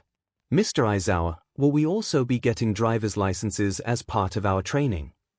That's not part of our curriculum, Izawa replied as he entered the theater, not changed at all in the slightest, having suffered unflinchingly and uncomplainingly in the heat and humidity of the outdoors while supervising the approvingly brutal PT regimen Izuku and Yagi and put the students through. If you want a driver's license, you'll have to get it on your own time once you're eligible. Honestly, you guys all did really well, Izuku said as he came into the room with a smile on his face, and holding Ochako in a princess carry in his arms while she laid an arm over her eyes and forehead. Deku, his first girlfriend, I can't feel my legs. I know we saw a little bit of the training All Might had you do to get one for all, but I didn't think it would have been like that. You've got to be a machine or something. Tisage, Katsuki huffed with his hands in his shorts pockets. Lightweights. Nito couldn't even drag himself into the theater, instead keeping only a firm grip on Tetsu's shirt and letting the tougher boy drag him around. Of course 1A would be full of monsters who think PT stands for physical torture like that. The Iron Boy turned back to look at the blonde. Nah, man, you're just not at the same fitness level, he replied. It was hard, but it wasn't terrible. Too bad my fuel injector didn't work as intended, my side. All it did was immediately ignite your recipro and then stall your engines for even longer than normal. Back to the drawing board. Yes, Tenya replied, wincing and feeling the lingering pain in his legs from what Mai's failed baby did. Maybe we can try something to keep my legs cooler, this time. The chatter continued as they all filtered in and found seats to collapse into, thankful for air conditioning and being out of the sun. If they'd been training and playing around in the pool or ocean, things might have been different, but it was running and sparring and free weights under the sun. The ocean breeze was not enough to cool the kids down. I believe we are ready now, Miss Kamemoto, Nezu, in his new Hawaiian garb, stated, getting up onto his special seat atop the guard railings on the uppermost level. Kamemoto nodded, taking particular note in how both Momo and Ochako were sitting next to Izuku on the front and center couch, before she dimmed the lights, locked the exit, and engaged the quirk inhibitor device. The spinning earth again, with narrator Midoriya's voice beginning the customary preamble. This is a superhuman society, with 80% of us possessing some uncanny ability. Anyone remember what the preview was from the last episode? Itsuka inquired. I think we missed it, Koji spoke up. Yeah, we were a bit preoccupied with the idea that Bakugo was going to make Monoma's face look like the moon, Ochako said. You know, with all the craters and stuff, she added for the benefit of anyone who didn't get what she meant. Oh, Mina said. Nito waved it off. What does it matter? It's just going to finish off the cavalry battle with 1A showing off like they did. You mean showing you what an absolute idiot you were to challenge me? Katsuki corrected him. Nito bristled. I'll admit, the result wasn't what I intended, but, Monoma. Shut, Itsuka ordered, and the blonde reluctantly closed his mouth. As the intro theme played, more than a few of them began rocking side to side or bopping their heads along to the beat, with several others closing their eyes and just sinking back into their seats, letting their bodies, tired from the morning's grueling reenactment of Izuku's aim to pass, American Dream Plan, rest up and relax. What they were currently watching was just the cavalry battle portion of the sports festival. While their memories of the specific bits may have grown a bit hazy on it, this was something that they were all present for. Few thought that there would be any new surprising revelations going on that would demand their full attention compared to the previous season. Even Ochako sleepily leaned on Izuku's shoulder, making him break out into a sweat at how close his girlfriend was, even if he wasn't about to push her away. 42 of you qualified to move on, Midnight said as the camera panned over Snipe, 13, and All Might in the teacher's box before panning across the 1A students in their gym clothes. Now gird your loins and prepare for a cavalry battle. Midnight snapped her WHP in Midoriya's direction in front of her. Izuku Midoriya placed first in the qualifier. He'll be worth 10 million points. Okay, seeing the red eyes of all of you looking at me like I'm some piece of meat is still scary, Izuku said, gulping. Yeah, I can just feel that pressure on you through the screen, Denki agreed. Sorry about that, Midoriya, a hero weakly apologized while rubbing the back of his head. I'm not, Katsuki remarked. Nerd had it coming. I actually agree with Bakugo, Shoto added. The festival was winner-take-all, and Midoriya stood at the top after the first round. I must agree as well, Momo concurred. Despite the unpleasantness of it, we were all competing to stand out and win, which meant taking out our opponents even if we had nothing against them. Izuku nodded. I completely understand. If I hadn't come in first, I'm sure my plan would have been entirely different depending on how the points were arrayed. Still, he gulped, and lowered his chin as he looked at the screen, currently showing 10 years back as he moved back to his team, declaring his intent to defeat his friend. It's difficult, being at the top. Dark Shadow hissed as the sentient quirk arrayed itself in front of their team, with the camera switching to show Uraraka. You ready? Midoriya asked her. Yeah, she replied with a determined smile. Hatsune? Midoriya asked as the camera swayed to a close-up of her face. She grinned and giggled in response as she moved her goggle-covered face. To look at him. Tokoyami. Yes. Bringing it back to Midoriya, the green-haired youth had put on his headband with their combined point value and confidently declared, "Let's do this," to psyche them up. Kyoka grimaced as the show went through highlights of the last episode, unfortunately starting with her failed attack on the flying team Midoriya, with Dark Shadow blocking her ear jacks. Still annoying. Need to figure out a way to deal with that. Explosions filled the screen as Bakugo launched himself into the air after Midoriya's team, Midoriya gasping, "Kaken," as the blonde bomber soared up towards them. Don't think for a second you're safe. Bakugo exploded his way up to them, nearly reaching Team Midoriya's headband. Uraraka squeaked in surprised panic at how close he came. I've got you. Tokoyami. Midoriya cried, with his teammate sending Dark Shadow out to intercept, managing to block Bakugo's explosive attack. Now back on the ground, at the end of the previous episode, Midoriya looked forward in panic as his team came face-to-face with Team Todoroki. The dual quirk teen's face filled the screen as he stated, "I'll be taking that now." The title screen appeared after a brief moment of Midoriya looking tense, reading, "Cavalry Battle Finale." Almost had him, Hunter chuckled. The screen showed darkness, then a pair of eyes and the sound of Mineta whimpering. A second pair of eyes and a mouth appeared as Asui started to speak. "Normally, I wouldn't have teamed up with you," she said as the picture revealed the two of them huddling in the darkness underneath 𝐒𝐻𝐲's arms, Mineta holding his hands up to his forehead and despairing at how the headband that was there was now gone, but this was a good plan. "So, I'm not sure how you lost your headband. Where the heck did it go?" Mineta whined. Tetsu looked away and whistled while a hero grinned at him trying to act all nonchalant about it. "Yeah, how did Mineta lose his headband?" Mina asked, frowning at the screen. It really seemed like a foolproof plan.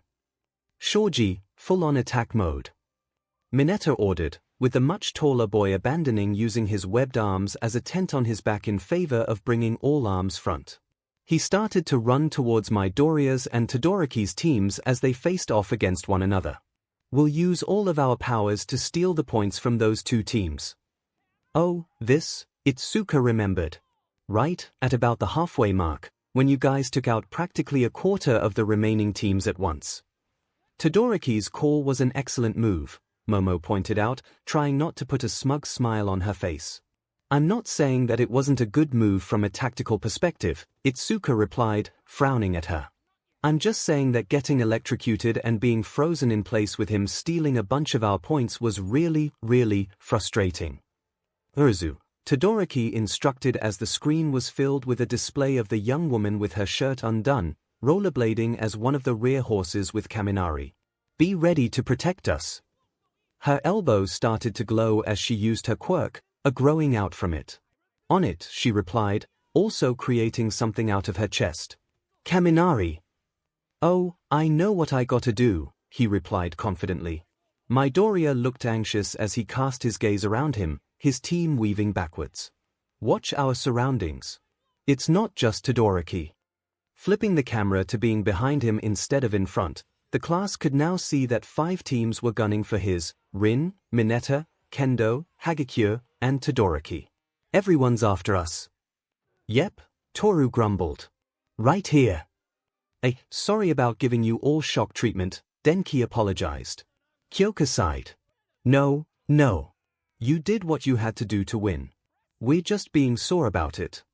It was vexing, Tsuyu agreed as the on-screen Denki let out his 1.3 million volt indiscriminate shock, but it was still the right move for the situation, ribbit. There was nothing we could do about it. Yeah, some teams were just really well put together, Rikido added. Honestly.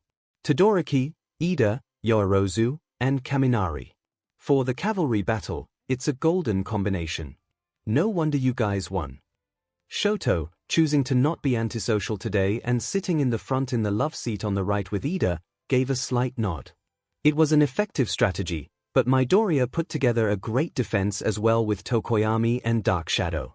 Since we didn't know Dark Shadow's limitations at the time, if it were not for Ida pulling out his secret move in the last minute, we would have only taken second place. Dark Shadow's limitations. Tetsu asked. The shadows got limits. Everything has limits, Aizawa said from above him. I admit, I did not have time to look into what we discussed yesterday, 𝐒𝐭𝐚𝐲 said. I'll endeavor to make that a priority. Will you look at that? Present MIC called from his booth as all 4 of the other teams that had been racing for Midoriya's 10 million points were frozen to the field thanks to Todoroki's cunning usage of his team's quirks. His stopped all those teams cold in their tracks. But only after Kaminari had immobilized the students using his electricity, Eraserhead added. In the obstacle course, Eraserhead continued as it flashed back to the beginning of the first event. He was surprised by how many people avoided his attack. His adapting his strategy. Nice commentary. Present MIC gave his buddy a thumbs up. The ice on the ground curved and Kendo gasped, looking up. Todoroki's team was running away from her, with the rider's left hand raised with a pair of headbands grasped in it. I might as well take these, he said as his team left them behind in the ice. Kendo let out a frustrated growl between her teeth as she could do nothing but watch them run away before shouting in angry despair, "Come back!" While Rin seemed flabbergasted that Todoroki had taken his headband, as well as one of the ones that had been around Kendo's neck. Shoto looked across the room at Itsuka. I wasn't going to come back just because you told me to. It's not like I was expecting you to, she replied, shrugging helplessly. Just venting frustration at you stealing one of our headbands and leaving us trapped in ice. Yeah, we got you pretty good, didn't we? Denki gloated, even though he'd just apologized a few seconds ago. Kyoka huffed. Baby! Hatsune gasped at the sight of her malfunctioning jetpack after Kaminari's electric attack. Guess it needs some upgrades. Oh, no, they're too fast. Uraraka panicked while trying to propel them away with only one hoverboot as Todoroki's team closed in on them. We can't get away. Take care of them, Tokoyami ordered Dark Shadow, who cried and lunged at the opposing team. Yorozu. The ponytail girl quickly created a large grey paddle, either stone, iron, or clay, which withstood Dark Shadow's hand's attempt to swipe them. The screen briefly flashed cut-ins of Tokoyami looking frustrated and Yorozu self-satisfied that she'd fended him off before it went back to showing the 2 teams at a distance, with Dark Shadow guarding Team Midoriya from the front as the dented paddle was discarded. She's too good at her creation quirk, Midoriya warned them. We have to be careful. No, Tokoyami disagreed. Kaminari is the one to fear. If there was any more sunlight, Kaminari's attack would have completely destroyed Dark Shadow. Midoriya gasped. Denki pointed to himself in surprise and looked towards where 𝐒𝐭𝐴𝐽 was sitting. Wait, I could have destroyed Dark Shadow. Yes, 𝐒𝐭𝐴𝐽 replied, seeing how the episode was now flashing back to when Izuku was explaining his plan to him while Mai hooked him up with the jetpack and Ochako put on the hover souls. It was clear that he was about to explain the facets of his quirk now. Tokoyami had just surprised his 2 classmates with his expression that Midoriya's plan was interesting, and he began to explain as the show displayed him with Dark Shadow outstanding on a globe with the screen separated into day and night sections, currently within the day portion. My quirk's offensive ability gets stronger when I'm in darkness, he stated, the diagram shifting him to the night portion of the sky, with Dark Shadow growing immensely larger and more fearsome. But that makes Dark Shadow aggressive and difficult to control. The diagram rotated so that he was once again standing during the day, and Dark Shadow shrank back down. On the other hand, the beast is easy to handle in the sunlight. That's at the cost of its attack power, though. The scene shifted back to them standing in their team huddle prior to the game starting. You couldn't have known this, and yet you've chosen the correct role for me. Your proposal seems like a good one, under the circumstances. Tokoyami smiled. Very well. I'll follow your lead. The flashback ended, and Tokoyami's final words echoed in the back of Midoriya's head. We're counting on you, Midoriya. I get it, the million-point man realized. His lightning is our big problem. As long as he keeps using his quirk, it will be very difficult for me to attack, Tokoyami cautioned the team. Dark Shadow is too timid in the light. Oh, Mina and several others cooed, seeing how Dark Shadow, at the time, looked sad and like it was crying. Violence solves nothing, the sentient quirk whimpered. Kaminari, you hurt Dark Shadow's feelings, Toru teased him. Or, geez, the blonde hissed. I really didn't mean to. Sorry, 𝐒𝐭𝐴𝐲 chuckled. Don't concern yourself with it. But yes, given the nature of Dark Shadow, if too much bright light shines upon it without ample time for me or it to hide in shade or low light conditions, it is possible for Dark Shadow to be completely destroyed until I regain enough darkness to reform it. That makes fighting opponents who can generate light such as yourself, Bakugo, and Todoroki dangerous for us. So, how do you know how much darkness you need? Minoru asked. Is it just something that you just know, like a mana or health bar in a video game? Something like that, yes, 𝐒𝐭𝐴𝐲 answered. My quirk gives me something of a mental sense for the size of my reservoir of darkness. While it isn't something that I can inherently use to power up Dark Shadow, it does allow me to maintain it in well-lit conditions and keep Dark Shadow out while it's under assault by bright lights. Midoriya had just stated that they could use the fact that nobody but Koda knew of Dark Shadow's weakness at the time, and the screen flashed to an image of Todoroki with an exploding point of light behind his left shoulder. Shoto frowned.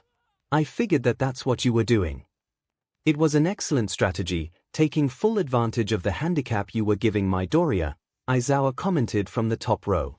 By refusing to use the fire aspect of your quirk in your left side, he was able to use smart positioning to frustrate you throughout the last half of the battle even while being boxed in. You really have no one to blame but yourself, Todoroki. It's a good thing you started using your fire after the sports festival, or I would have started taking measures. Sir? Shoto asked. Hamstringing yourself intentionally isn't rational, Aizawa replied.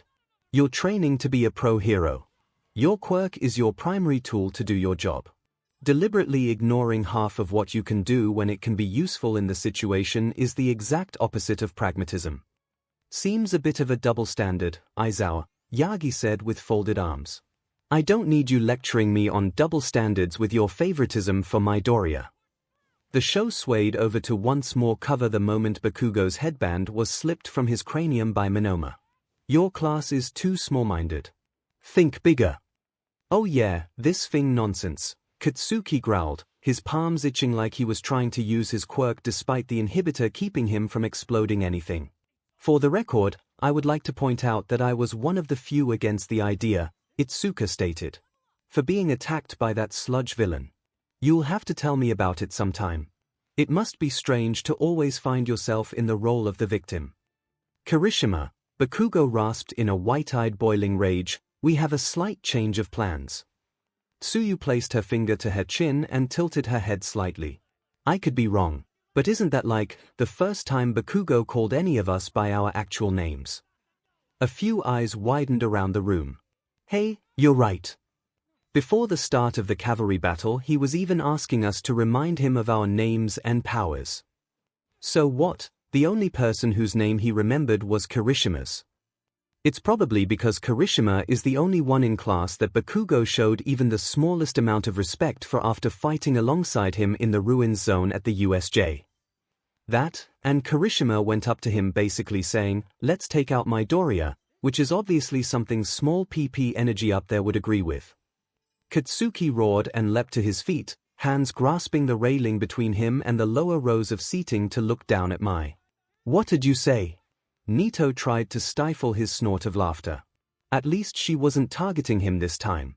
Points back, Kirishima tried to get Bakugo refocused, to which he was rebuffed by the blonde roaring while his hands twitched.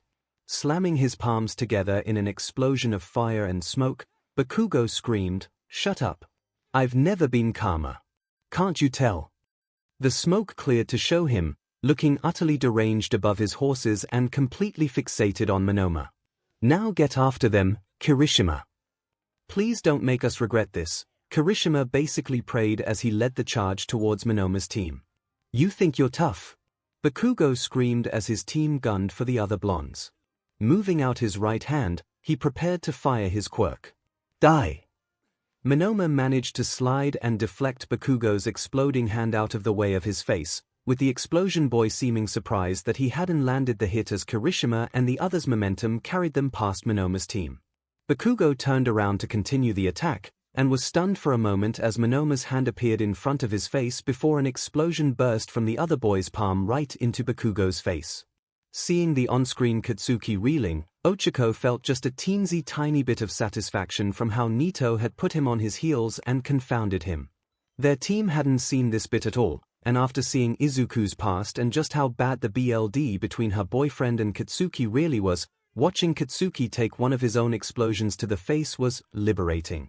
"Ooh, Monoma just slapped Kirishima's hair," Izuku said, picking up on that bit and not noticing the delighted looks on Ochiko's and Momo's faces from the comeuppance that the blonde bomber had received, even if it was Nito Monoma serving him the current helping of humble pie. "Oh yeah," a hero mumbled. "So that's how it happened." As the smoke from an explosion of Bakugo's cluttered the screen and obscured Monoma, his voice came out from the cloud. "You both have impressive powers," he praised, and then became visible, hardened like Kirishima and having blocked Bakugo's wide right swing. "But I think you'll agree mine's better." Bakugo reared back, unsettled and gasping behind his teeth. Kirishima yelped in surprise. "Here. What? Mine, too." "Be soon," Bakugo stated as he figured it out while the smoke coming off his hand dissipated. Kirishima looked back towards his rider. "His quirk. He can copy other powers." Monoma smiled with an air of superiority even as Bakugo figured it out. "Very good." The camera zoomed in on him, immortalizing him in a sketch frame as present MIC's voice belted out, "Nito Monoma. His quirk, copy. He can use the quirks of whomever he touches, but only for 5 minutes. Plus, he can only borrow one at a time." So, even an idiot could figure it out, Monoma taunted them, placing a finger to his skull as he mocked Bakugo's intelligence.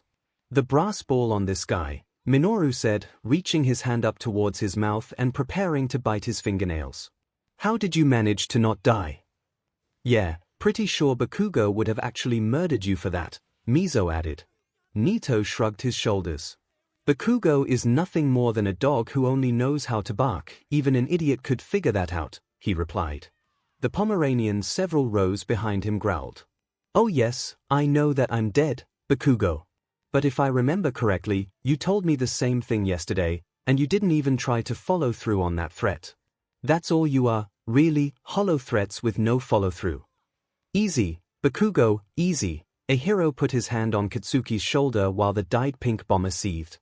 "Don't touch me. I'm going to slaughter this pathetic weakling the moment we get let out for lunch. None of you try to stop me. I'll melt this skunk with my quirk." Ashido said as she created acid from her foot to eat through the glue Bondo had created to stick Kirishima in place. "Well, hurry." Zero urged her, looking back and forth between her and the retreating pair of Class B teams. "We're sitting at 0 points now." "Oh, no hard feelings, right?" Monoma asked, looking back at Bakugo as they left his team stuck behind. He let off a tiny explosion from his hand. "After all, you provoked us. What was it you said in your little speech before the games?" He wondered, playfully acting at trying to recall Bakugo's words. Oh right. OF. Bakugo growled in his rage before the opening speech flashed back before their minds. "I just wanna say I'm gonna win." Cast in red, pupil reduced to a pinprick and red veins visible all around the edges of his eye, Bakugo's internal monologue boiled in anger. "This isn't over. I'm still gonna come out on top. And I won't just make it to first place, I'll be the undeniable champion." More than half of the members of 1A shifted in their seats, looking like they wanted to say something about that, but not exactly knowing the appropriate words to say. Sure, they could tease or taunt Katsuki some more, but that just seemed to be in bad taste at the moment after how Nito's past self had mocked him. That's definitely an intense look, Rikido thought, glad I wasn't his target. If there is one thing that can be said, it is that Mr. Bakugo is dedicated and passionate in the pursuit of his goals. Nezu spoke up, happily taking a sip of his tea. He frowned. Something was off with the flavor of his Yorkshire Gold. The crowd was roaring in excitement while present MIC's narration echoed over the din. Only 1 minute left. Todoroki has cornered the 10 million point team and is poised to seize the ultimate prize. The screen showed the DJ hero gesturing in excitement in the booth as he continued. At least, that's what I would have predicted 5 minutes ago.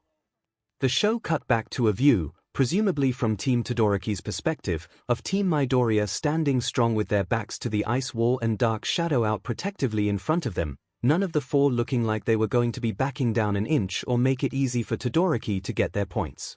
Unbelievably, Team Midoriya's been able to keep away from the ice MSTR for the last half of the game. Todoroki moved to advance, when Midoriya then shouted at him to stay back. As his team shifted in their positioning and dark shadow surged menacingly. All Might grinned, watching eagerly. You're doing good, kid. In contrast, Endeavor watched with a scowl and disapproving eyes. He's exploiting your weaknesses. Don't be a fool. Izuku looked toward Shoto, concerned that seeing his father critique him like that during the event would be unsettling for him, but his friend didn't seem to be bothered by it much at the moment. Instead, he was looking at his left hand. Midoriya is keeping his distance and staying on my left side, Todoroki thought with a vexed face, a little cartoon visual appearing next to his head to illustrate his words. That's his strategy. From this position, if I try to freeze them, I'll hit Ida. If he keeps moving like this, there's no way I can get a clear shot at his team. Plus, Tokoyami can defend against Kaminari's electricity. There's not much time left. The camera went to a close-up of the right side of Midoriya's face underneath the headband, looking back at Todoroki with resolute green eyes. The BSTRD. Ida's face took up the screen. Everyone, we have less than 60 seconds. I'm gonna do something that'll make me useless to you. Oh, so this is where you used your recipro for the first time? Ida, Tsuyu said, glancing over at him. Yes, Tenya replied. This was the moment I needed to reveal my trump card. Ochako folded her arms next to Izuku. So unfair, holding back on us like that, keeping it secret. You already had enough points to advance anyway, and you knew taking our headband would leave us with a big fat 0. I'm sure your friendship would have survived the blow, Momo giggled. It is an interesting thing to consider, though, Yagi said, putting his hand on his chin. Brace yourselves, Ida warned his team. Hold on tight. The music kicked in as the camera seemed to flow through the pipes within Ida's legs, then showing his exhaust emit flames that quickly turned from yellow-orange to white-blue in intensity. The metal started to turn red from the heat, and Ida cried out, "Talk over." They took off, Kaminari grunting and yelping as he tried to hold onto his front horse. It happened in a flash, Ida charging forward and pulling his team on rollerblades behind him. Midoriya was barely able to say "watch the" before, completely stunned, Todoroki had snatched the headband off his forehead. Reciproburst. Ida finished calling out the name of his super move. Kyoka folded her arms even as she whistled lowly. Okay, seeing it like that, yeah, gotta agree with Midoriya and Uraraka. Totally unfair to have kept that hidden away in your pocket, Ida. I definitely would be upset if the first time he ever showed me that it was against me, Ribbit, Tsuyu added. I assure you, or, save it, Ida, Itsuka interrupted his repeated attempt to explain himself. They're just giving you CRP for it, they don't actually mean anything by it. Tenya nodded. Still, we must all remember that we all have secrets we must keep close to our chests, even from our friends. Be they special moves or certain circumstances. Which gave me explosive power, Ida explained to a dumbstruck Yorozu, Kaminari, and Todoroki for what he'd just done. Unfortunately, the recoil stalls my engines for a while. The camera cut to Team Midoriya, caught in the smoke from 𝐸𝐴's engines and staring at him in disbelief. "It's a secret move I've been saving. No one in the class knew about it." After Midoriya straightened up, the green-haired boy's breath leaving him in a grunt, the camera swayed back to 𝐸𝐴's face. "I told you, Midoriya," he turned back to face his friend, grinning savagely, "that I'd do my best to beat you." The crowd cheered and present MIC roared, "Insanity." Aizawa groaned. "He always gets way too into this. I seriously wanted to see this live." Toru cheered, invisible arms going up in front of her. "But now I can see what actually happened instead of just hearing present MIC lose his mind." "You mean you didn't watch the highlights and replays on TV?" Itsuka asked. 𝐸𝐴's move to snatch the 10 million was all over it. "Most of the news afterwards was all about the hero killer and Ingenium," Toru replied, waving her arms. "Watching that coverage just made me depressed, so I watched anime instead and missed our highlight reels." Nezu looked towards Yagi. "You saw something interesting, All Might?" "Somewhat," Yagi said from his seated position in the upper rows. "Just thinking about the parallels between the sports festival and our modern hero society and the culture of our profession. As young Uraraka mentioned earlier, before young 𝐸𝐴 used his reciproburst to surprise them and steal their headband, both young Midoriya's and young Todoroki's teams had enough points to advance into the finals tournament. The only benefit to Todoroki's team by taking their headband is to increase their point total and go from second place to first place, which is meaningless in the grand scheme of things. The hunt for the 10 million by a team already clinched to advance gains them nothing, but the opposing team loses everything, and they know that. If the first event is about individually standing out and putting yourself first, and the second event is about cooperation and communication between various heroes acting on site in a crisis, working to get enough points to advance for yourself and your teammates is one thing, but once you have that, attaining more is just playing spoiler against the other teams to ensure that they don't advance even when you're in the clear." Yagi shook his head. "Having the mindset to be the best is one thing, but doing so to the detriment of your fellow heroes. You're looking too deeply into it, All Might," Aizawa said. "They're kids playing a game having promised to defeat each other. They're not thinking of working for the betterment of both teams or forming pacts and alliances to ensure they both advance, something that might be done in a large-scale operation with multiple agencies working together. Todoroki and Midoriya declared that they would defeat each other, and 𝐸𝐴 also challenged Midoriya. None of them are going to put that aside here just because both of their teams were guaranteed to advance." One for All's power raced through Midoriya's right arm as his skin lit up, red lines glowing amidst it all as his team pushed him onward to face the stalled-out team Todoroki. "All three of them put their trust in me." Midoriya pumped himself up after remembering things Uraraka, Hatsume, and Tokoyami had all told him. "This is my responsibility." Todoroki gasped as Midoriya's team rushed them, the background continuing to remain the high-intensity rainbow of lights that dominated the show's artistry whenever One for All got invoked. It shifted back to what looked more like the normal world as the camera focused to looking at Midoriya's team from Todoroki's point of view, even as Midoriya continued hyping himself up. "We all have our reasons to win this, and I refuse to let the others down."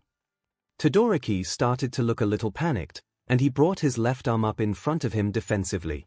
White smoke emerged from his hand for a moment before flames erupted from his palm and wrist, starting to sheathe his arm in a defensive blaze. Midoriya reached forward, right arm glowing with pure power, and Todoroki faced him, fire erupting from his left arm. Then the image froze in a stylized shot of the two rivals about to clash. Half the audience groaned when the mid-episode title appeared, annoyed at the sudden cliffhanger. "Seriously?" Toru complained. "It was just getting good," Rikido added. "This is definitely an anticipated matchup," Mizo agreed. With time almost up, Team Todoroki is in first place with 4 headbands. Present MIC commentated over the cheering crowd and an aerial shot of the stadium before switching to the scoreboard. Despite their best efforts, Team Midoriya has fallen to the bottom. Will these be the top 4 teams that move on to the next round? He asked the crowd, showing a close-up of Team Kendo, Tetsu, Monoma, and Todoroki's point totals from 520 to 1001175, with Team Rin in 5th with 125 points. Second place, Monoma said as he looked at the scoreboard while his team kept running with less than a minute left in the game. We've done pretty well for ourselves. Nito himself scowled while Hanta, Mina, 𝐴 and Katsuki started to grin. Yay! Mina cheered. Our sudden comeback moment. Losers! Get back here. Monoma groaned and his shoulders slumped. Doesn't he ever give up? Not a chance, 𝐴 chuckled. Yeah, Denki agreed. If Bakugo ever just gave up on something, I think I might take a vacation to Antarctica. You'd probably enjoy hanging out with penguins, Kyoka said. An explosion burst from Bakugo's hands, propelling him off of his horses with an angry expression on his face while of the three he left behind, Ashido seemed the most shocked and baffled at what he'd just done while Kirishima belted out, "Hey, don't just fly off on your own." Denki looked over at Kyoka as on-screen Tsuburaba created a barrier in front of on-screen Bakugo with his solid air quirk. What's wrong with hanging out with penguins? They can dance. Are you saying that you don't like penguins, Gyro? Actually, I think the dancing thing was just for that animated movie. Koji spoke up while Kyoka turned to look at Denki. Of course I like penguins, she replied. Who doesn't like penguins? Bakugo, probably, Ochako muttered under her breath. I think you'd look really cute hanging out with penguins, Gyro, Toru offered. I can see you in a big fluffy purple parka while the sun's shining on an Antarctica afternoon, feeding penguins fish from a bucket. Remember children that it's not a good idea to feed wildlife, Principal Nezu reminded them. Koji looked up at him in alarm. Unless, of course, your quirk allows you to do so safely without allowing them to associate humans with food. Or, it was just an image in my head, Toru mumbled dejectedly. Kyoka tried to hide her sudden feeling of embarrassment by looking away. Sure, of course she'd love to be around cute penguins, as long as they didn't do anything mean to her and were like animals in cartoons that would just cuddle up to humans without getting territorial and attacking them, or becoming terrified and running away. Kyoka just didn't want people to lose the image of herself that she'd cultivated. She was a rocker, a punk, an anarchist. Her room was nothing like the cute and girly stuffed animal paradise that was Toru's room. She'd sooner get a tattoo of a flaming skull and wear a spiked collar than be caught dead cuddling a stuffed 𝐴 penguin. That didn't mean she wouldn't want a stuffed 𝐴 penguin. She'd just keep it locked away and hidden in a trunk under the floorboards where no one could find it. Bakugo let out a scream as he punched the barrier of solid air Tsuburaba had made one final time, his fist crashing through and shattering it like glass. His arm plunged forward, hand reaching out and snatching a pair of the headbands that were around Monoma's neck, with the other blonde pausing with a stunned expression right before his team was about to run away from the mad bomber. Bakugo leapt back into the air off the air shield, Monoma exclaiming, "CRP. He snatched some of them." Falling backwards, Bakugo was caught by a line of tape Zero had sent out, allowing him to be reeled back into his horses. Team Bakugo has 2 headbands and moves into 3rd place. Present MIC shouted as Monoma scowled and the scoreboard updated, with Bakugo going up to 695 points to Monoma's. The final moments of the game have been full of shakeups. Oh, to be young again. Pony Tsunotori yelled as she charged forward with Kamakiri on her back, then her cheek got smushed into her face and she winced as she collided headfirst with one of Tsuburaba's walls of solid air. Ooh, I feel bad for Pony, Itsuka hissed while Togaru called his partner's name and Nito's team was being assaulted on all sides by his fellow classmates of Class 1B now. That had to hurt. It seems with the mad dash in the final minute, Class B's game plan disintegrated as everyone fought for enough points for advancement, Fumikage remarked. Is present MIC really old enough to be saying things like that? Ochako asked, looking at Izuku while Itsuka frowned and scowled as the show revealed her team was still frozen in place. I don't think so, he replied, unsure of his answer. I mean, if Midnight's Yao, he paused and then his face went red. Momomo's mom, then he's technically old enough to be our parents since there's only a 1-year age gap. So, he's still young. Mina listened to what Izuku had been saying from her seat in the 2nd row, and then her face lit up like a beacon, but she held her tongue for now. I told you to warn us before you jumped. Zero scolded Bakugo, reeling the tape from his left elbow back in. Bakwo grunted as he landed atop his 3 horses. Whatever, Kirishima said, this means we're advancing. We're not done. Bakugo screamed, rabid and angry, and he started pounding Kirishima on the head while 𝐬𝐿 queried him with a simple "Hey, we're gonna be the indisputable champions of the game. Now look at this." Eraserhead said, looking out over the field. Class 1B's strategy was a reasonable one, but there's one thing they forgot to consider. The camera swayed to being behind and beside Kirishima's feet, chasing after Monoma's team. "I couldn't brace myself earlier when I jumped," Bakugo growled at his teammates. "Get closer." Monoma frowned while watching them, and Bakugo clenched his fist. "We'll get our points back from this idiot, then go for the big one." "It needs to be said, but the current music track slaps," Kyoka said. Denki, Hanta, Mina, and many others nodded in agreement. "My name's 𝐬𝐿," the self-named teen shouted with a determined grin as he reached his arm forward and shot tape out towards Monoma's team, with the tape going straight to the left of them without striking a single member of the Class 1B4. "You missed," Monoma taunted. The screen went back to Bakugo's team, with half of the screen taken up with Kirishima's face and Bakugo's right leg, and the other half with most of Ashido's face. "Raccoon eyes," Bakugo ordered as Ashido looked up at his off-screen face with her mouth in a small O of surprise. "Lay down some acid in the direction we're going." Growling in disgust at her team leader still not knowing her name even after she'd reminded him before the game had started, Ashido loosed her acid from her left hand while chastising Bakugo. "It's Mina Ashido." Rapidly suching to all might in the stands, the top pro commented on his own. "Young Bakugo, you understand something crucial, a truth no one had to teach you." With the background all in black, 𝐬𝐿's tape was highlighted, then their team's shoes splashing against the slippery acid Ashido had created. "But there's a difference between those who aim for the top, and those who will settle." Bakugo put his arms behind him while braced, and blasted strong explosions from each palm, using his quirk to rocket them forward on Ashido's acid trail.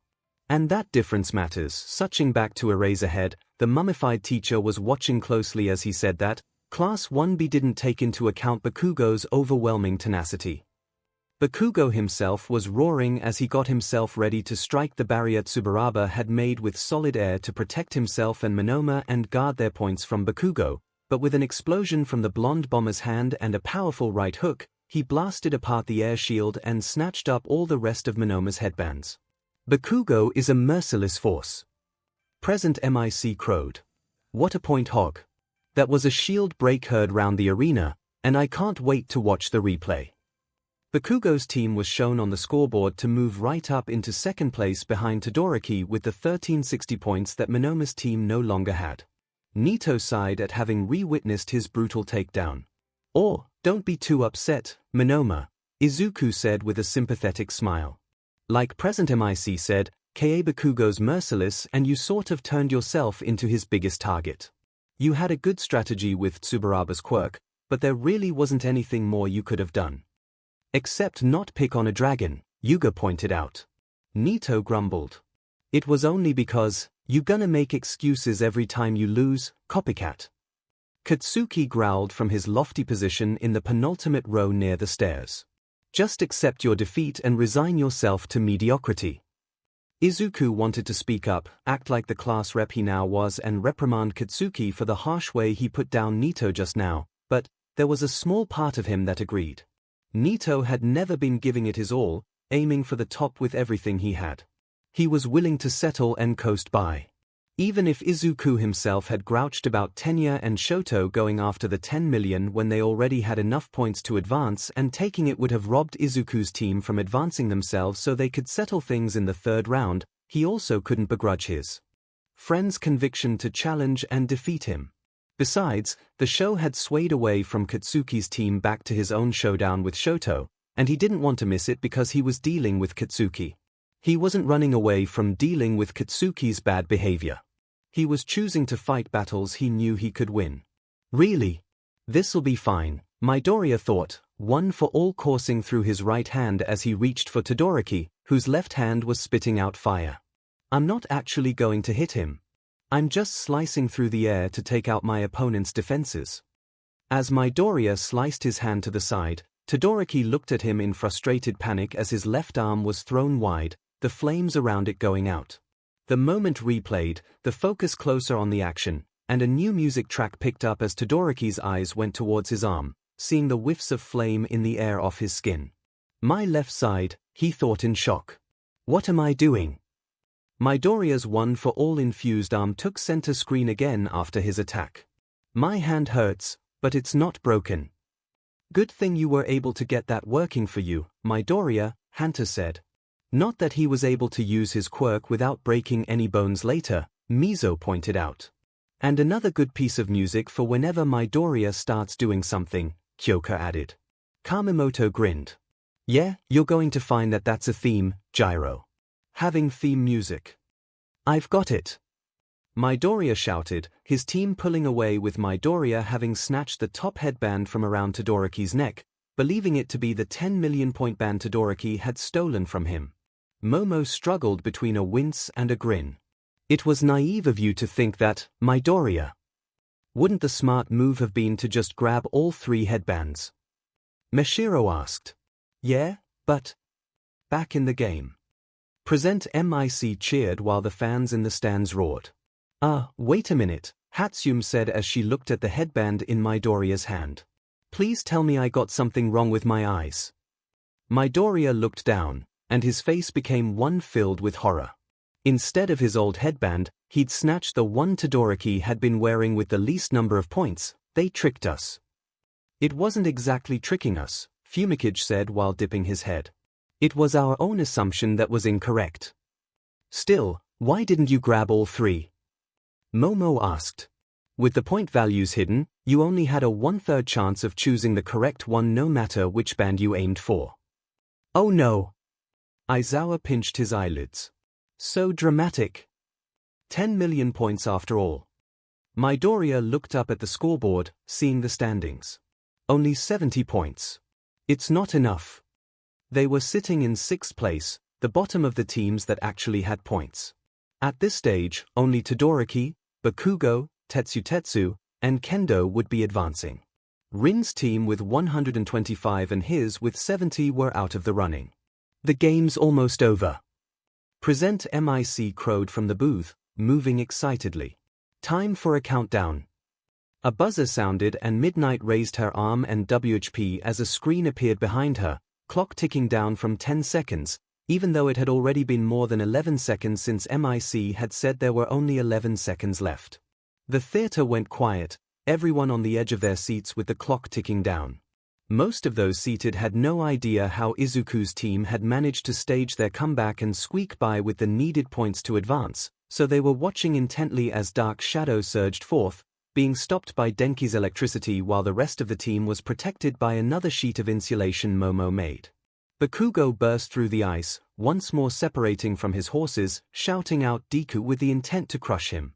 Bakugo! Kirishima yelped, while Kaminari had gone over his limit and was brain dead. Despite themselves, a few people couldn't help but giggle at Denki's comical fried brain face. Uraraka! Midoriya roared. Let's go, she cheered, pushing them onward. Ida's engine sputtered. They were still sitting ducks. Todoroki called on Yorozu, and she seemed to be preparing to do something as Midoriya advanced. Who's got the points? Bakugo asked, confused as he glanced between Midoriya and Todoroki, clearly not having been looking at the scoreboard to see that Midoriya had nothing worth taking. With a glow coming off Yorozu's body as she used her quirk, Todoroki grasped a metal bow staff she had created to face the oncoming rush, though his eyes were solely fixed on the threat ahead of him and not the aerial bomber. Damn it, icy hot. Ice covered the bow staff as Todoroki continued glaring at Midoriya. The camera flashed repeatedly between Midoriya, Bakugo, and Todoroki, each of them intense and intently focused on either their imminent attack or defense, until it turned into a wide shot with present MIC shouting, "Time's up," and Dark Shadow very quickly slipping back from Todoroki's team to being just in front of Tokoyami. In the silence of the music cutting out at present MIC's announcement, Bakugo lost his focus and dropped to the ground, falling flat on his face in the cement on the field. Ribbit, I wasn't the only one who saw that, right? Tsuyu asked, pointing at the screen even though it was now showing the fans instead of the standoff. I don't think so, 𝐒𝐻𝐻 said. I think I did too. Dark Shadow. Koji agreed, nodding his head, even as the on-screen Izuku clenched his teeth and fist in agonize defeat, not having been able to reach Shoto in time. Yeah, Dark Shadow really saved us, 𝐒𝐿𝐵 said with a relieved sigh. Mai gave him a thumbs up. Good work, nevermore. 𝐵𝐵𝐾𝐽 blinked. Nevermore. Mai just hummed and went back to watching while happily kicking her legs. Hatsume. Tenya scolded her.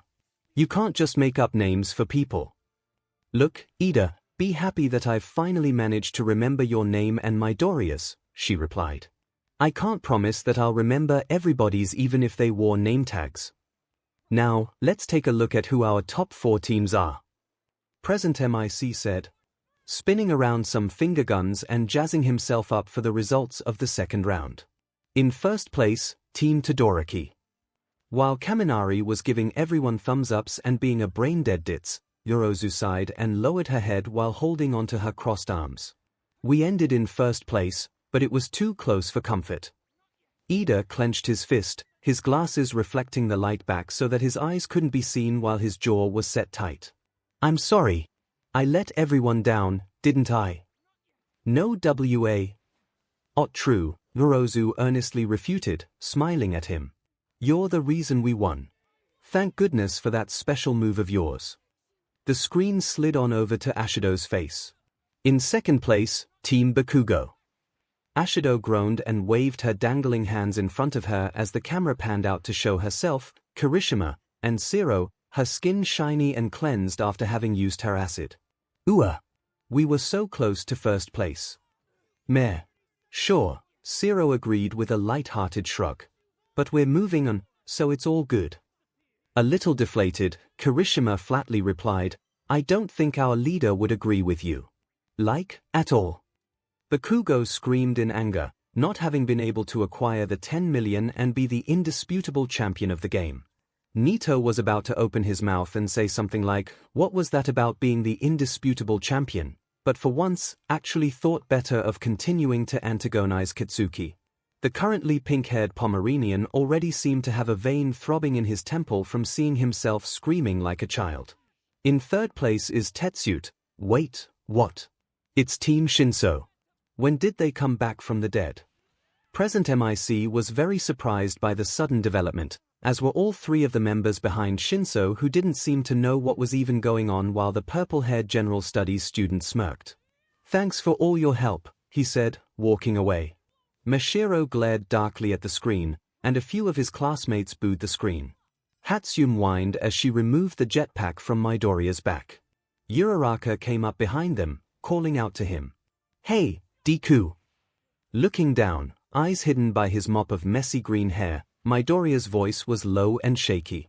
Guys, he said, turning towards the 2 girls, I'm really sorry, he apologized.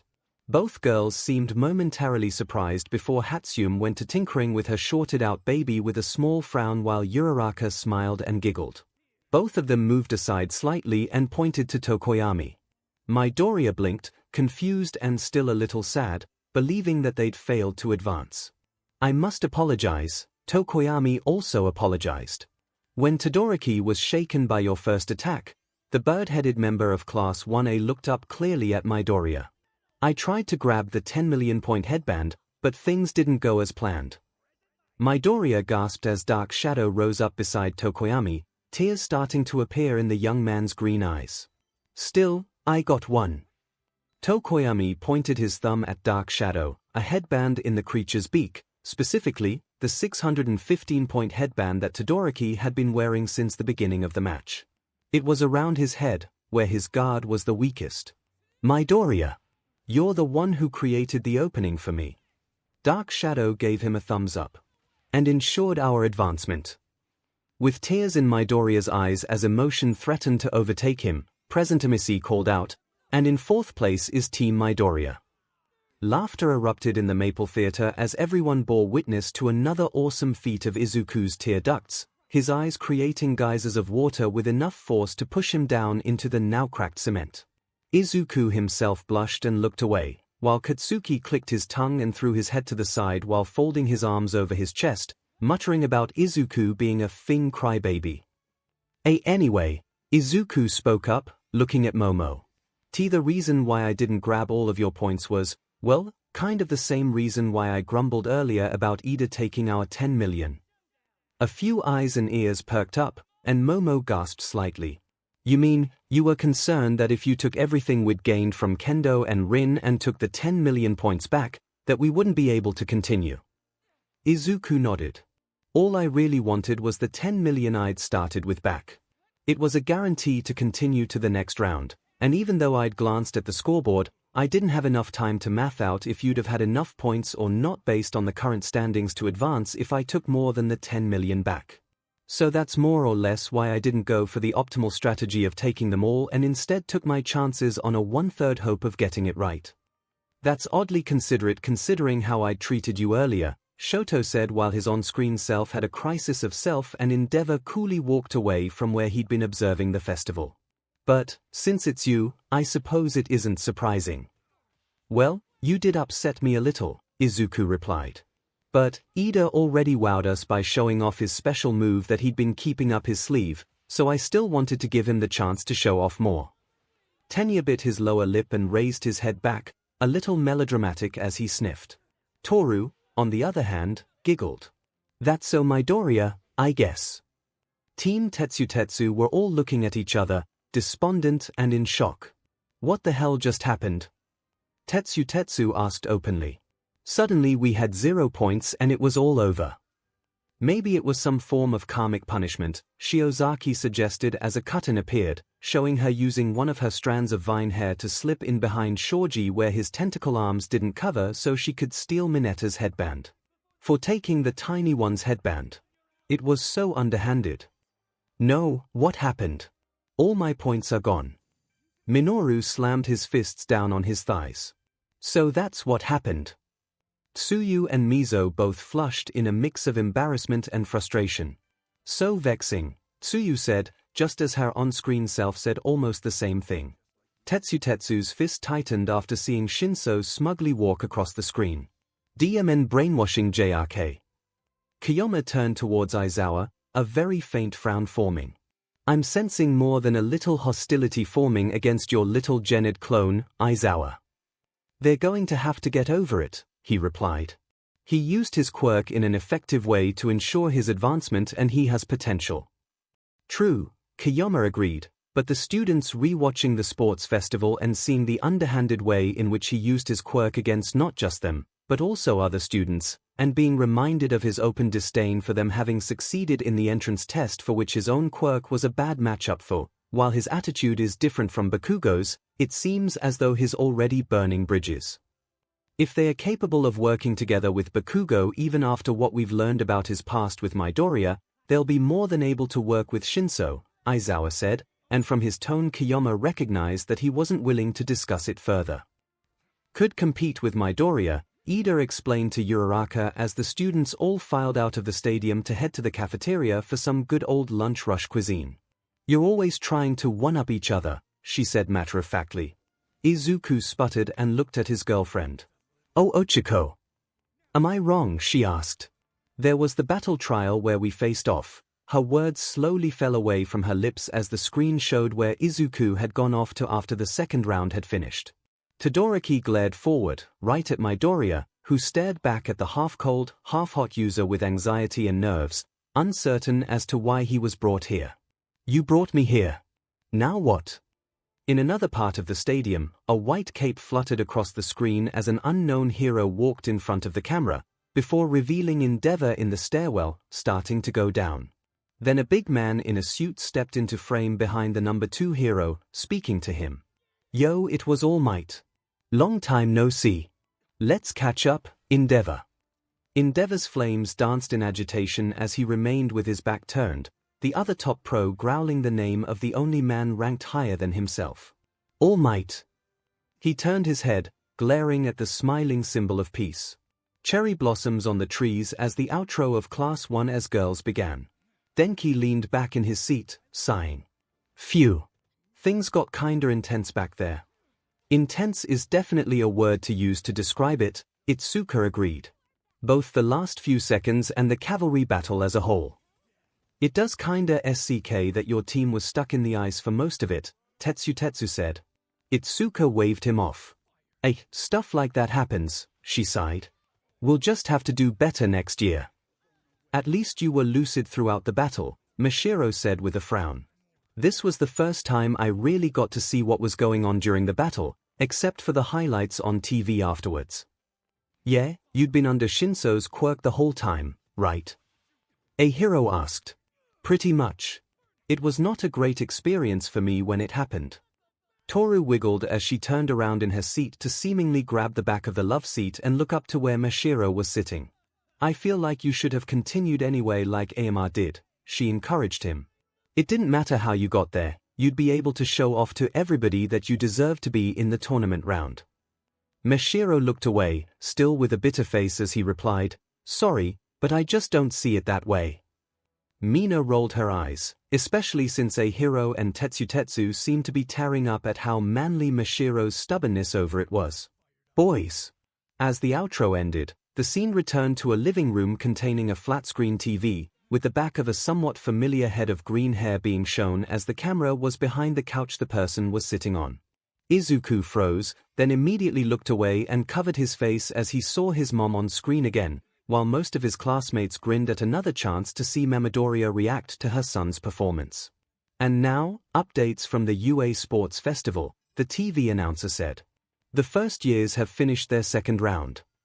On the screen, the top 4 teams appeared, with the 16 names from the 4 teams appearing as well as their point totals.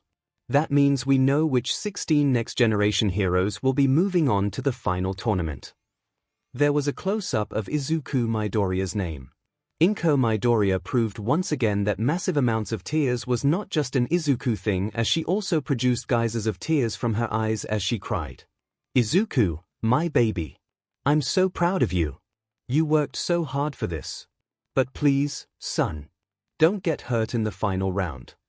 Izuku remained hiding his face as he heard his mom cry tears of pride and joy at his success, his classmates snickering at him and throwing some shade at how he definitely got hurt in the final round. It's the preview. Narrator Midoriya announced. Midoriya, you've got All Might in your corner, helping you out, narrator Todoroki said, his voice appearing for the first time to do a preview. Oh, so I'm helping out this time, Shoto said. Boo. Mina jeered. I wanna do it. When's it my turn? I am going to beat you, continued narrator Todoroki. Todoroki, why do you have it out for me? Narrator Izuku asked. Not even acknowledging the question, narrator Todoroki continued. I don't really care what you are to All Might. Your eyes are like ice. It's so creepy. I will go higher than you. You can say that, sure, but I have my own reasons for reaching the top. Next time, the boy born with everything. The girls from our class will cheer and cheer and cheer some more. Momo sighed and put her palm to her forehead while Ochako reached over Izuku and patted her on the shoulder. Go beyond. Plus ultra. Hanta chuckled in his throat. Well, I guess that was on form for Todoroki. Shoto looked at him. What do you mean? Well, narrator, you basically just rehashed what past you already said in the locker room before we got started, Hanta replied. So, yeah. That was so like you back at the start of the year. Guess we get to see whatever this serious talk between Midoriya and Todoroki's going to be about, Minoru said. Izuku and Shoto glanced at one another, while Katsuki kept his expression neutral and didn't look anyone in the eye. Okay sports fans, 5-minute break time. Kamemoto declared. You know the drill. Some of the students got up to go use the facilities real quick. As they did so, Izuku and Shoto shared looks with one another from their respective positions in the front row. The conversation that they had back then during the break between the mornings and afternoons activities was about to be aired, and while neither of them may have remembered the exact words spoken back then, they both vividly recalled the content. Todoroki, are you going to be okay? Izuku inquired. After several seconds, he nodded. Your past and secrets were shared as well, Midoriya, Shoto replied. And we all agreed that by watching these videos, things we may have attempted to keep secret from the rest of the class would be revealed. Shoto looked down at his left hand again. I've been coming to terms with what we talked about, and moved forward. If the rest of the class knows at this point, I think I'm okay with that. From her perch above them, Kamemoto nodded while hearing them. It's not like those secrets are gonna stay secret forever if canon still ends up taking its course, somehow, she thought. I just hope these kids don't decide not to accept Endeavor's quest for atonement before he even gets the chance to pursue it in their new timeline. Aomar remained silent, smiling, elbows on his thighs and chin resting in his hands as he watched the timer, almost imperceptible beads of sweat forming underneath his golden hair. I feel like I want to ask, Momo said, but I also feel as though any questions I'd ask are about to be answered in a few minutes anyway. Ochako nodded as well. That's correct, Shoto replied. Then we'll refrain from prodding, Tenya announced. Although everyone's entitled to their own secrets, Mizo interrupted the former class rep. Not all of us are comfortable or even wish to discuss our pasts, even with our close friends. Especially if we have some sort of trauma in them. It's not really something we go around starting conversations with. Yeah, Kyoka agreed. It's not like Mr. Aizawa ever had us come to the front of the class and introduce ourselves with a full autobiography of our first decade and a half of being alive. Heck, we didn't even get to stand up and just say 3 things about us, Denki pointed out. It was just show up, do a quirk assessment test, pick up the syllabus and get out. All the socializing stuff we had to do on our own. Like I said on orientation day, you didn't come here to make friends, Aizawa stated. Kiyoma rolled her eyes. Don't be such a stick in the mud, Aizawa, she teased him while nudging his side with her elbow. You've even accepted the romantic relationships that have blossomed. Don't fall back and chastise them for being social. Emotional attachment can cloud your judgment and make you act irrationally, Aizawa countered. I'm not and never have forbidden them from forming bonds with one another. I'm just not about to intentionally facilitate their development and play matchmaker like you and Yamada do. And yet you've given them so much free time to relax and have fun while we're here, Yagi murmured with a faint grin on his emaciated face. Aizawa kept his own expression hidden underneath his capture scarf and refused to answer. Yagi and Kiyoma shared knowing grins behind his back. This class had mellowed him into a softie, he was just trying to maintain his gruff exterior. So I guess we're gonna see ourselves in those cheer uniforms again, ladies, Toru said. Hey, what did each of you do with those after the festival? I burned mine, Kyoka replied immediately, a dark look on her face.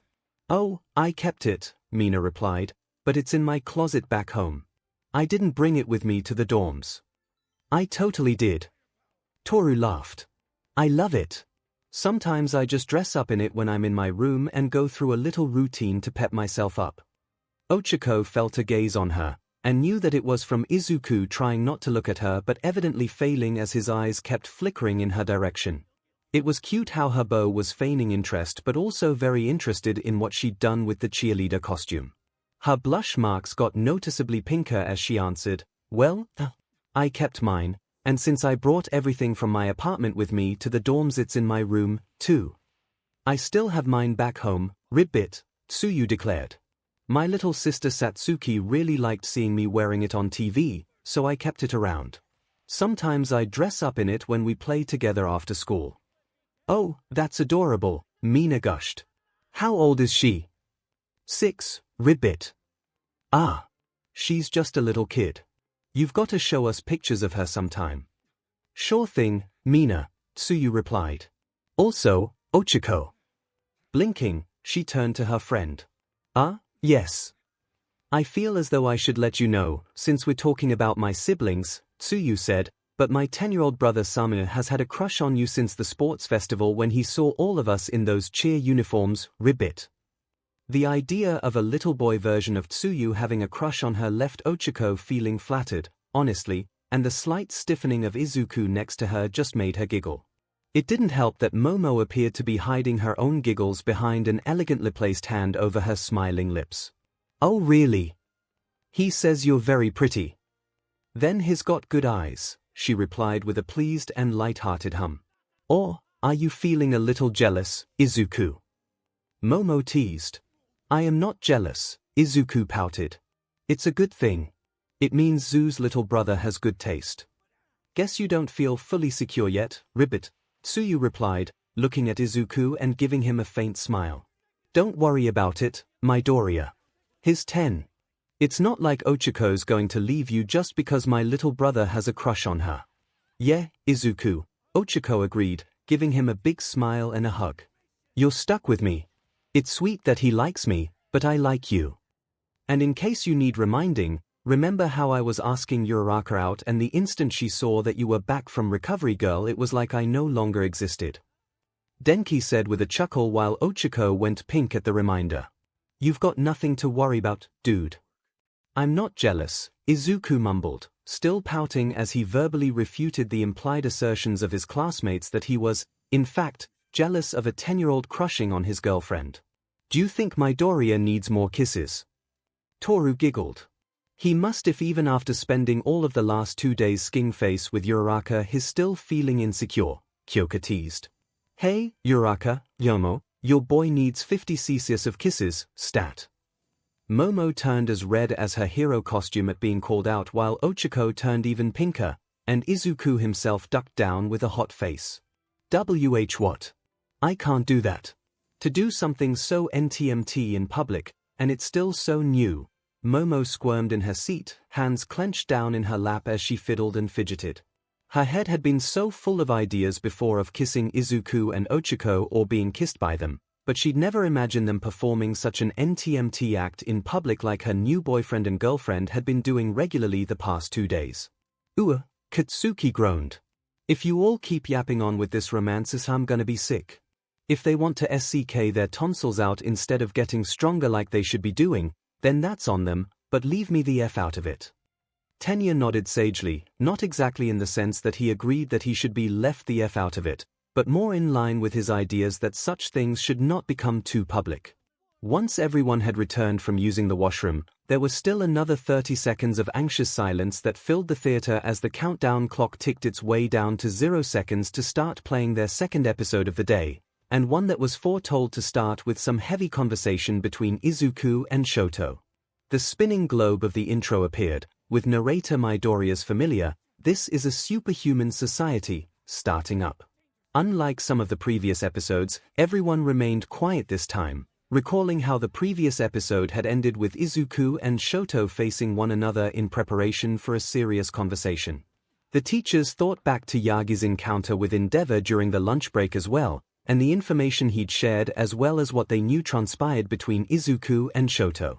However, they were some months removed from the incident, so the finer details of the exact words escaped them, but they recalled the gist of it, more or less. It was time to get a more accurate retelling of the events, and see if the show that had been accurate so far would shed greater light on what they thought they knew. One for all's power surged into Midoriya's arm as he prepared to take the 10 million point headband from Todoroki. All 3 of them put their trust in me, he thought as his horses drove him towards Todoroki with the stylized background of surging multicolored lights. This is my responsibility. We all have our reasons to win this. And I refuse to let the others down.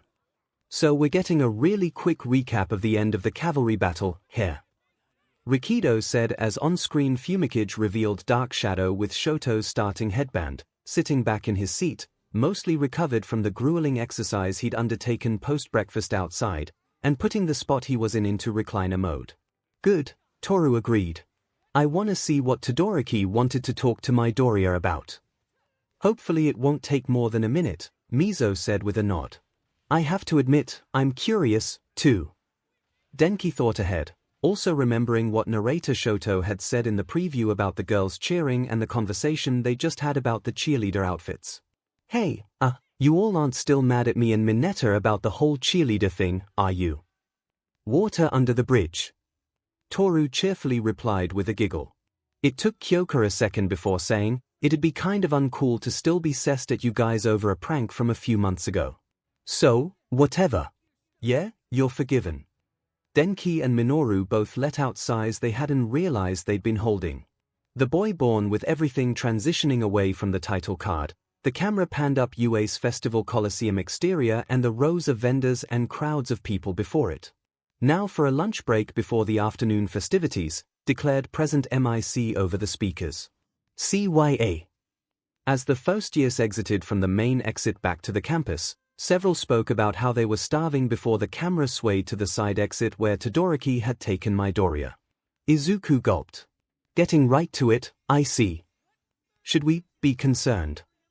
Momo asked, looking at Izuku while glancing at Shoto.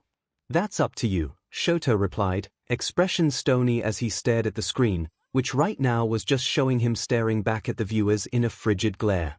The screen flipped to the other side of Todoroki's glare, showing Midoriya anxiously staring back at him for a few moments before changing perspective to a view from inside the tunnel looking out at the sunlit pavement and grassy field before the forest on UA's grounds, Midoriya's profile mostly in light while Todoroki was bathed in shadow. We should probably eat soon, Midoriya suggested, breaking the tense silence Todoroki had left them in. The cafeteria's gonna be busy. Todoroki continued to glare at him, unchanging. Don't you think? Midoriya asked, trying to get his classmate to engage after pulling him aside out of the blue. Midoriya gulped, still anxiously standing there and looking at his stronger and taller classmate. His all-cold intimidation. Way different from Kaken. I was overwhelmed. He speaks. Hunter chuckled, trying to break some of the ice that had settled into the viewing audience as well.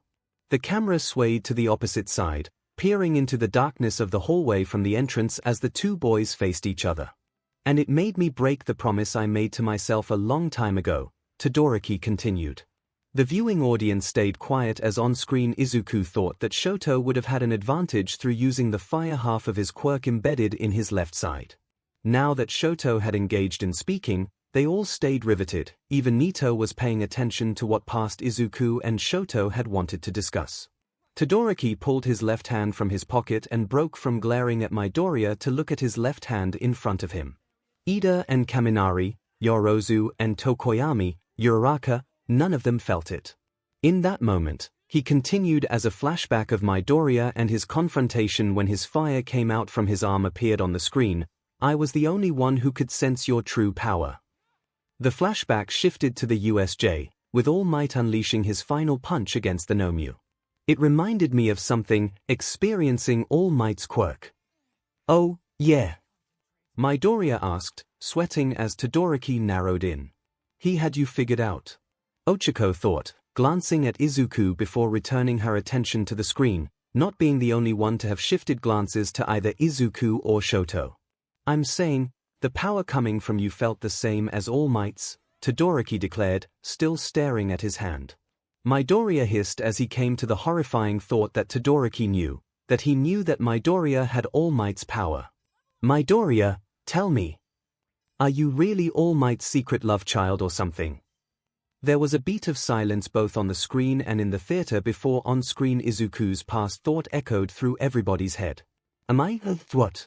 The serious air shattered as guffaws of laughter erupted from the watching audience, Izuku bowing his head with a hand over his face and Shoto stoically ignoring everyone around him. Yagi sputtered hacking coughs to hide his own amusement at Shoto asking if Izuku was secretly his son, and Aizawa yes, even Aizawa, had to press a fist to his chin to restrain from laughing under his breath. You thought that Midoriya was All Might's secret love child. Mina laughed, practically screaming in mirth. It was a valid hypothesis, Shoto countered. Come on, man, All Might's been an active pro since our parents were kids, Hunter chuckled. For Midoriya to be his son, All Might would probably have had to have hooked up with his Midoriya when he was, like, 40 or something. Yagi winced at how Hunter called out his age. He called himself an old man, but really, he wasn't that old, was he? He was only in his mid-50s. Yoroimusha was much older than him. They're calling you out, old man, Kiyoma giggled as she elbowed him. Saying that you're too old to be Midoriya's father. I also never had the pleasure of meeting his mother until we wanted to move them into the dorms, Yagi added. And, as the boy has said, he already has a father, though I admit, in the short time I was in their home I never saw evidence of him, not even when Midoriya was in hospital after the villains attacked the summer camp. It does seem a little strange, I'll agree, Aizawa added, folding his arms. Even for a man working overseas, you'd think he'd be able to get some time off to see his critically injured son. From down below, it seemed as though Shoto had heard the teachers talking, somehow, and turned to look back at them. That just adds more evidence to my theory that he's your secret love child, All Might, Shoto declared. He turned his head. Midoriya, it may not be in the traditional way, but you still received your quirk from your father. Todoroki. Izuku whined. My dad's got a fire breath quirk. And he works overseas in the USA. All Might is not secretly my father. You heard my mom in the first episode when the doctor told me I was quirkless. I believe your mother's exact words were, I can float small objects towards me and my husband breathes fire. I noticed that she did not specifically say that your father breathes fire, Shoto replied. Todoroki. Izuku groaned, slowly feeling more and more done with this. It's also not completely outside the realm of possibility that All Might could have donated his 𝐆𝐵𝐻 and your mother received it if she and your fire-breathing father were having difficulties, Shoto continued. Perhaps we should request a paternity test. Izuku's face was steaming. Why are you so fixated on this, Todoroki? Because I need to get to the bottom of this, Todoroki replied, and I need a distraction. Long time no see. All Might said, looking down the stairwell at another hero. Let's catch up, Endeavor. Flames swirled around the flame hero's shoulders before the short spiky-haired redhead turned his head to disdainfully regard the number one hero. All Might. I haven't talked to you since that press conference 10 years ago, All Might stated cordially. Been a while. I saw you and figured I'd say hi. Wait, the number one and number two heroes hadn't spoken to each other for 10 years. Hunter queried while Endeavor blew off All Might. That can't be right, can it? A number of the students turned to look at Yagi, who nodded his head. It is, actually. Before this, the last time we'd spoken was at a certain press conference, and it wasn't a happy time to be meeting. All Might laughed and did a few flips over Endeavor to reach the landing ahead of the flame hero. Come on, why the cold shoulder? All Might bombastically asked the other hero. Endeavor growled in annoyance as he glared at All Might. You should be thrilled, All Might projected a little onto Endeavor. After all, your son's doing very well out there, just using half his power. You must be a great teacher. Shoto impassively continued looking up at the screen, watching this conversation between his old man and All Might that the teachers had referenced before. A great teacher. Objectively speaking, he is that. I would never have gotten as strong as I am without him, but I can't say he's a great person. Are you implying something? Endeavor asked. No, All Might responded. I want to know your secrets. How do we train the next generation of heroes? Aizawa and Kiyoma both looked at Yagi. You never mentioned before that you asked him this, Kiyoma purred. Yagi flinched and anxiously rubbed the back of his head. Well, I was still so new to teaching and young Todoroki was such an exemplary student I figured that Endeavor had done a good job with his training of the boy. I'd hoped he'd have some advice for a newbie getting into the teaching game. I was willing to take help from anyone by the time of the sports festival. It's good that you acknowledged your shortcomings, All Might, Nezu said, watching the screen in interest, even if his Yorkshire Gold continued to taste off, in a way he couldn't put to words. Endeavor stopped on the stairs after he'd shouldered past All Might, essentially calling him flashy and brainless after rejecting his request for teaching advice, while All Might just stood there with his hands clasped together. Let me assure you of one thing, All Might, Endeavor said, and the camera panned up to showing a very focused and unhinged look on the hero's face. That kid of mine will beat you someday. I'll make sure of it. That's why I made him. The smile that slipped from on-screen All Might's face closely matched what was growing on the faces of the students in the theater. I made him. Momo quoted, questioning the specific phrase that Endeavor had said. Endeavor looked back at All Might, a single crazed eye visible amidst the flames covering his face. He's in a rebellious phase right now. But he will take your place. I'll make sure of it. Okay, concern multiplying, Denki said, shivering at the sight of the current number one acting like that only months ago. My old man is ambitious, Todoroki explained to Midoriya as the screen showed Endeavor stalking away from an unnerved All Might. He aims for the top. The camera returned to the hallway Todoroki had taken Midoriya to, the son of Endeavor not meeting Midoriya's gaze and looking off into the darkness of the arena.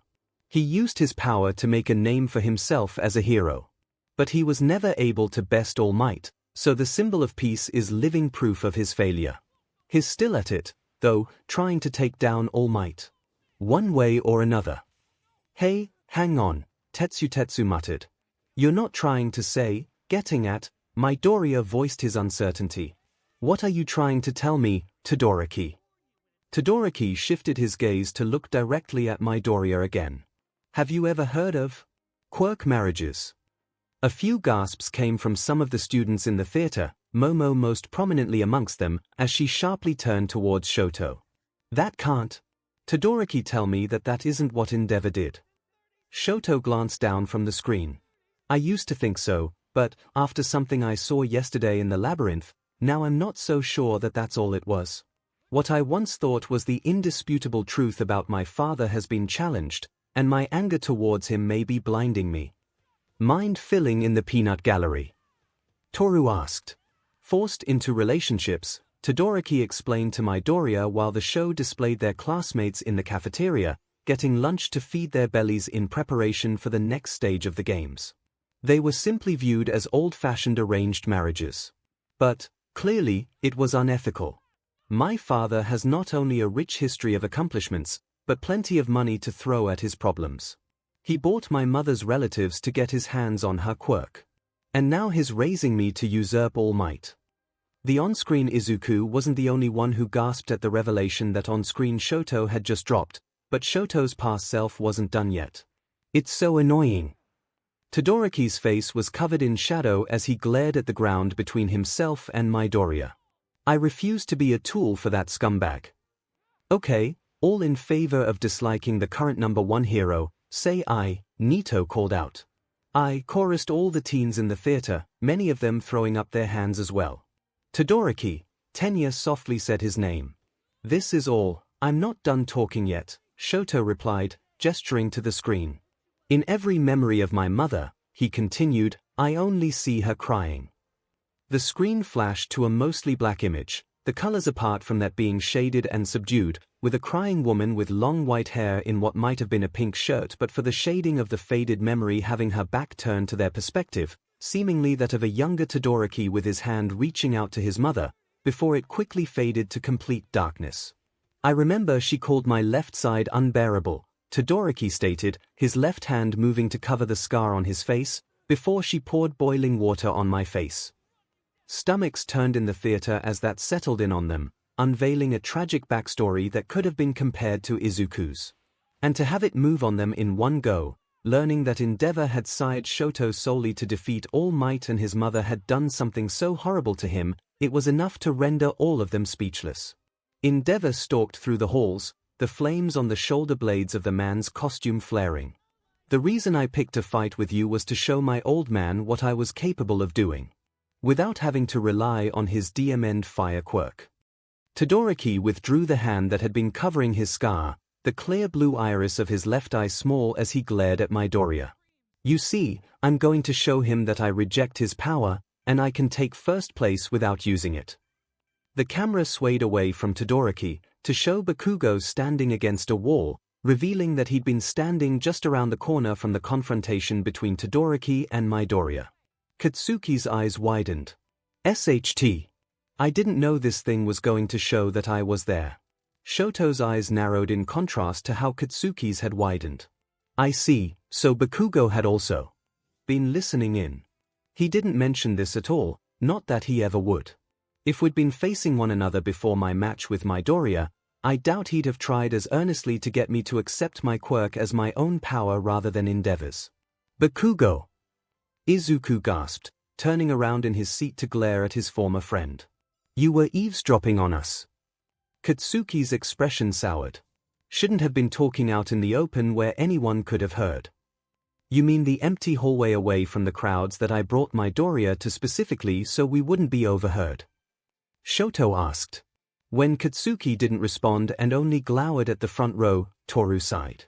You know, Bakugo, I'm starting to wonder if you've got some kind of tsundere crush on Midoriya. What did you say? Katsuki roared, jumping up from his seat while the on-screen Shoto continued to talk as he walked away from on-screen Izuku. You're just so totally fixated on everything Midoriya does, and you can't live with Midoriya knowing things that you don't, or having private conversations with other guys where even if it's totally personal you don't GTF out of there, and you're just explosively violent around him, Toru replied while Izuku and Ochako seemed mortified, but the rest of the students were all appearing to give her theory some serious thought. This irrational murder boner for Midoriya's starting to look more like you're just a type A tsundere. Honestly, tsundere crush is the option that paints you in the best light, Nito commented from the safety of his seat far away from Katsuki while Kamemoto held a hand tightly over her lips to stifle her giggles at what the students were doing.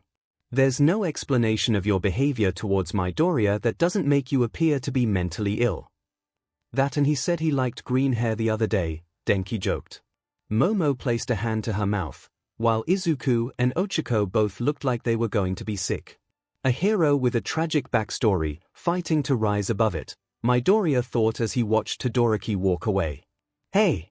The way I treated Deku doesn't make me look crazy. Katsuki shouted. He looked at a hero, who quickly looked away from him. Hey! Kirishima! What's with the look on your face? I don't know, dude, a hero hesitantly replied. You had that fight with Midoriya a few days ago after the licensing exam, and before that Mr. Aizawa had paired the two of you up against All Might for your term final practical, and he wouldn't have done that without a reason. And then there's everything these videos have shown us about your past, and, well, I can see where Hagakure and Monoma are coming from. I don't agree with it or anything, but I can see it. Katsuki felt himself shaking as his voice got caught in his throat. All of that, it was just so wrong that words had completely escaped him. And he couldn't even use his quirk to vent his anger about it thanks to that DMN inhibitor. Why couldn't all of these idiots see it? He was not obsessive over Deku. He didn't give a DMN what he or Todoroki did. It didn't help that he was smart enough to know that it certainly didn't look that way, given how he absolutely had gone out of his way to listen to whatever it was the two of them had secluded themselves in order to discuss. The small voice he always told to shut the F up repeatedly hammered home how much of a fing hypocrite he was, and it just kept getting stronger the more he had to watch his past. Get the hell out of my way, Deku! Flashback Bakugo roared as Midoriya remembered bits and pieces of those who'd helped him on his way, even inadvertently. Team up with me, person in first place. It was around his head where his guard was the weakest. Young man, you, too, can become a hero. Midoriya clenched his fist as he stood outside the arena, facing Todoroki after catching up to him. He thought back to the video of All Might's debut. All Might is constantly saving people with a fearless smile. He's the greatest hero. And I wanna be just like him. The image faded to the day's blue sky while Midoriya faced Todoroki's back, the green-haired young man telling Todoroki this as the wind blew through their hair. In order to do that, I have to be strong enough to become number one. Todoroki half-turned to look at Midoriya while his hands remained in his pockets. I know my motivation might seem stupid compared to yours. But still, I can't lose this, either. I owe it to everyone who supported me to try my best. Izuku put his hand over his face and bowed his head. He could feel his cheeks heating up and turning red. He'd only ever meant for Todoroki to hear that, not his whole class. Izuku groaned in embarrassment, not sure if he felt better or worse at the sound of giggles next to him. Don't be like that, Izuku, Momo said, her hand on his shoulder. I think it's a lovely motivation. I am going to beat you. And even though you didn't win, you did an amazing job out there, Izuku, Ochako said, snuggling into her boyfriend while the music rose over the on-screen past selves of Izuku and Shoto looking at one another before Shoto started to walk away. Bakugo, still watching from the shadows, turned away. And there's Bakugo, being a stalker, Hanta chuckled, and Katsuki tisked. Todoroki's not the only one with the comic book backstory, Midoriya, Koji said. Yours is also pretty comic book-like. Mine's what? Izuku yelped. Denki nodded his head. Yeah, I can see it. The fade-out returned to an aerial view of the stadium after their lunch break, Present MIC shouting out to the crowds. Get those foam fingers in the air. It's almost time for the last round. Kyoka looked down, away from the screen. Here it comes. Didn't make the finals. Since this is a sports festival, MIC said as members of Class 2B walked back into the field, we've prepared some super fun side games everyone can participate in. The screen changed to showing a number of girls with pointed noses wearing orange cheerleader outfits with yellow pom-poms doing a routine as sparkles glittered in the sunlight and rapid camera flashes. Many in the crowd behind them seemed excited seeing the cheerleaders. We even brought in cheerleaders from America to get your BLD pumping. Eraserhead looked up and grunted in surprise, and MIC looked a little surprised as he took a closer look at the field. Hold up. The members of Class 1B and other first years looked stunned in surprise as the camera panned towards a pair of BRSTs bulging out a cheerleader uniform, the inhabitant of the cheer costume invisible beneath it. What are they doing? Eraserhead sighed. Ochiko's face steamed as the show accentuated a pair of BRSTs in the cheer top, then moving to a butt in the skirt, before showing the 1A girls in a line, all of them looking either mortified or unimpressed with their current predicament. Ochiko buried her face into Izuku's chest while Momo sighed, and all Izuku could do was chuckle in secondhand embarrassment while he patted his first girlfriend on the back of her head. It's okay. You girls look great. Looks like Class 1A is going full-on fan service. Kaminari and Mineta, eyes wide and blushing, surrounded by a cloud of pink and vibrant hearts, cackled and gave each other thumbs-ups. Yorozu shrieked and raised her pom-poms in anger. What? You tricked us. You're gonna regret this. I thought you all looked good, Mizo said. Thanks, Shoji. Toru cheered. The screen swayed to a title card of a flashback with a sticker of Mineta's face and a thumbs up, captioned as this sports festival, lunchtime. Yorozu. Gyro. Flashback Kaminari said seriously alongside Mineta in Lunch Rush's cafeteria. The pair of girls turned to look at them. Do you need something? Yorozu asked. Well, I'm sure you already know since you're, like, a class rep, Mineta said as he turned and pointed out behind them. There, 4 of the American cheerleaders were frolicking with sparkles all around them, either some effect from the show or actually one of their quirks. But they said all the girls have to wear those uniforms for the big cheer battle this afternoon. Oh, so that's how they convinced you, Izuku said. They convinced you that one of the recreational games was a cheer battle. Yeah, Ochiko ummed into his shoulder. Momo sighed again. Doesn't seem too far-fetched, really, Itsuka commented. Kendo. Momo wailed, the Class B rep having seemingly turned on her. Ginger hair shifted slightly as Itsuka shrugged. Well, if we were having a cheer battle it just makes sense that we'd be in cheerleader outfits, Itsuka said. Might even have been fun if we'd done that. I'm sure Tsunotori and Komori would have had a blast, but Yanagi would probably have sat it out. See, Minoru stage whispered to Denki, I told you we should have also tried for the 1B girls. Dude, there's no way we'd have been able to convince them, Denki reminded him. We'd have needed to get somebody like Awase or Shoda on board, too, and we weren't really on speaking terms with them then, remember? Aizawa sighed from his position above them all. Uruzu, why didn't you send me a message asking for the validity of what Mineta and Kaminari said? Sir, you instructed both Ida and myself that we were only to contact you in the case of an emergency, Momo answered him. Possibly forgetting that you may or may not have mentioned a cheer battle and the wearing of cheerleader outfits for it during the recreational games hardly seemed like an emergency situation. Kendo's right in that it also just makes sense, Mina added. I saw those girls at lunch, too, and wondered if that was something we'd be doing later. I was pretty excited, too, until I realized we'd been pranked. Mentally groaning that he set himself up for that, Aizawa bowed his head. Very well, I take responsibility for that. In the future, Yorozu, Midoriya, if you ever get somebody relaying information that they say is from me and you're not sure about the validity of it, contact me immediately to double-check. Yes, sir. Mineta, Kaminari, 15 laps around the island. 15. Minoru whispered, thinking about the heat and humidity outside, and what Denki had told him after the first day's run of only 5 laps. I'm gonna die. Healthy reminder that you cannot die on this island. Kawamoto chippily chimed in from her position manning the controls. Tournament-style fighting competition. Present MIC announced while the video displayed images of the winning teams, with the members of said teams who belonged to 1A and were currently in cheer outfits in said cheer outfits. I promise you're not gonna wanna miss these epic matchups. Ochako patted Momo on the shoulder as the mid-episode title screen appeared. For what it's worth, I think you did a great job with those uniforms.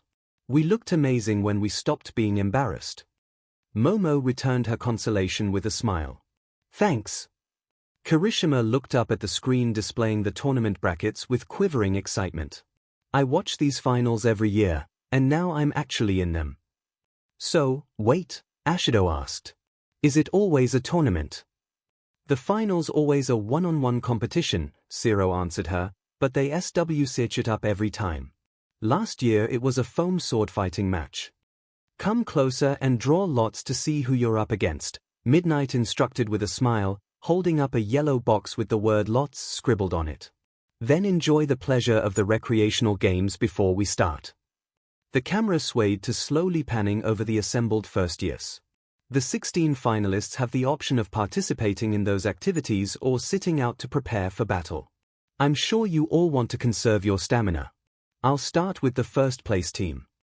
Just as Midnight began to move towards where Todoroki was, Ojiro raised his hand. Excuse me. Sorry, but I'm withdrawing. I still don't get why you felt you needed to withdraw.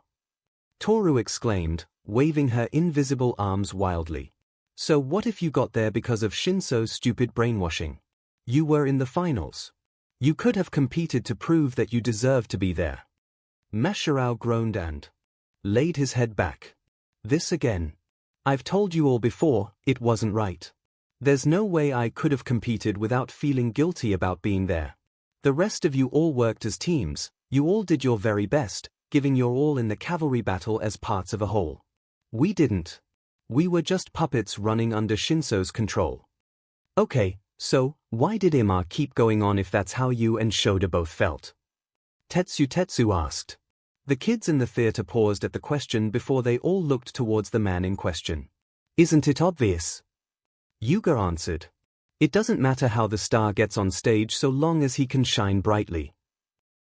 Yeah, that tracks, Katsuki said. Heh, too bad you went up against me, Mina chuckled before pumping her fist. I whooped your butt. The dramatic music that had been playing as Ojiro explained himself cut out as, with his hand over his face, he weakly queried, also, why are all the girls dressed like cheerleaders? Said girls winced, closed their eyes, and looked away from him in sudden embarrassment. As Midnight observed Ojiro's talk with his classmates, his teammate from Class B stepped up. Narenjiki Shoda from Class 1B. I think I should withdraw for the exact same reason. Regardless of how strong I am, this isn't how I wanted to get here. It would go against the values of the festival to advance without earning my spot. The camera cut over to focus on Kirishima, who was crying manly tears while both Bakugo and Todoroki observed them with varied levels of disdain. Listen to these guys. They are so manly. Well, now. Here's another weird turn of events, present MIC stated from the booth. We'll have to see what Midnight says about all this, Eraserhead commented. She's the one in charge. Midnight stood there with her nose up, looking down on the assembled first years and especially Ojiro and Shoda. This sort of talk is incredibly naive, my boys, she said, raising her WHP. The background rushed into purple as the camera pulled back and she cracked the implement to her side. That turns me on. Shoda. Ojiro. You're withdrawn. Momo groaned and hung her head. Mother, she exclaimed. Why on earth did you do that with your face? Don't tell me you actually felt that way. Of course not, Kiyama answered her daughter. It's all part of my public persona as Midnight. I needed to play to the crowd. Momo breathed a sigh of relief and placed a hand to her chest. Oh, thank goodness. It only turns me on when your father talks that way, Kiyama continued with a self-satisfied smirk. Izuku was sure he could hear the sound of his new girlfriend's sanity breaking now that her mother got to be open about their relationship and tease her in public, at least as far as this island was concerned, at any rate. Hey, I'm sure everything will be all right, he attempted to console her, while Ochako patted Momo on the shoulder in sympathy. Relationship goals, right there, Mina said, nodding towards her teacher. We were frozen most of the time, Kendo told Midnight when she realized the pro hero had been referring to her team when talking about moving 2 people forward. Honestly, we barely did anything in the cavalry battle. Isn't that right, girls? She asked her team, Komori, Yanagi, and Tokuge nodding along in agreement. Itsuka frowned as she watched herself. Thinking back on it now, I can't help but wonder if my decision to hand our spots over to Tetsu wasn't too hasty. Your team seemed to agree with you, though, Mashiro pointed out. Yeah, but I'm our class rep, Itsuka replied. While Set seemed pretty much okay with it, Komori and Yanagi might have just been deferring to me because of that. I think it was amazing for you to just give up your spots, Kendo, Tetsu stated. And I'm not just saying that because I got to move on and represent Class B. Just like Shoda and Ojiro, you were really living up to the ideals of the sports festival. Listen to these youngsters, Yagi said with pride to the other teachers, so full of spirit and chivalry. It's irrational is what it is, Aizawa muttered. Now, Eraserhead, Nezu calmly chided him. Based on your marking criteria for your students' practical term final, we all know that you would have likely failed Ojiro, Emma, and Shoda on Mr. Shinso's team for acting as his puppet horses. Their emotional concerns regarding having earned their placements are quite valid. So now he's talking about emotional concerns being valid, Kiyama inwardly huffed. And so, Tetsu and Shiozaki have advanced to the final. Midnight announced as Tetsu cried while saluting Oase and Honinuki. Take a look at the bracket, my dears, she told them while flexing her WHP forward and posing. These are your opponents. Hey, I just thought of it, Minoru said after noticing Honinuki being next to Oase in congratulating Tetsu and Shiozaki, but with Tokuge on Kendo's team having deferred to Team Tetsu, and then Honinuki letting Tetsu and Shiozaki move on, both of Class BS recommendation students missed out on the finals while both of our class students moved on. Hey, you're right, a hero said, looking from Minoru to Itsuka, and then Momo and Shoto. Nito scoffed, well, why would it have mattered? They chose not to get their hands dirty and show up all you Class A hooligans. Honinuki probably picked the right move in not advancing, actually, Izuku said, placing a hand on his chin. If he went up against Kaminari, we already know that the ring could conduct electricity, so softening it wouldn't have impeded that. I don't have enough information on him, but it would have been a difficult fight for him. Kirishima would probably be the easier fight for him to win, but then he'd have been paired up against Bakugo in the second round, and that's not a fight I see him winning. Same with Tokuge, a victory against either of their first-round opponents would then see them fighting either Ida or Bakugo. And neither matchup really bodes well for Set either, Itsuka agreed. Honestly, given the 8 of us who could have been competing, I think we really did as well as we could have at the time. Kendo, how dare you be so faithless towards our classmates? Nito scolded her. I'm not being faithless, I'm being realistic, Monoma, Itsuki replied. The only one who could have absolutely dominated would have been Komori, and that's only if she used her quirk to grow mushrooms inside her opponent's trachea and make them suffocate into surrender. Don't give away her trump card. Nito quickly lashed out as everyone in Class A paled at the sudden visual imagery and phantom feeling of having fungi growing inside their own throats, clogging their windpipes and choking them out. A fiendish trump card, but undoubtedly an effective one, Fumikage surmised. Not so fast, Ojiro declared, wrapping his tail around good-natured Midoriya's mouth to prevent him from answering Shinso's question. Shinso smirked, the lanky general studies student turning away. Ojiro unwrapped his tail from Midoriya's head, with the green-haired powerhouse turning towards his classmate. Ojiro! What's the deal? You can't say a word to him, Ojiro answered, an anxious frustration on his face. How about we just never talk to Shinso again? Mina asked. Good. Glad we're all in agreement. Don't be like that, Ashido, Izuku told her. You haven't even spoken to him once. And I don't wanna, replied Mina. If he's gonna just straight up use our classmates without even asking them to team up with him, then I already know all I need to. Izuku sighed and shook his head. Hanta frowned as he folded his arms. I'd just like to object to Todoroki immediately writing me off. Uraraka. Bakugo wondered. Who the hell's that? Uraraka comically gasped as she held onto her pom-poms, but whether she was quivering in anger and indignation or fear was anyone's guess. But dude, you were facing Todoroki, Kaminari replied. Of course he was going to just assume he'd beat you. The sports festival was the first time we'd ever seen Todoroki create a glacier in an instant. Hanta rebutted as on-screen Mai was approaching on-screen tenure. Even in the obstacle course all he did was freeze the 0-pointers in place. How was I supposed to know that I was that outclassed? You really should have just expected that, tape arms, Katsuki snorted. There's no way Icy Hot would have ever lost to you. I'm more upset that you forgot who I was. Ochako growled. We were up against each other in the very first battle trial. My fight was with Deku, not you, Pink Cheeks. Why would I have paid attention to the chaff?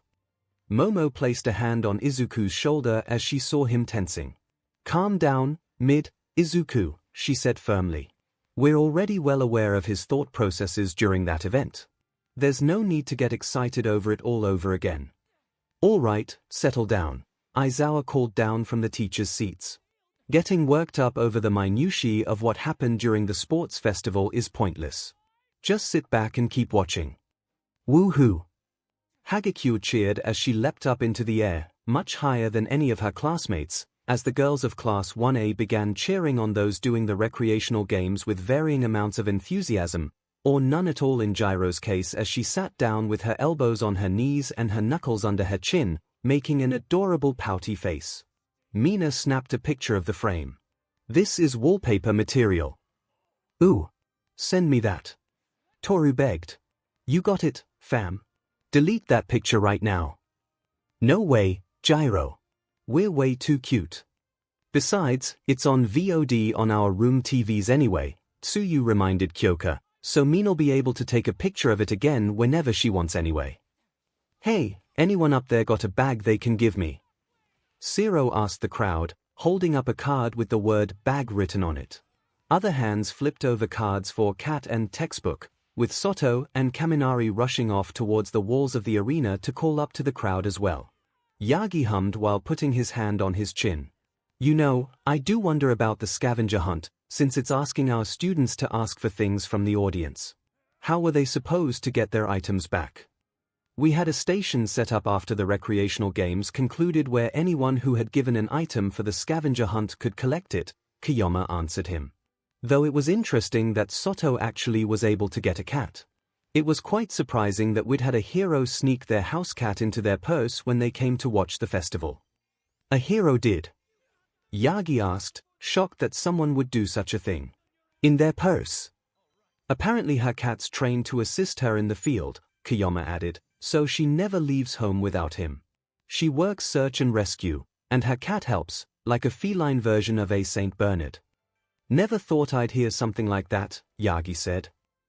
Come with me, Kendo told Monoma, the blonde just leaning back against the wall, casually dissing Class 1A at how enthusiastically they threw themselves into the scavenger hunt. Okay. Kendo held up her card, which read as perverse person. Laughter abounded as they read that and watched Itsuka carrying Nito in her enlarged hands around the arena. Even though we were told to have fun, narrator Midoriya voiced over a still image of those playing pushing giant ball around the field. Those of us in the tournament couldn't relax. The screen cut to an image of himself and Ojiro in one of the prep rooms, Midoriya's hands steepled in front of his anxious face as Ojiro presumably went over Shinso's quirk with him. Some tried to come up with a strategy. Some tried to rest their bodies. Tokoyami, resting in a tree, like a bird. There were those who prepped for the fight, narrator Midoriya continued, showing Ida with an arm full of cans of orange juice as the then-class rep chugged one down, or tried to hype themselves up. Bakugo, face against a wall. There were a few snorts, but nobody really voiced anything to mock Katsuki for his preferred method of getting psyched up for the tournament. And others still who just focused on trying to calm their nerves, Narrator Midoriya continued over a brief shot of Todoroki alone under the trees against a corner of a building, and then Uraraka jumping up and down, cheering on the others, Yorozu giving a very mid-performance of shaking her pom-poms, and then a slow-motion close-up on Uraraka, showing the anxiety in her eyes as she likely reconciled with the knowledge that her first fight would be against Bakugo. We wanted to be ready for anything. And before we knew it, the finals began. Kyoka groaned. Glad that's over. Why? Mina asked. You didn't even participate in cheering everyone else on in the side games. We barely got to see you in that cheer outfit.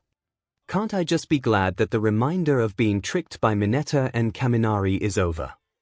Kyoka asked. Sheesh. I never want to see that thing again. A cheering crowd shot reacting to present MIC's call, then an aerial view of the ring finishing its construction at the hands of Cementos, really showing the versatility of his quirk and how he could even get wet cement to harden basically instantly. After all the action you've already witnessed, it's time for the real battles to begin. Can YA feel the excitement? From the field to the entrance corridor, hovering down over the back of Midoriya. Our competitors are on their own now. Sometimes, heroes have only themselves to rely on. As Midoriya tried to calm his nerves with his eyes closed and his fist over his chest, he listened to present MIC's words. Heart, skill, strength, wisdom, courage. They'll have to use all of these things to rise to the top. Hey! Oh, did you visit Midoriya before his first match, All Might? Tetsu asked, seeing their teacher in his shrunken-down form approaching his successor in the corridor. I did, Yagi replied. It was honestly the first opportunity I'd really gotten to get away and be relatively certain I'd be able to have a one-on-one chat with the boy to congratulate and encourage him. And I'm really glad you did, All Might, Izuku replied. I think I really needed that pep talk, so thanks again. Yagi gave him a thumbs up, just like his on-screen self had done. Glad to help, young man. Still worried about using it, Midoriya told his mentor, anxious about using the power he'd inherited. I imagine the egg in the microwave, or how it felt to hit that villain. But I'm still not in control. It feels so unpredictable, like I might be ripped apart if I'm not completely focused. Besides, I'm still not ready to fully wield it, I can tell. The camera zoomed closer, showcasing how nervous Midoriya was as he continued to dump a little on All Might. Even after so much training, my body is weak. It just can't handle your power at 100%. Yeah, All Might agreed. If we're talking about how much of one for all you'd be able to use at this point, I'd say my closest guess would be around 5% or so. Was this an estimation based off your own experience with the power, or based on Midoriya's even stronger version? Aizawa inquired. The power does grow as it's passed on, yes, but it doesn't instantly rocket up in strength, Yagi replied. One for all grows as its holder does, so in the scant month since he'd received it, Midoriya would still have been working to just get a handle on what I'd passed on to him, much less have managed to cultivate and improve it further. Midoriya yelped while biting his tongue and All Might grunted as he chopped Midoriya on both the chin and the top of his head in response to his protégé's self-pitying at the low percentage he could safely handle. All I want to hear you say is that you'll do your best, damn it, the number one hero told him. There's no such thing as luck. You're never gonna become the hero you want if you believe in something like that. Listen, All Might continued as the sound and sight of steam appeared with the hero bulking up. Whenever you're scared or nervous about a fight. The camera swayed away from Midoriya and SNG, his bitten tongue, to All Might, all buffed up and giving his successor a thumbs up with a broad smile on his face. Just try and deal with it by smiling. You've made it this far, kid. Even if you're worried, you must stand tall. Midoriya's nervous expression slid away to the inspiring music playing in the background they'd heard several times before now, the young man giving his mentor a slight smile in reply. Just remember that I'm counting on you and cheering you on. Ah, I see. Tenya said, placing his fist in his palm. By putting a smile on your face in spite of your nerves, you're tricking your own emotions into believing that everything will work out. Yeah, Ida, All Might pretty much said so in the second episode, Mai replied as the flames at the corners of the ring burst into life on screen. Were you not paying attention? Oh, here we go, 𝐻ero said. It's fight time.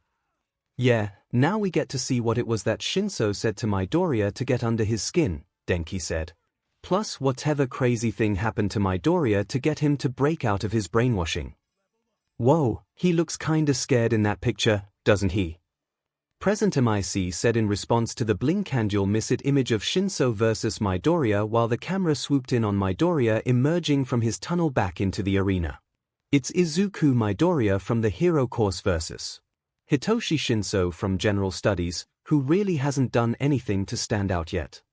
Flashing back to present MIC and Eraserhead in the commentator's booth, the DJ Hero continued. The rules are simple. Immobilize your opponent or force them out of the ring. You can also win by getting the other person to cry uncle. Back in the ring, where Midoriya and Shinso had now arrived and were squaring each other up, the light from the flames casting shadows on each of the boys and looking very pronounced as Midoriya gave a determined frown towards Shinso, cracking his knuckles in preparation. Bring on the injuries, 'cause we've got our very own recovery girl waiting on standby. So put your morals aside and don't be afraid to play dirty. We really should have vetted what MIC was planning to say beforehand. Kiyomi sighed.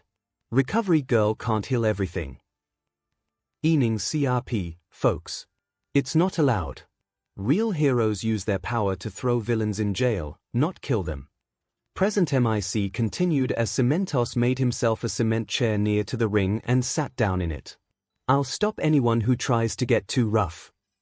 Midoriya sighed in relief that Cementos was there, when Shinso himself started to speak to him. So you can just give up, here. At the sound of the General Studies student's voice, the hackles raised on all of the Hero Corps students watching, even Izuku, who'd lived through this encounter and replayed it in his mind on occasion. Despite knowing intimately what Shinso had been talking about, the tone of voice and the way he first spoke when their fight had begun still rubbed him the wrong way. In a way, this is a test of how strong your spirit is, the purple-haired young man declared. He glared down at Midoriya. If you know what you want your future to hold for you, you can't worry about what other people think. Ready, screeched Present MIC while the screen gave the whole crowd a very large close-up of Shinso's scowling face as he glared at Midoriya. That monkey was go, what did you say? 𝐻ero growled, jumping to his feet and reaching forward at the bars in front of his row. Oh no he didn't. Toru shouted, seemingly having done the same thing as 𝐻ero, along with around a third of her class, plus Itsuka and Tetsu. Despite the fact that what Shinso was saying was almost word for word the same reasons they had given Ojiro that he should fight on, it sets them all off to hear it coming from his mouth. Put his stupid face into the dirt, Midoriya. But I just think he's an idiot for throwing away his chance like that, Shinso continued throughout Present MIC calling for the match to begin. There were a few more sharp intakes of breath and jeers mirroring what Toru had just called for. Despite all of them knowing that Izuku would ultimately win, they were now craving for that payoff.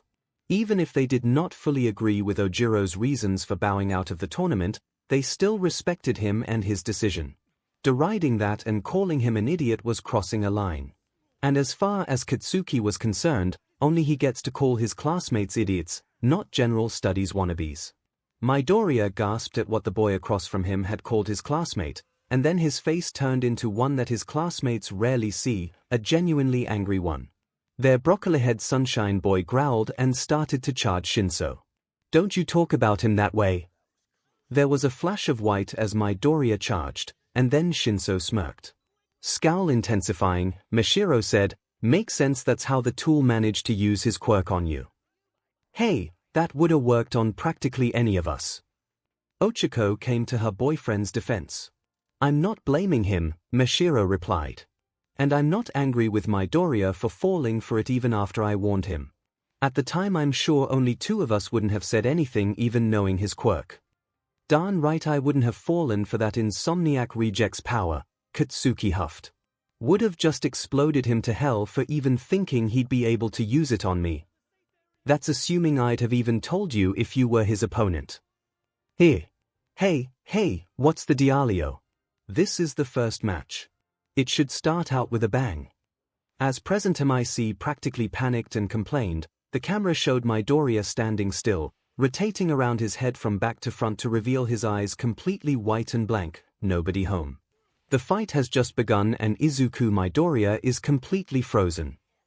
The last syllable had barely left Present MIC's mouth before the outro began. Boo! Rikido heckled the screen. That's not a fair cliffhanger. Yeah, I want to see Shinso's BLD for that. Toru added. Can we skip it and hurry on to the next one, Kamemoto? Cool your jets, all of you, Aizawa said before Kamemoto could reply to the invisible girl. The way you're all riled up right now, any of you would easily fall victim to a villain who had a quirk like Shinso's. But sir. But nothing, Kirishima, Aizawa answered. I know how you operate. The way in which Shinso fights is dirty, manipulative. He insults your friends and classmates to get a response out of you so he can place you under his control. It's not a straightforward honorable bout like the ones you favor, because Shinso's ability means he's less suited to fighting someone in a fair fight. But remember what I told you on day one, a hero's job is to fight that unfairness. Villains will come after you with the same mindset. They'll push your buttons and poke and prod and try to force you into making a mistake that gives them the upper hand. That's what the sports festival is simulating when MIC called for you all to put your morals aside and go for the throat. This isn't about having fun in a friendly little competition with your classmates, it's about proving you've got what it takes to act. Aizawa, will you shut up and stop being so DMN serious all the time? Kiyoma retorted after having stopped her fellow teacher by smacking him on the back of the head, to the surprise of many of the students, Momo included. The sports festival is not a death match. It's not meant to simulate a desperate fight between heroes and villains. You can draw parallels to the events in the festival to hero work, but the whole festival is not some event designed to masquerade as training for their careers as heroes, considering that it's for the entire school to compete in, not just the hero core students. If you say that our sports festival is training for hero work, then every sports festival and every playground game they've ever been in through primary and middle school would also count as hero training. And they are just first years. Let play just be play for once. Kiyoma ceased her rant, with Nezu simply drinking his tea before chiming in with, play is, of course, practice for all kinds of skills, Kiyoma. It is one of the reasons there is the possibility of transferring a student who performs exceedingly well in the festival into the hero program so long as they put on a good display of the skills required. Young animals will often play at the skills they'll require when adults, such as fighting and hunting, long before they learn proper instruction in those skills from their parents. In the same way, the sports festival allows us to observe the students' usage of their quirks and their level of skill development in all sorts of activities to provide the information we need to further guide and nurture them. In this way, Aizawa's critique is valid. You mustn't let your emotions get the better of you when fighting an opponent who is deliberately taunting you, especially if rising to their taunt is to their advantage. The outro ended just as Nezu finished speaking, with the fanfare of the episode preview blaring through the speakers. The finals are starting, Midoriya, narrator Ojiro said as he and narrator Midoriya began speaking over clips from what would become Midoriya and Shinso's battle and their class expressions as they observed the fight. So, what did you want to tell me, Ojiro? It's important you know about Shinso from Class 1B. He's your opponent in the first round, and his quirk could be a problem. Hey, Shinso's not in our class. Tetsu shouted. Miss Kamemoto, what the hell? She held up her hands. Hey, I'm not the one who said it. Ojiro said it. I didn't say that. Mashiro refuted before pointing up at the screen. We'd not me who's narrating this said it. I don't even know which of the 3 general studies classes he's in. Next time, victory or defeat. Narrator Midoriya said. Get ready for a quick match that has the whole stadium feeling bad for the loser, narrator Ojiro added. Go beyond. Plus Ultra. Cheered the students in time with narrator Midoriya and narrator Ojiro. Oh man, Mina complained. Even Ojiro's gotten to do a preview before me. Kamemoto. When's it my turn? I really wanna do one. I can't remember, Kamemoto answered her as the 5-minute timer came on before the next episode. So just hold your horses. I'm sure you get to do one, eventually. And way to go, Ojiro, Hunter teased the tail-quirked martial artist, reminding me of my impending freezing right at the end there. Again, I apologize for that, Shoto said softly. As Shoto and Hunter got into an I'm sorry it's okay back and forth, Izuku's mind went back to the battle with ♀, and how it had sparked what was one of the freakiest moments he'd ever had with his quirk before the sudden explosion of Black Whip when he and 𝐒𝐿 had been having that stupid fight at the end of their first day over being together or not. It was the first time he'd encountered the vestiges. Biting the bottom of his lip and mulling it over for about 2 seconds, he turned and quickly looked at each of the girls beside him. 𝐒𝐿 already knew, but Momo didn't. Besides her, none of his classmates knew about them yet either. This was probably going to be a topic that had come up for discussion at lunch. But still, how are they going to react to this? Hey, Izuku began, attracting his girlfriend's attention. Would you mind if I got up for a second? I want to ask All Might something really quickly. Not at all, Momo replied. Go right ahead, Midoriya. Yeah, Izuku, 𝐒𝐿 added. He's your mentor. Don't feel like you need our permission if you want to go talk to him. Smiling at them, Izuku nodded. Right. Thanks. I'll be back before the next episode starts.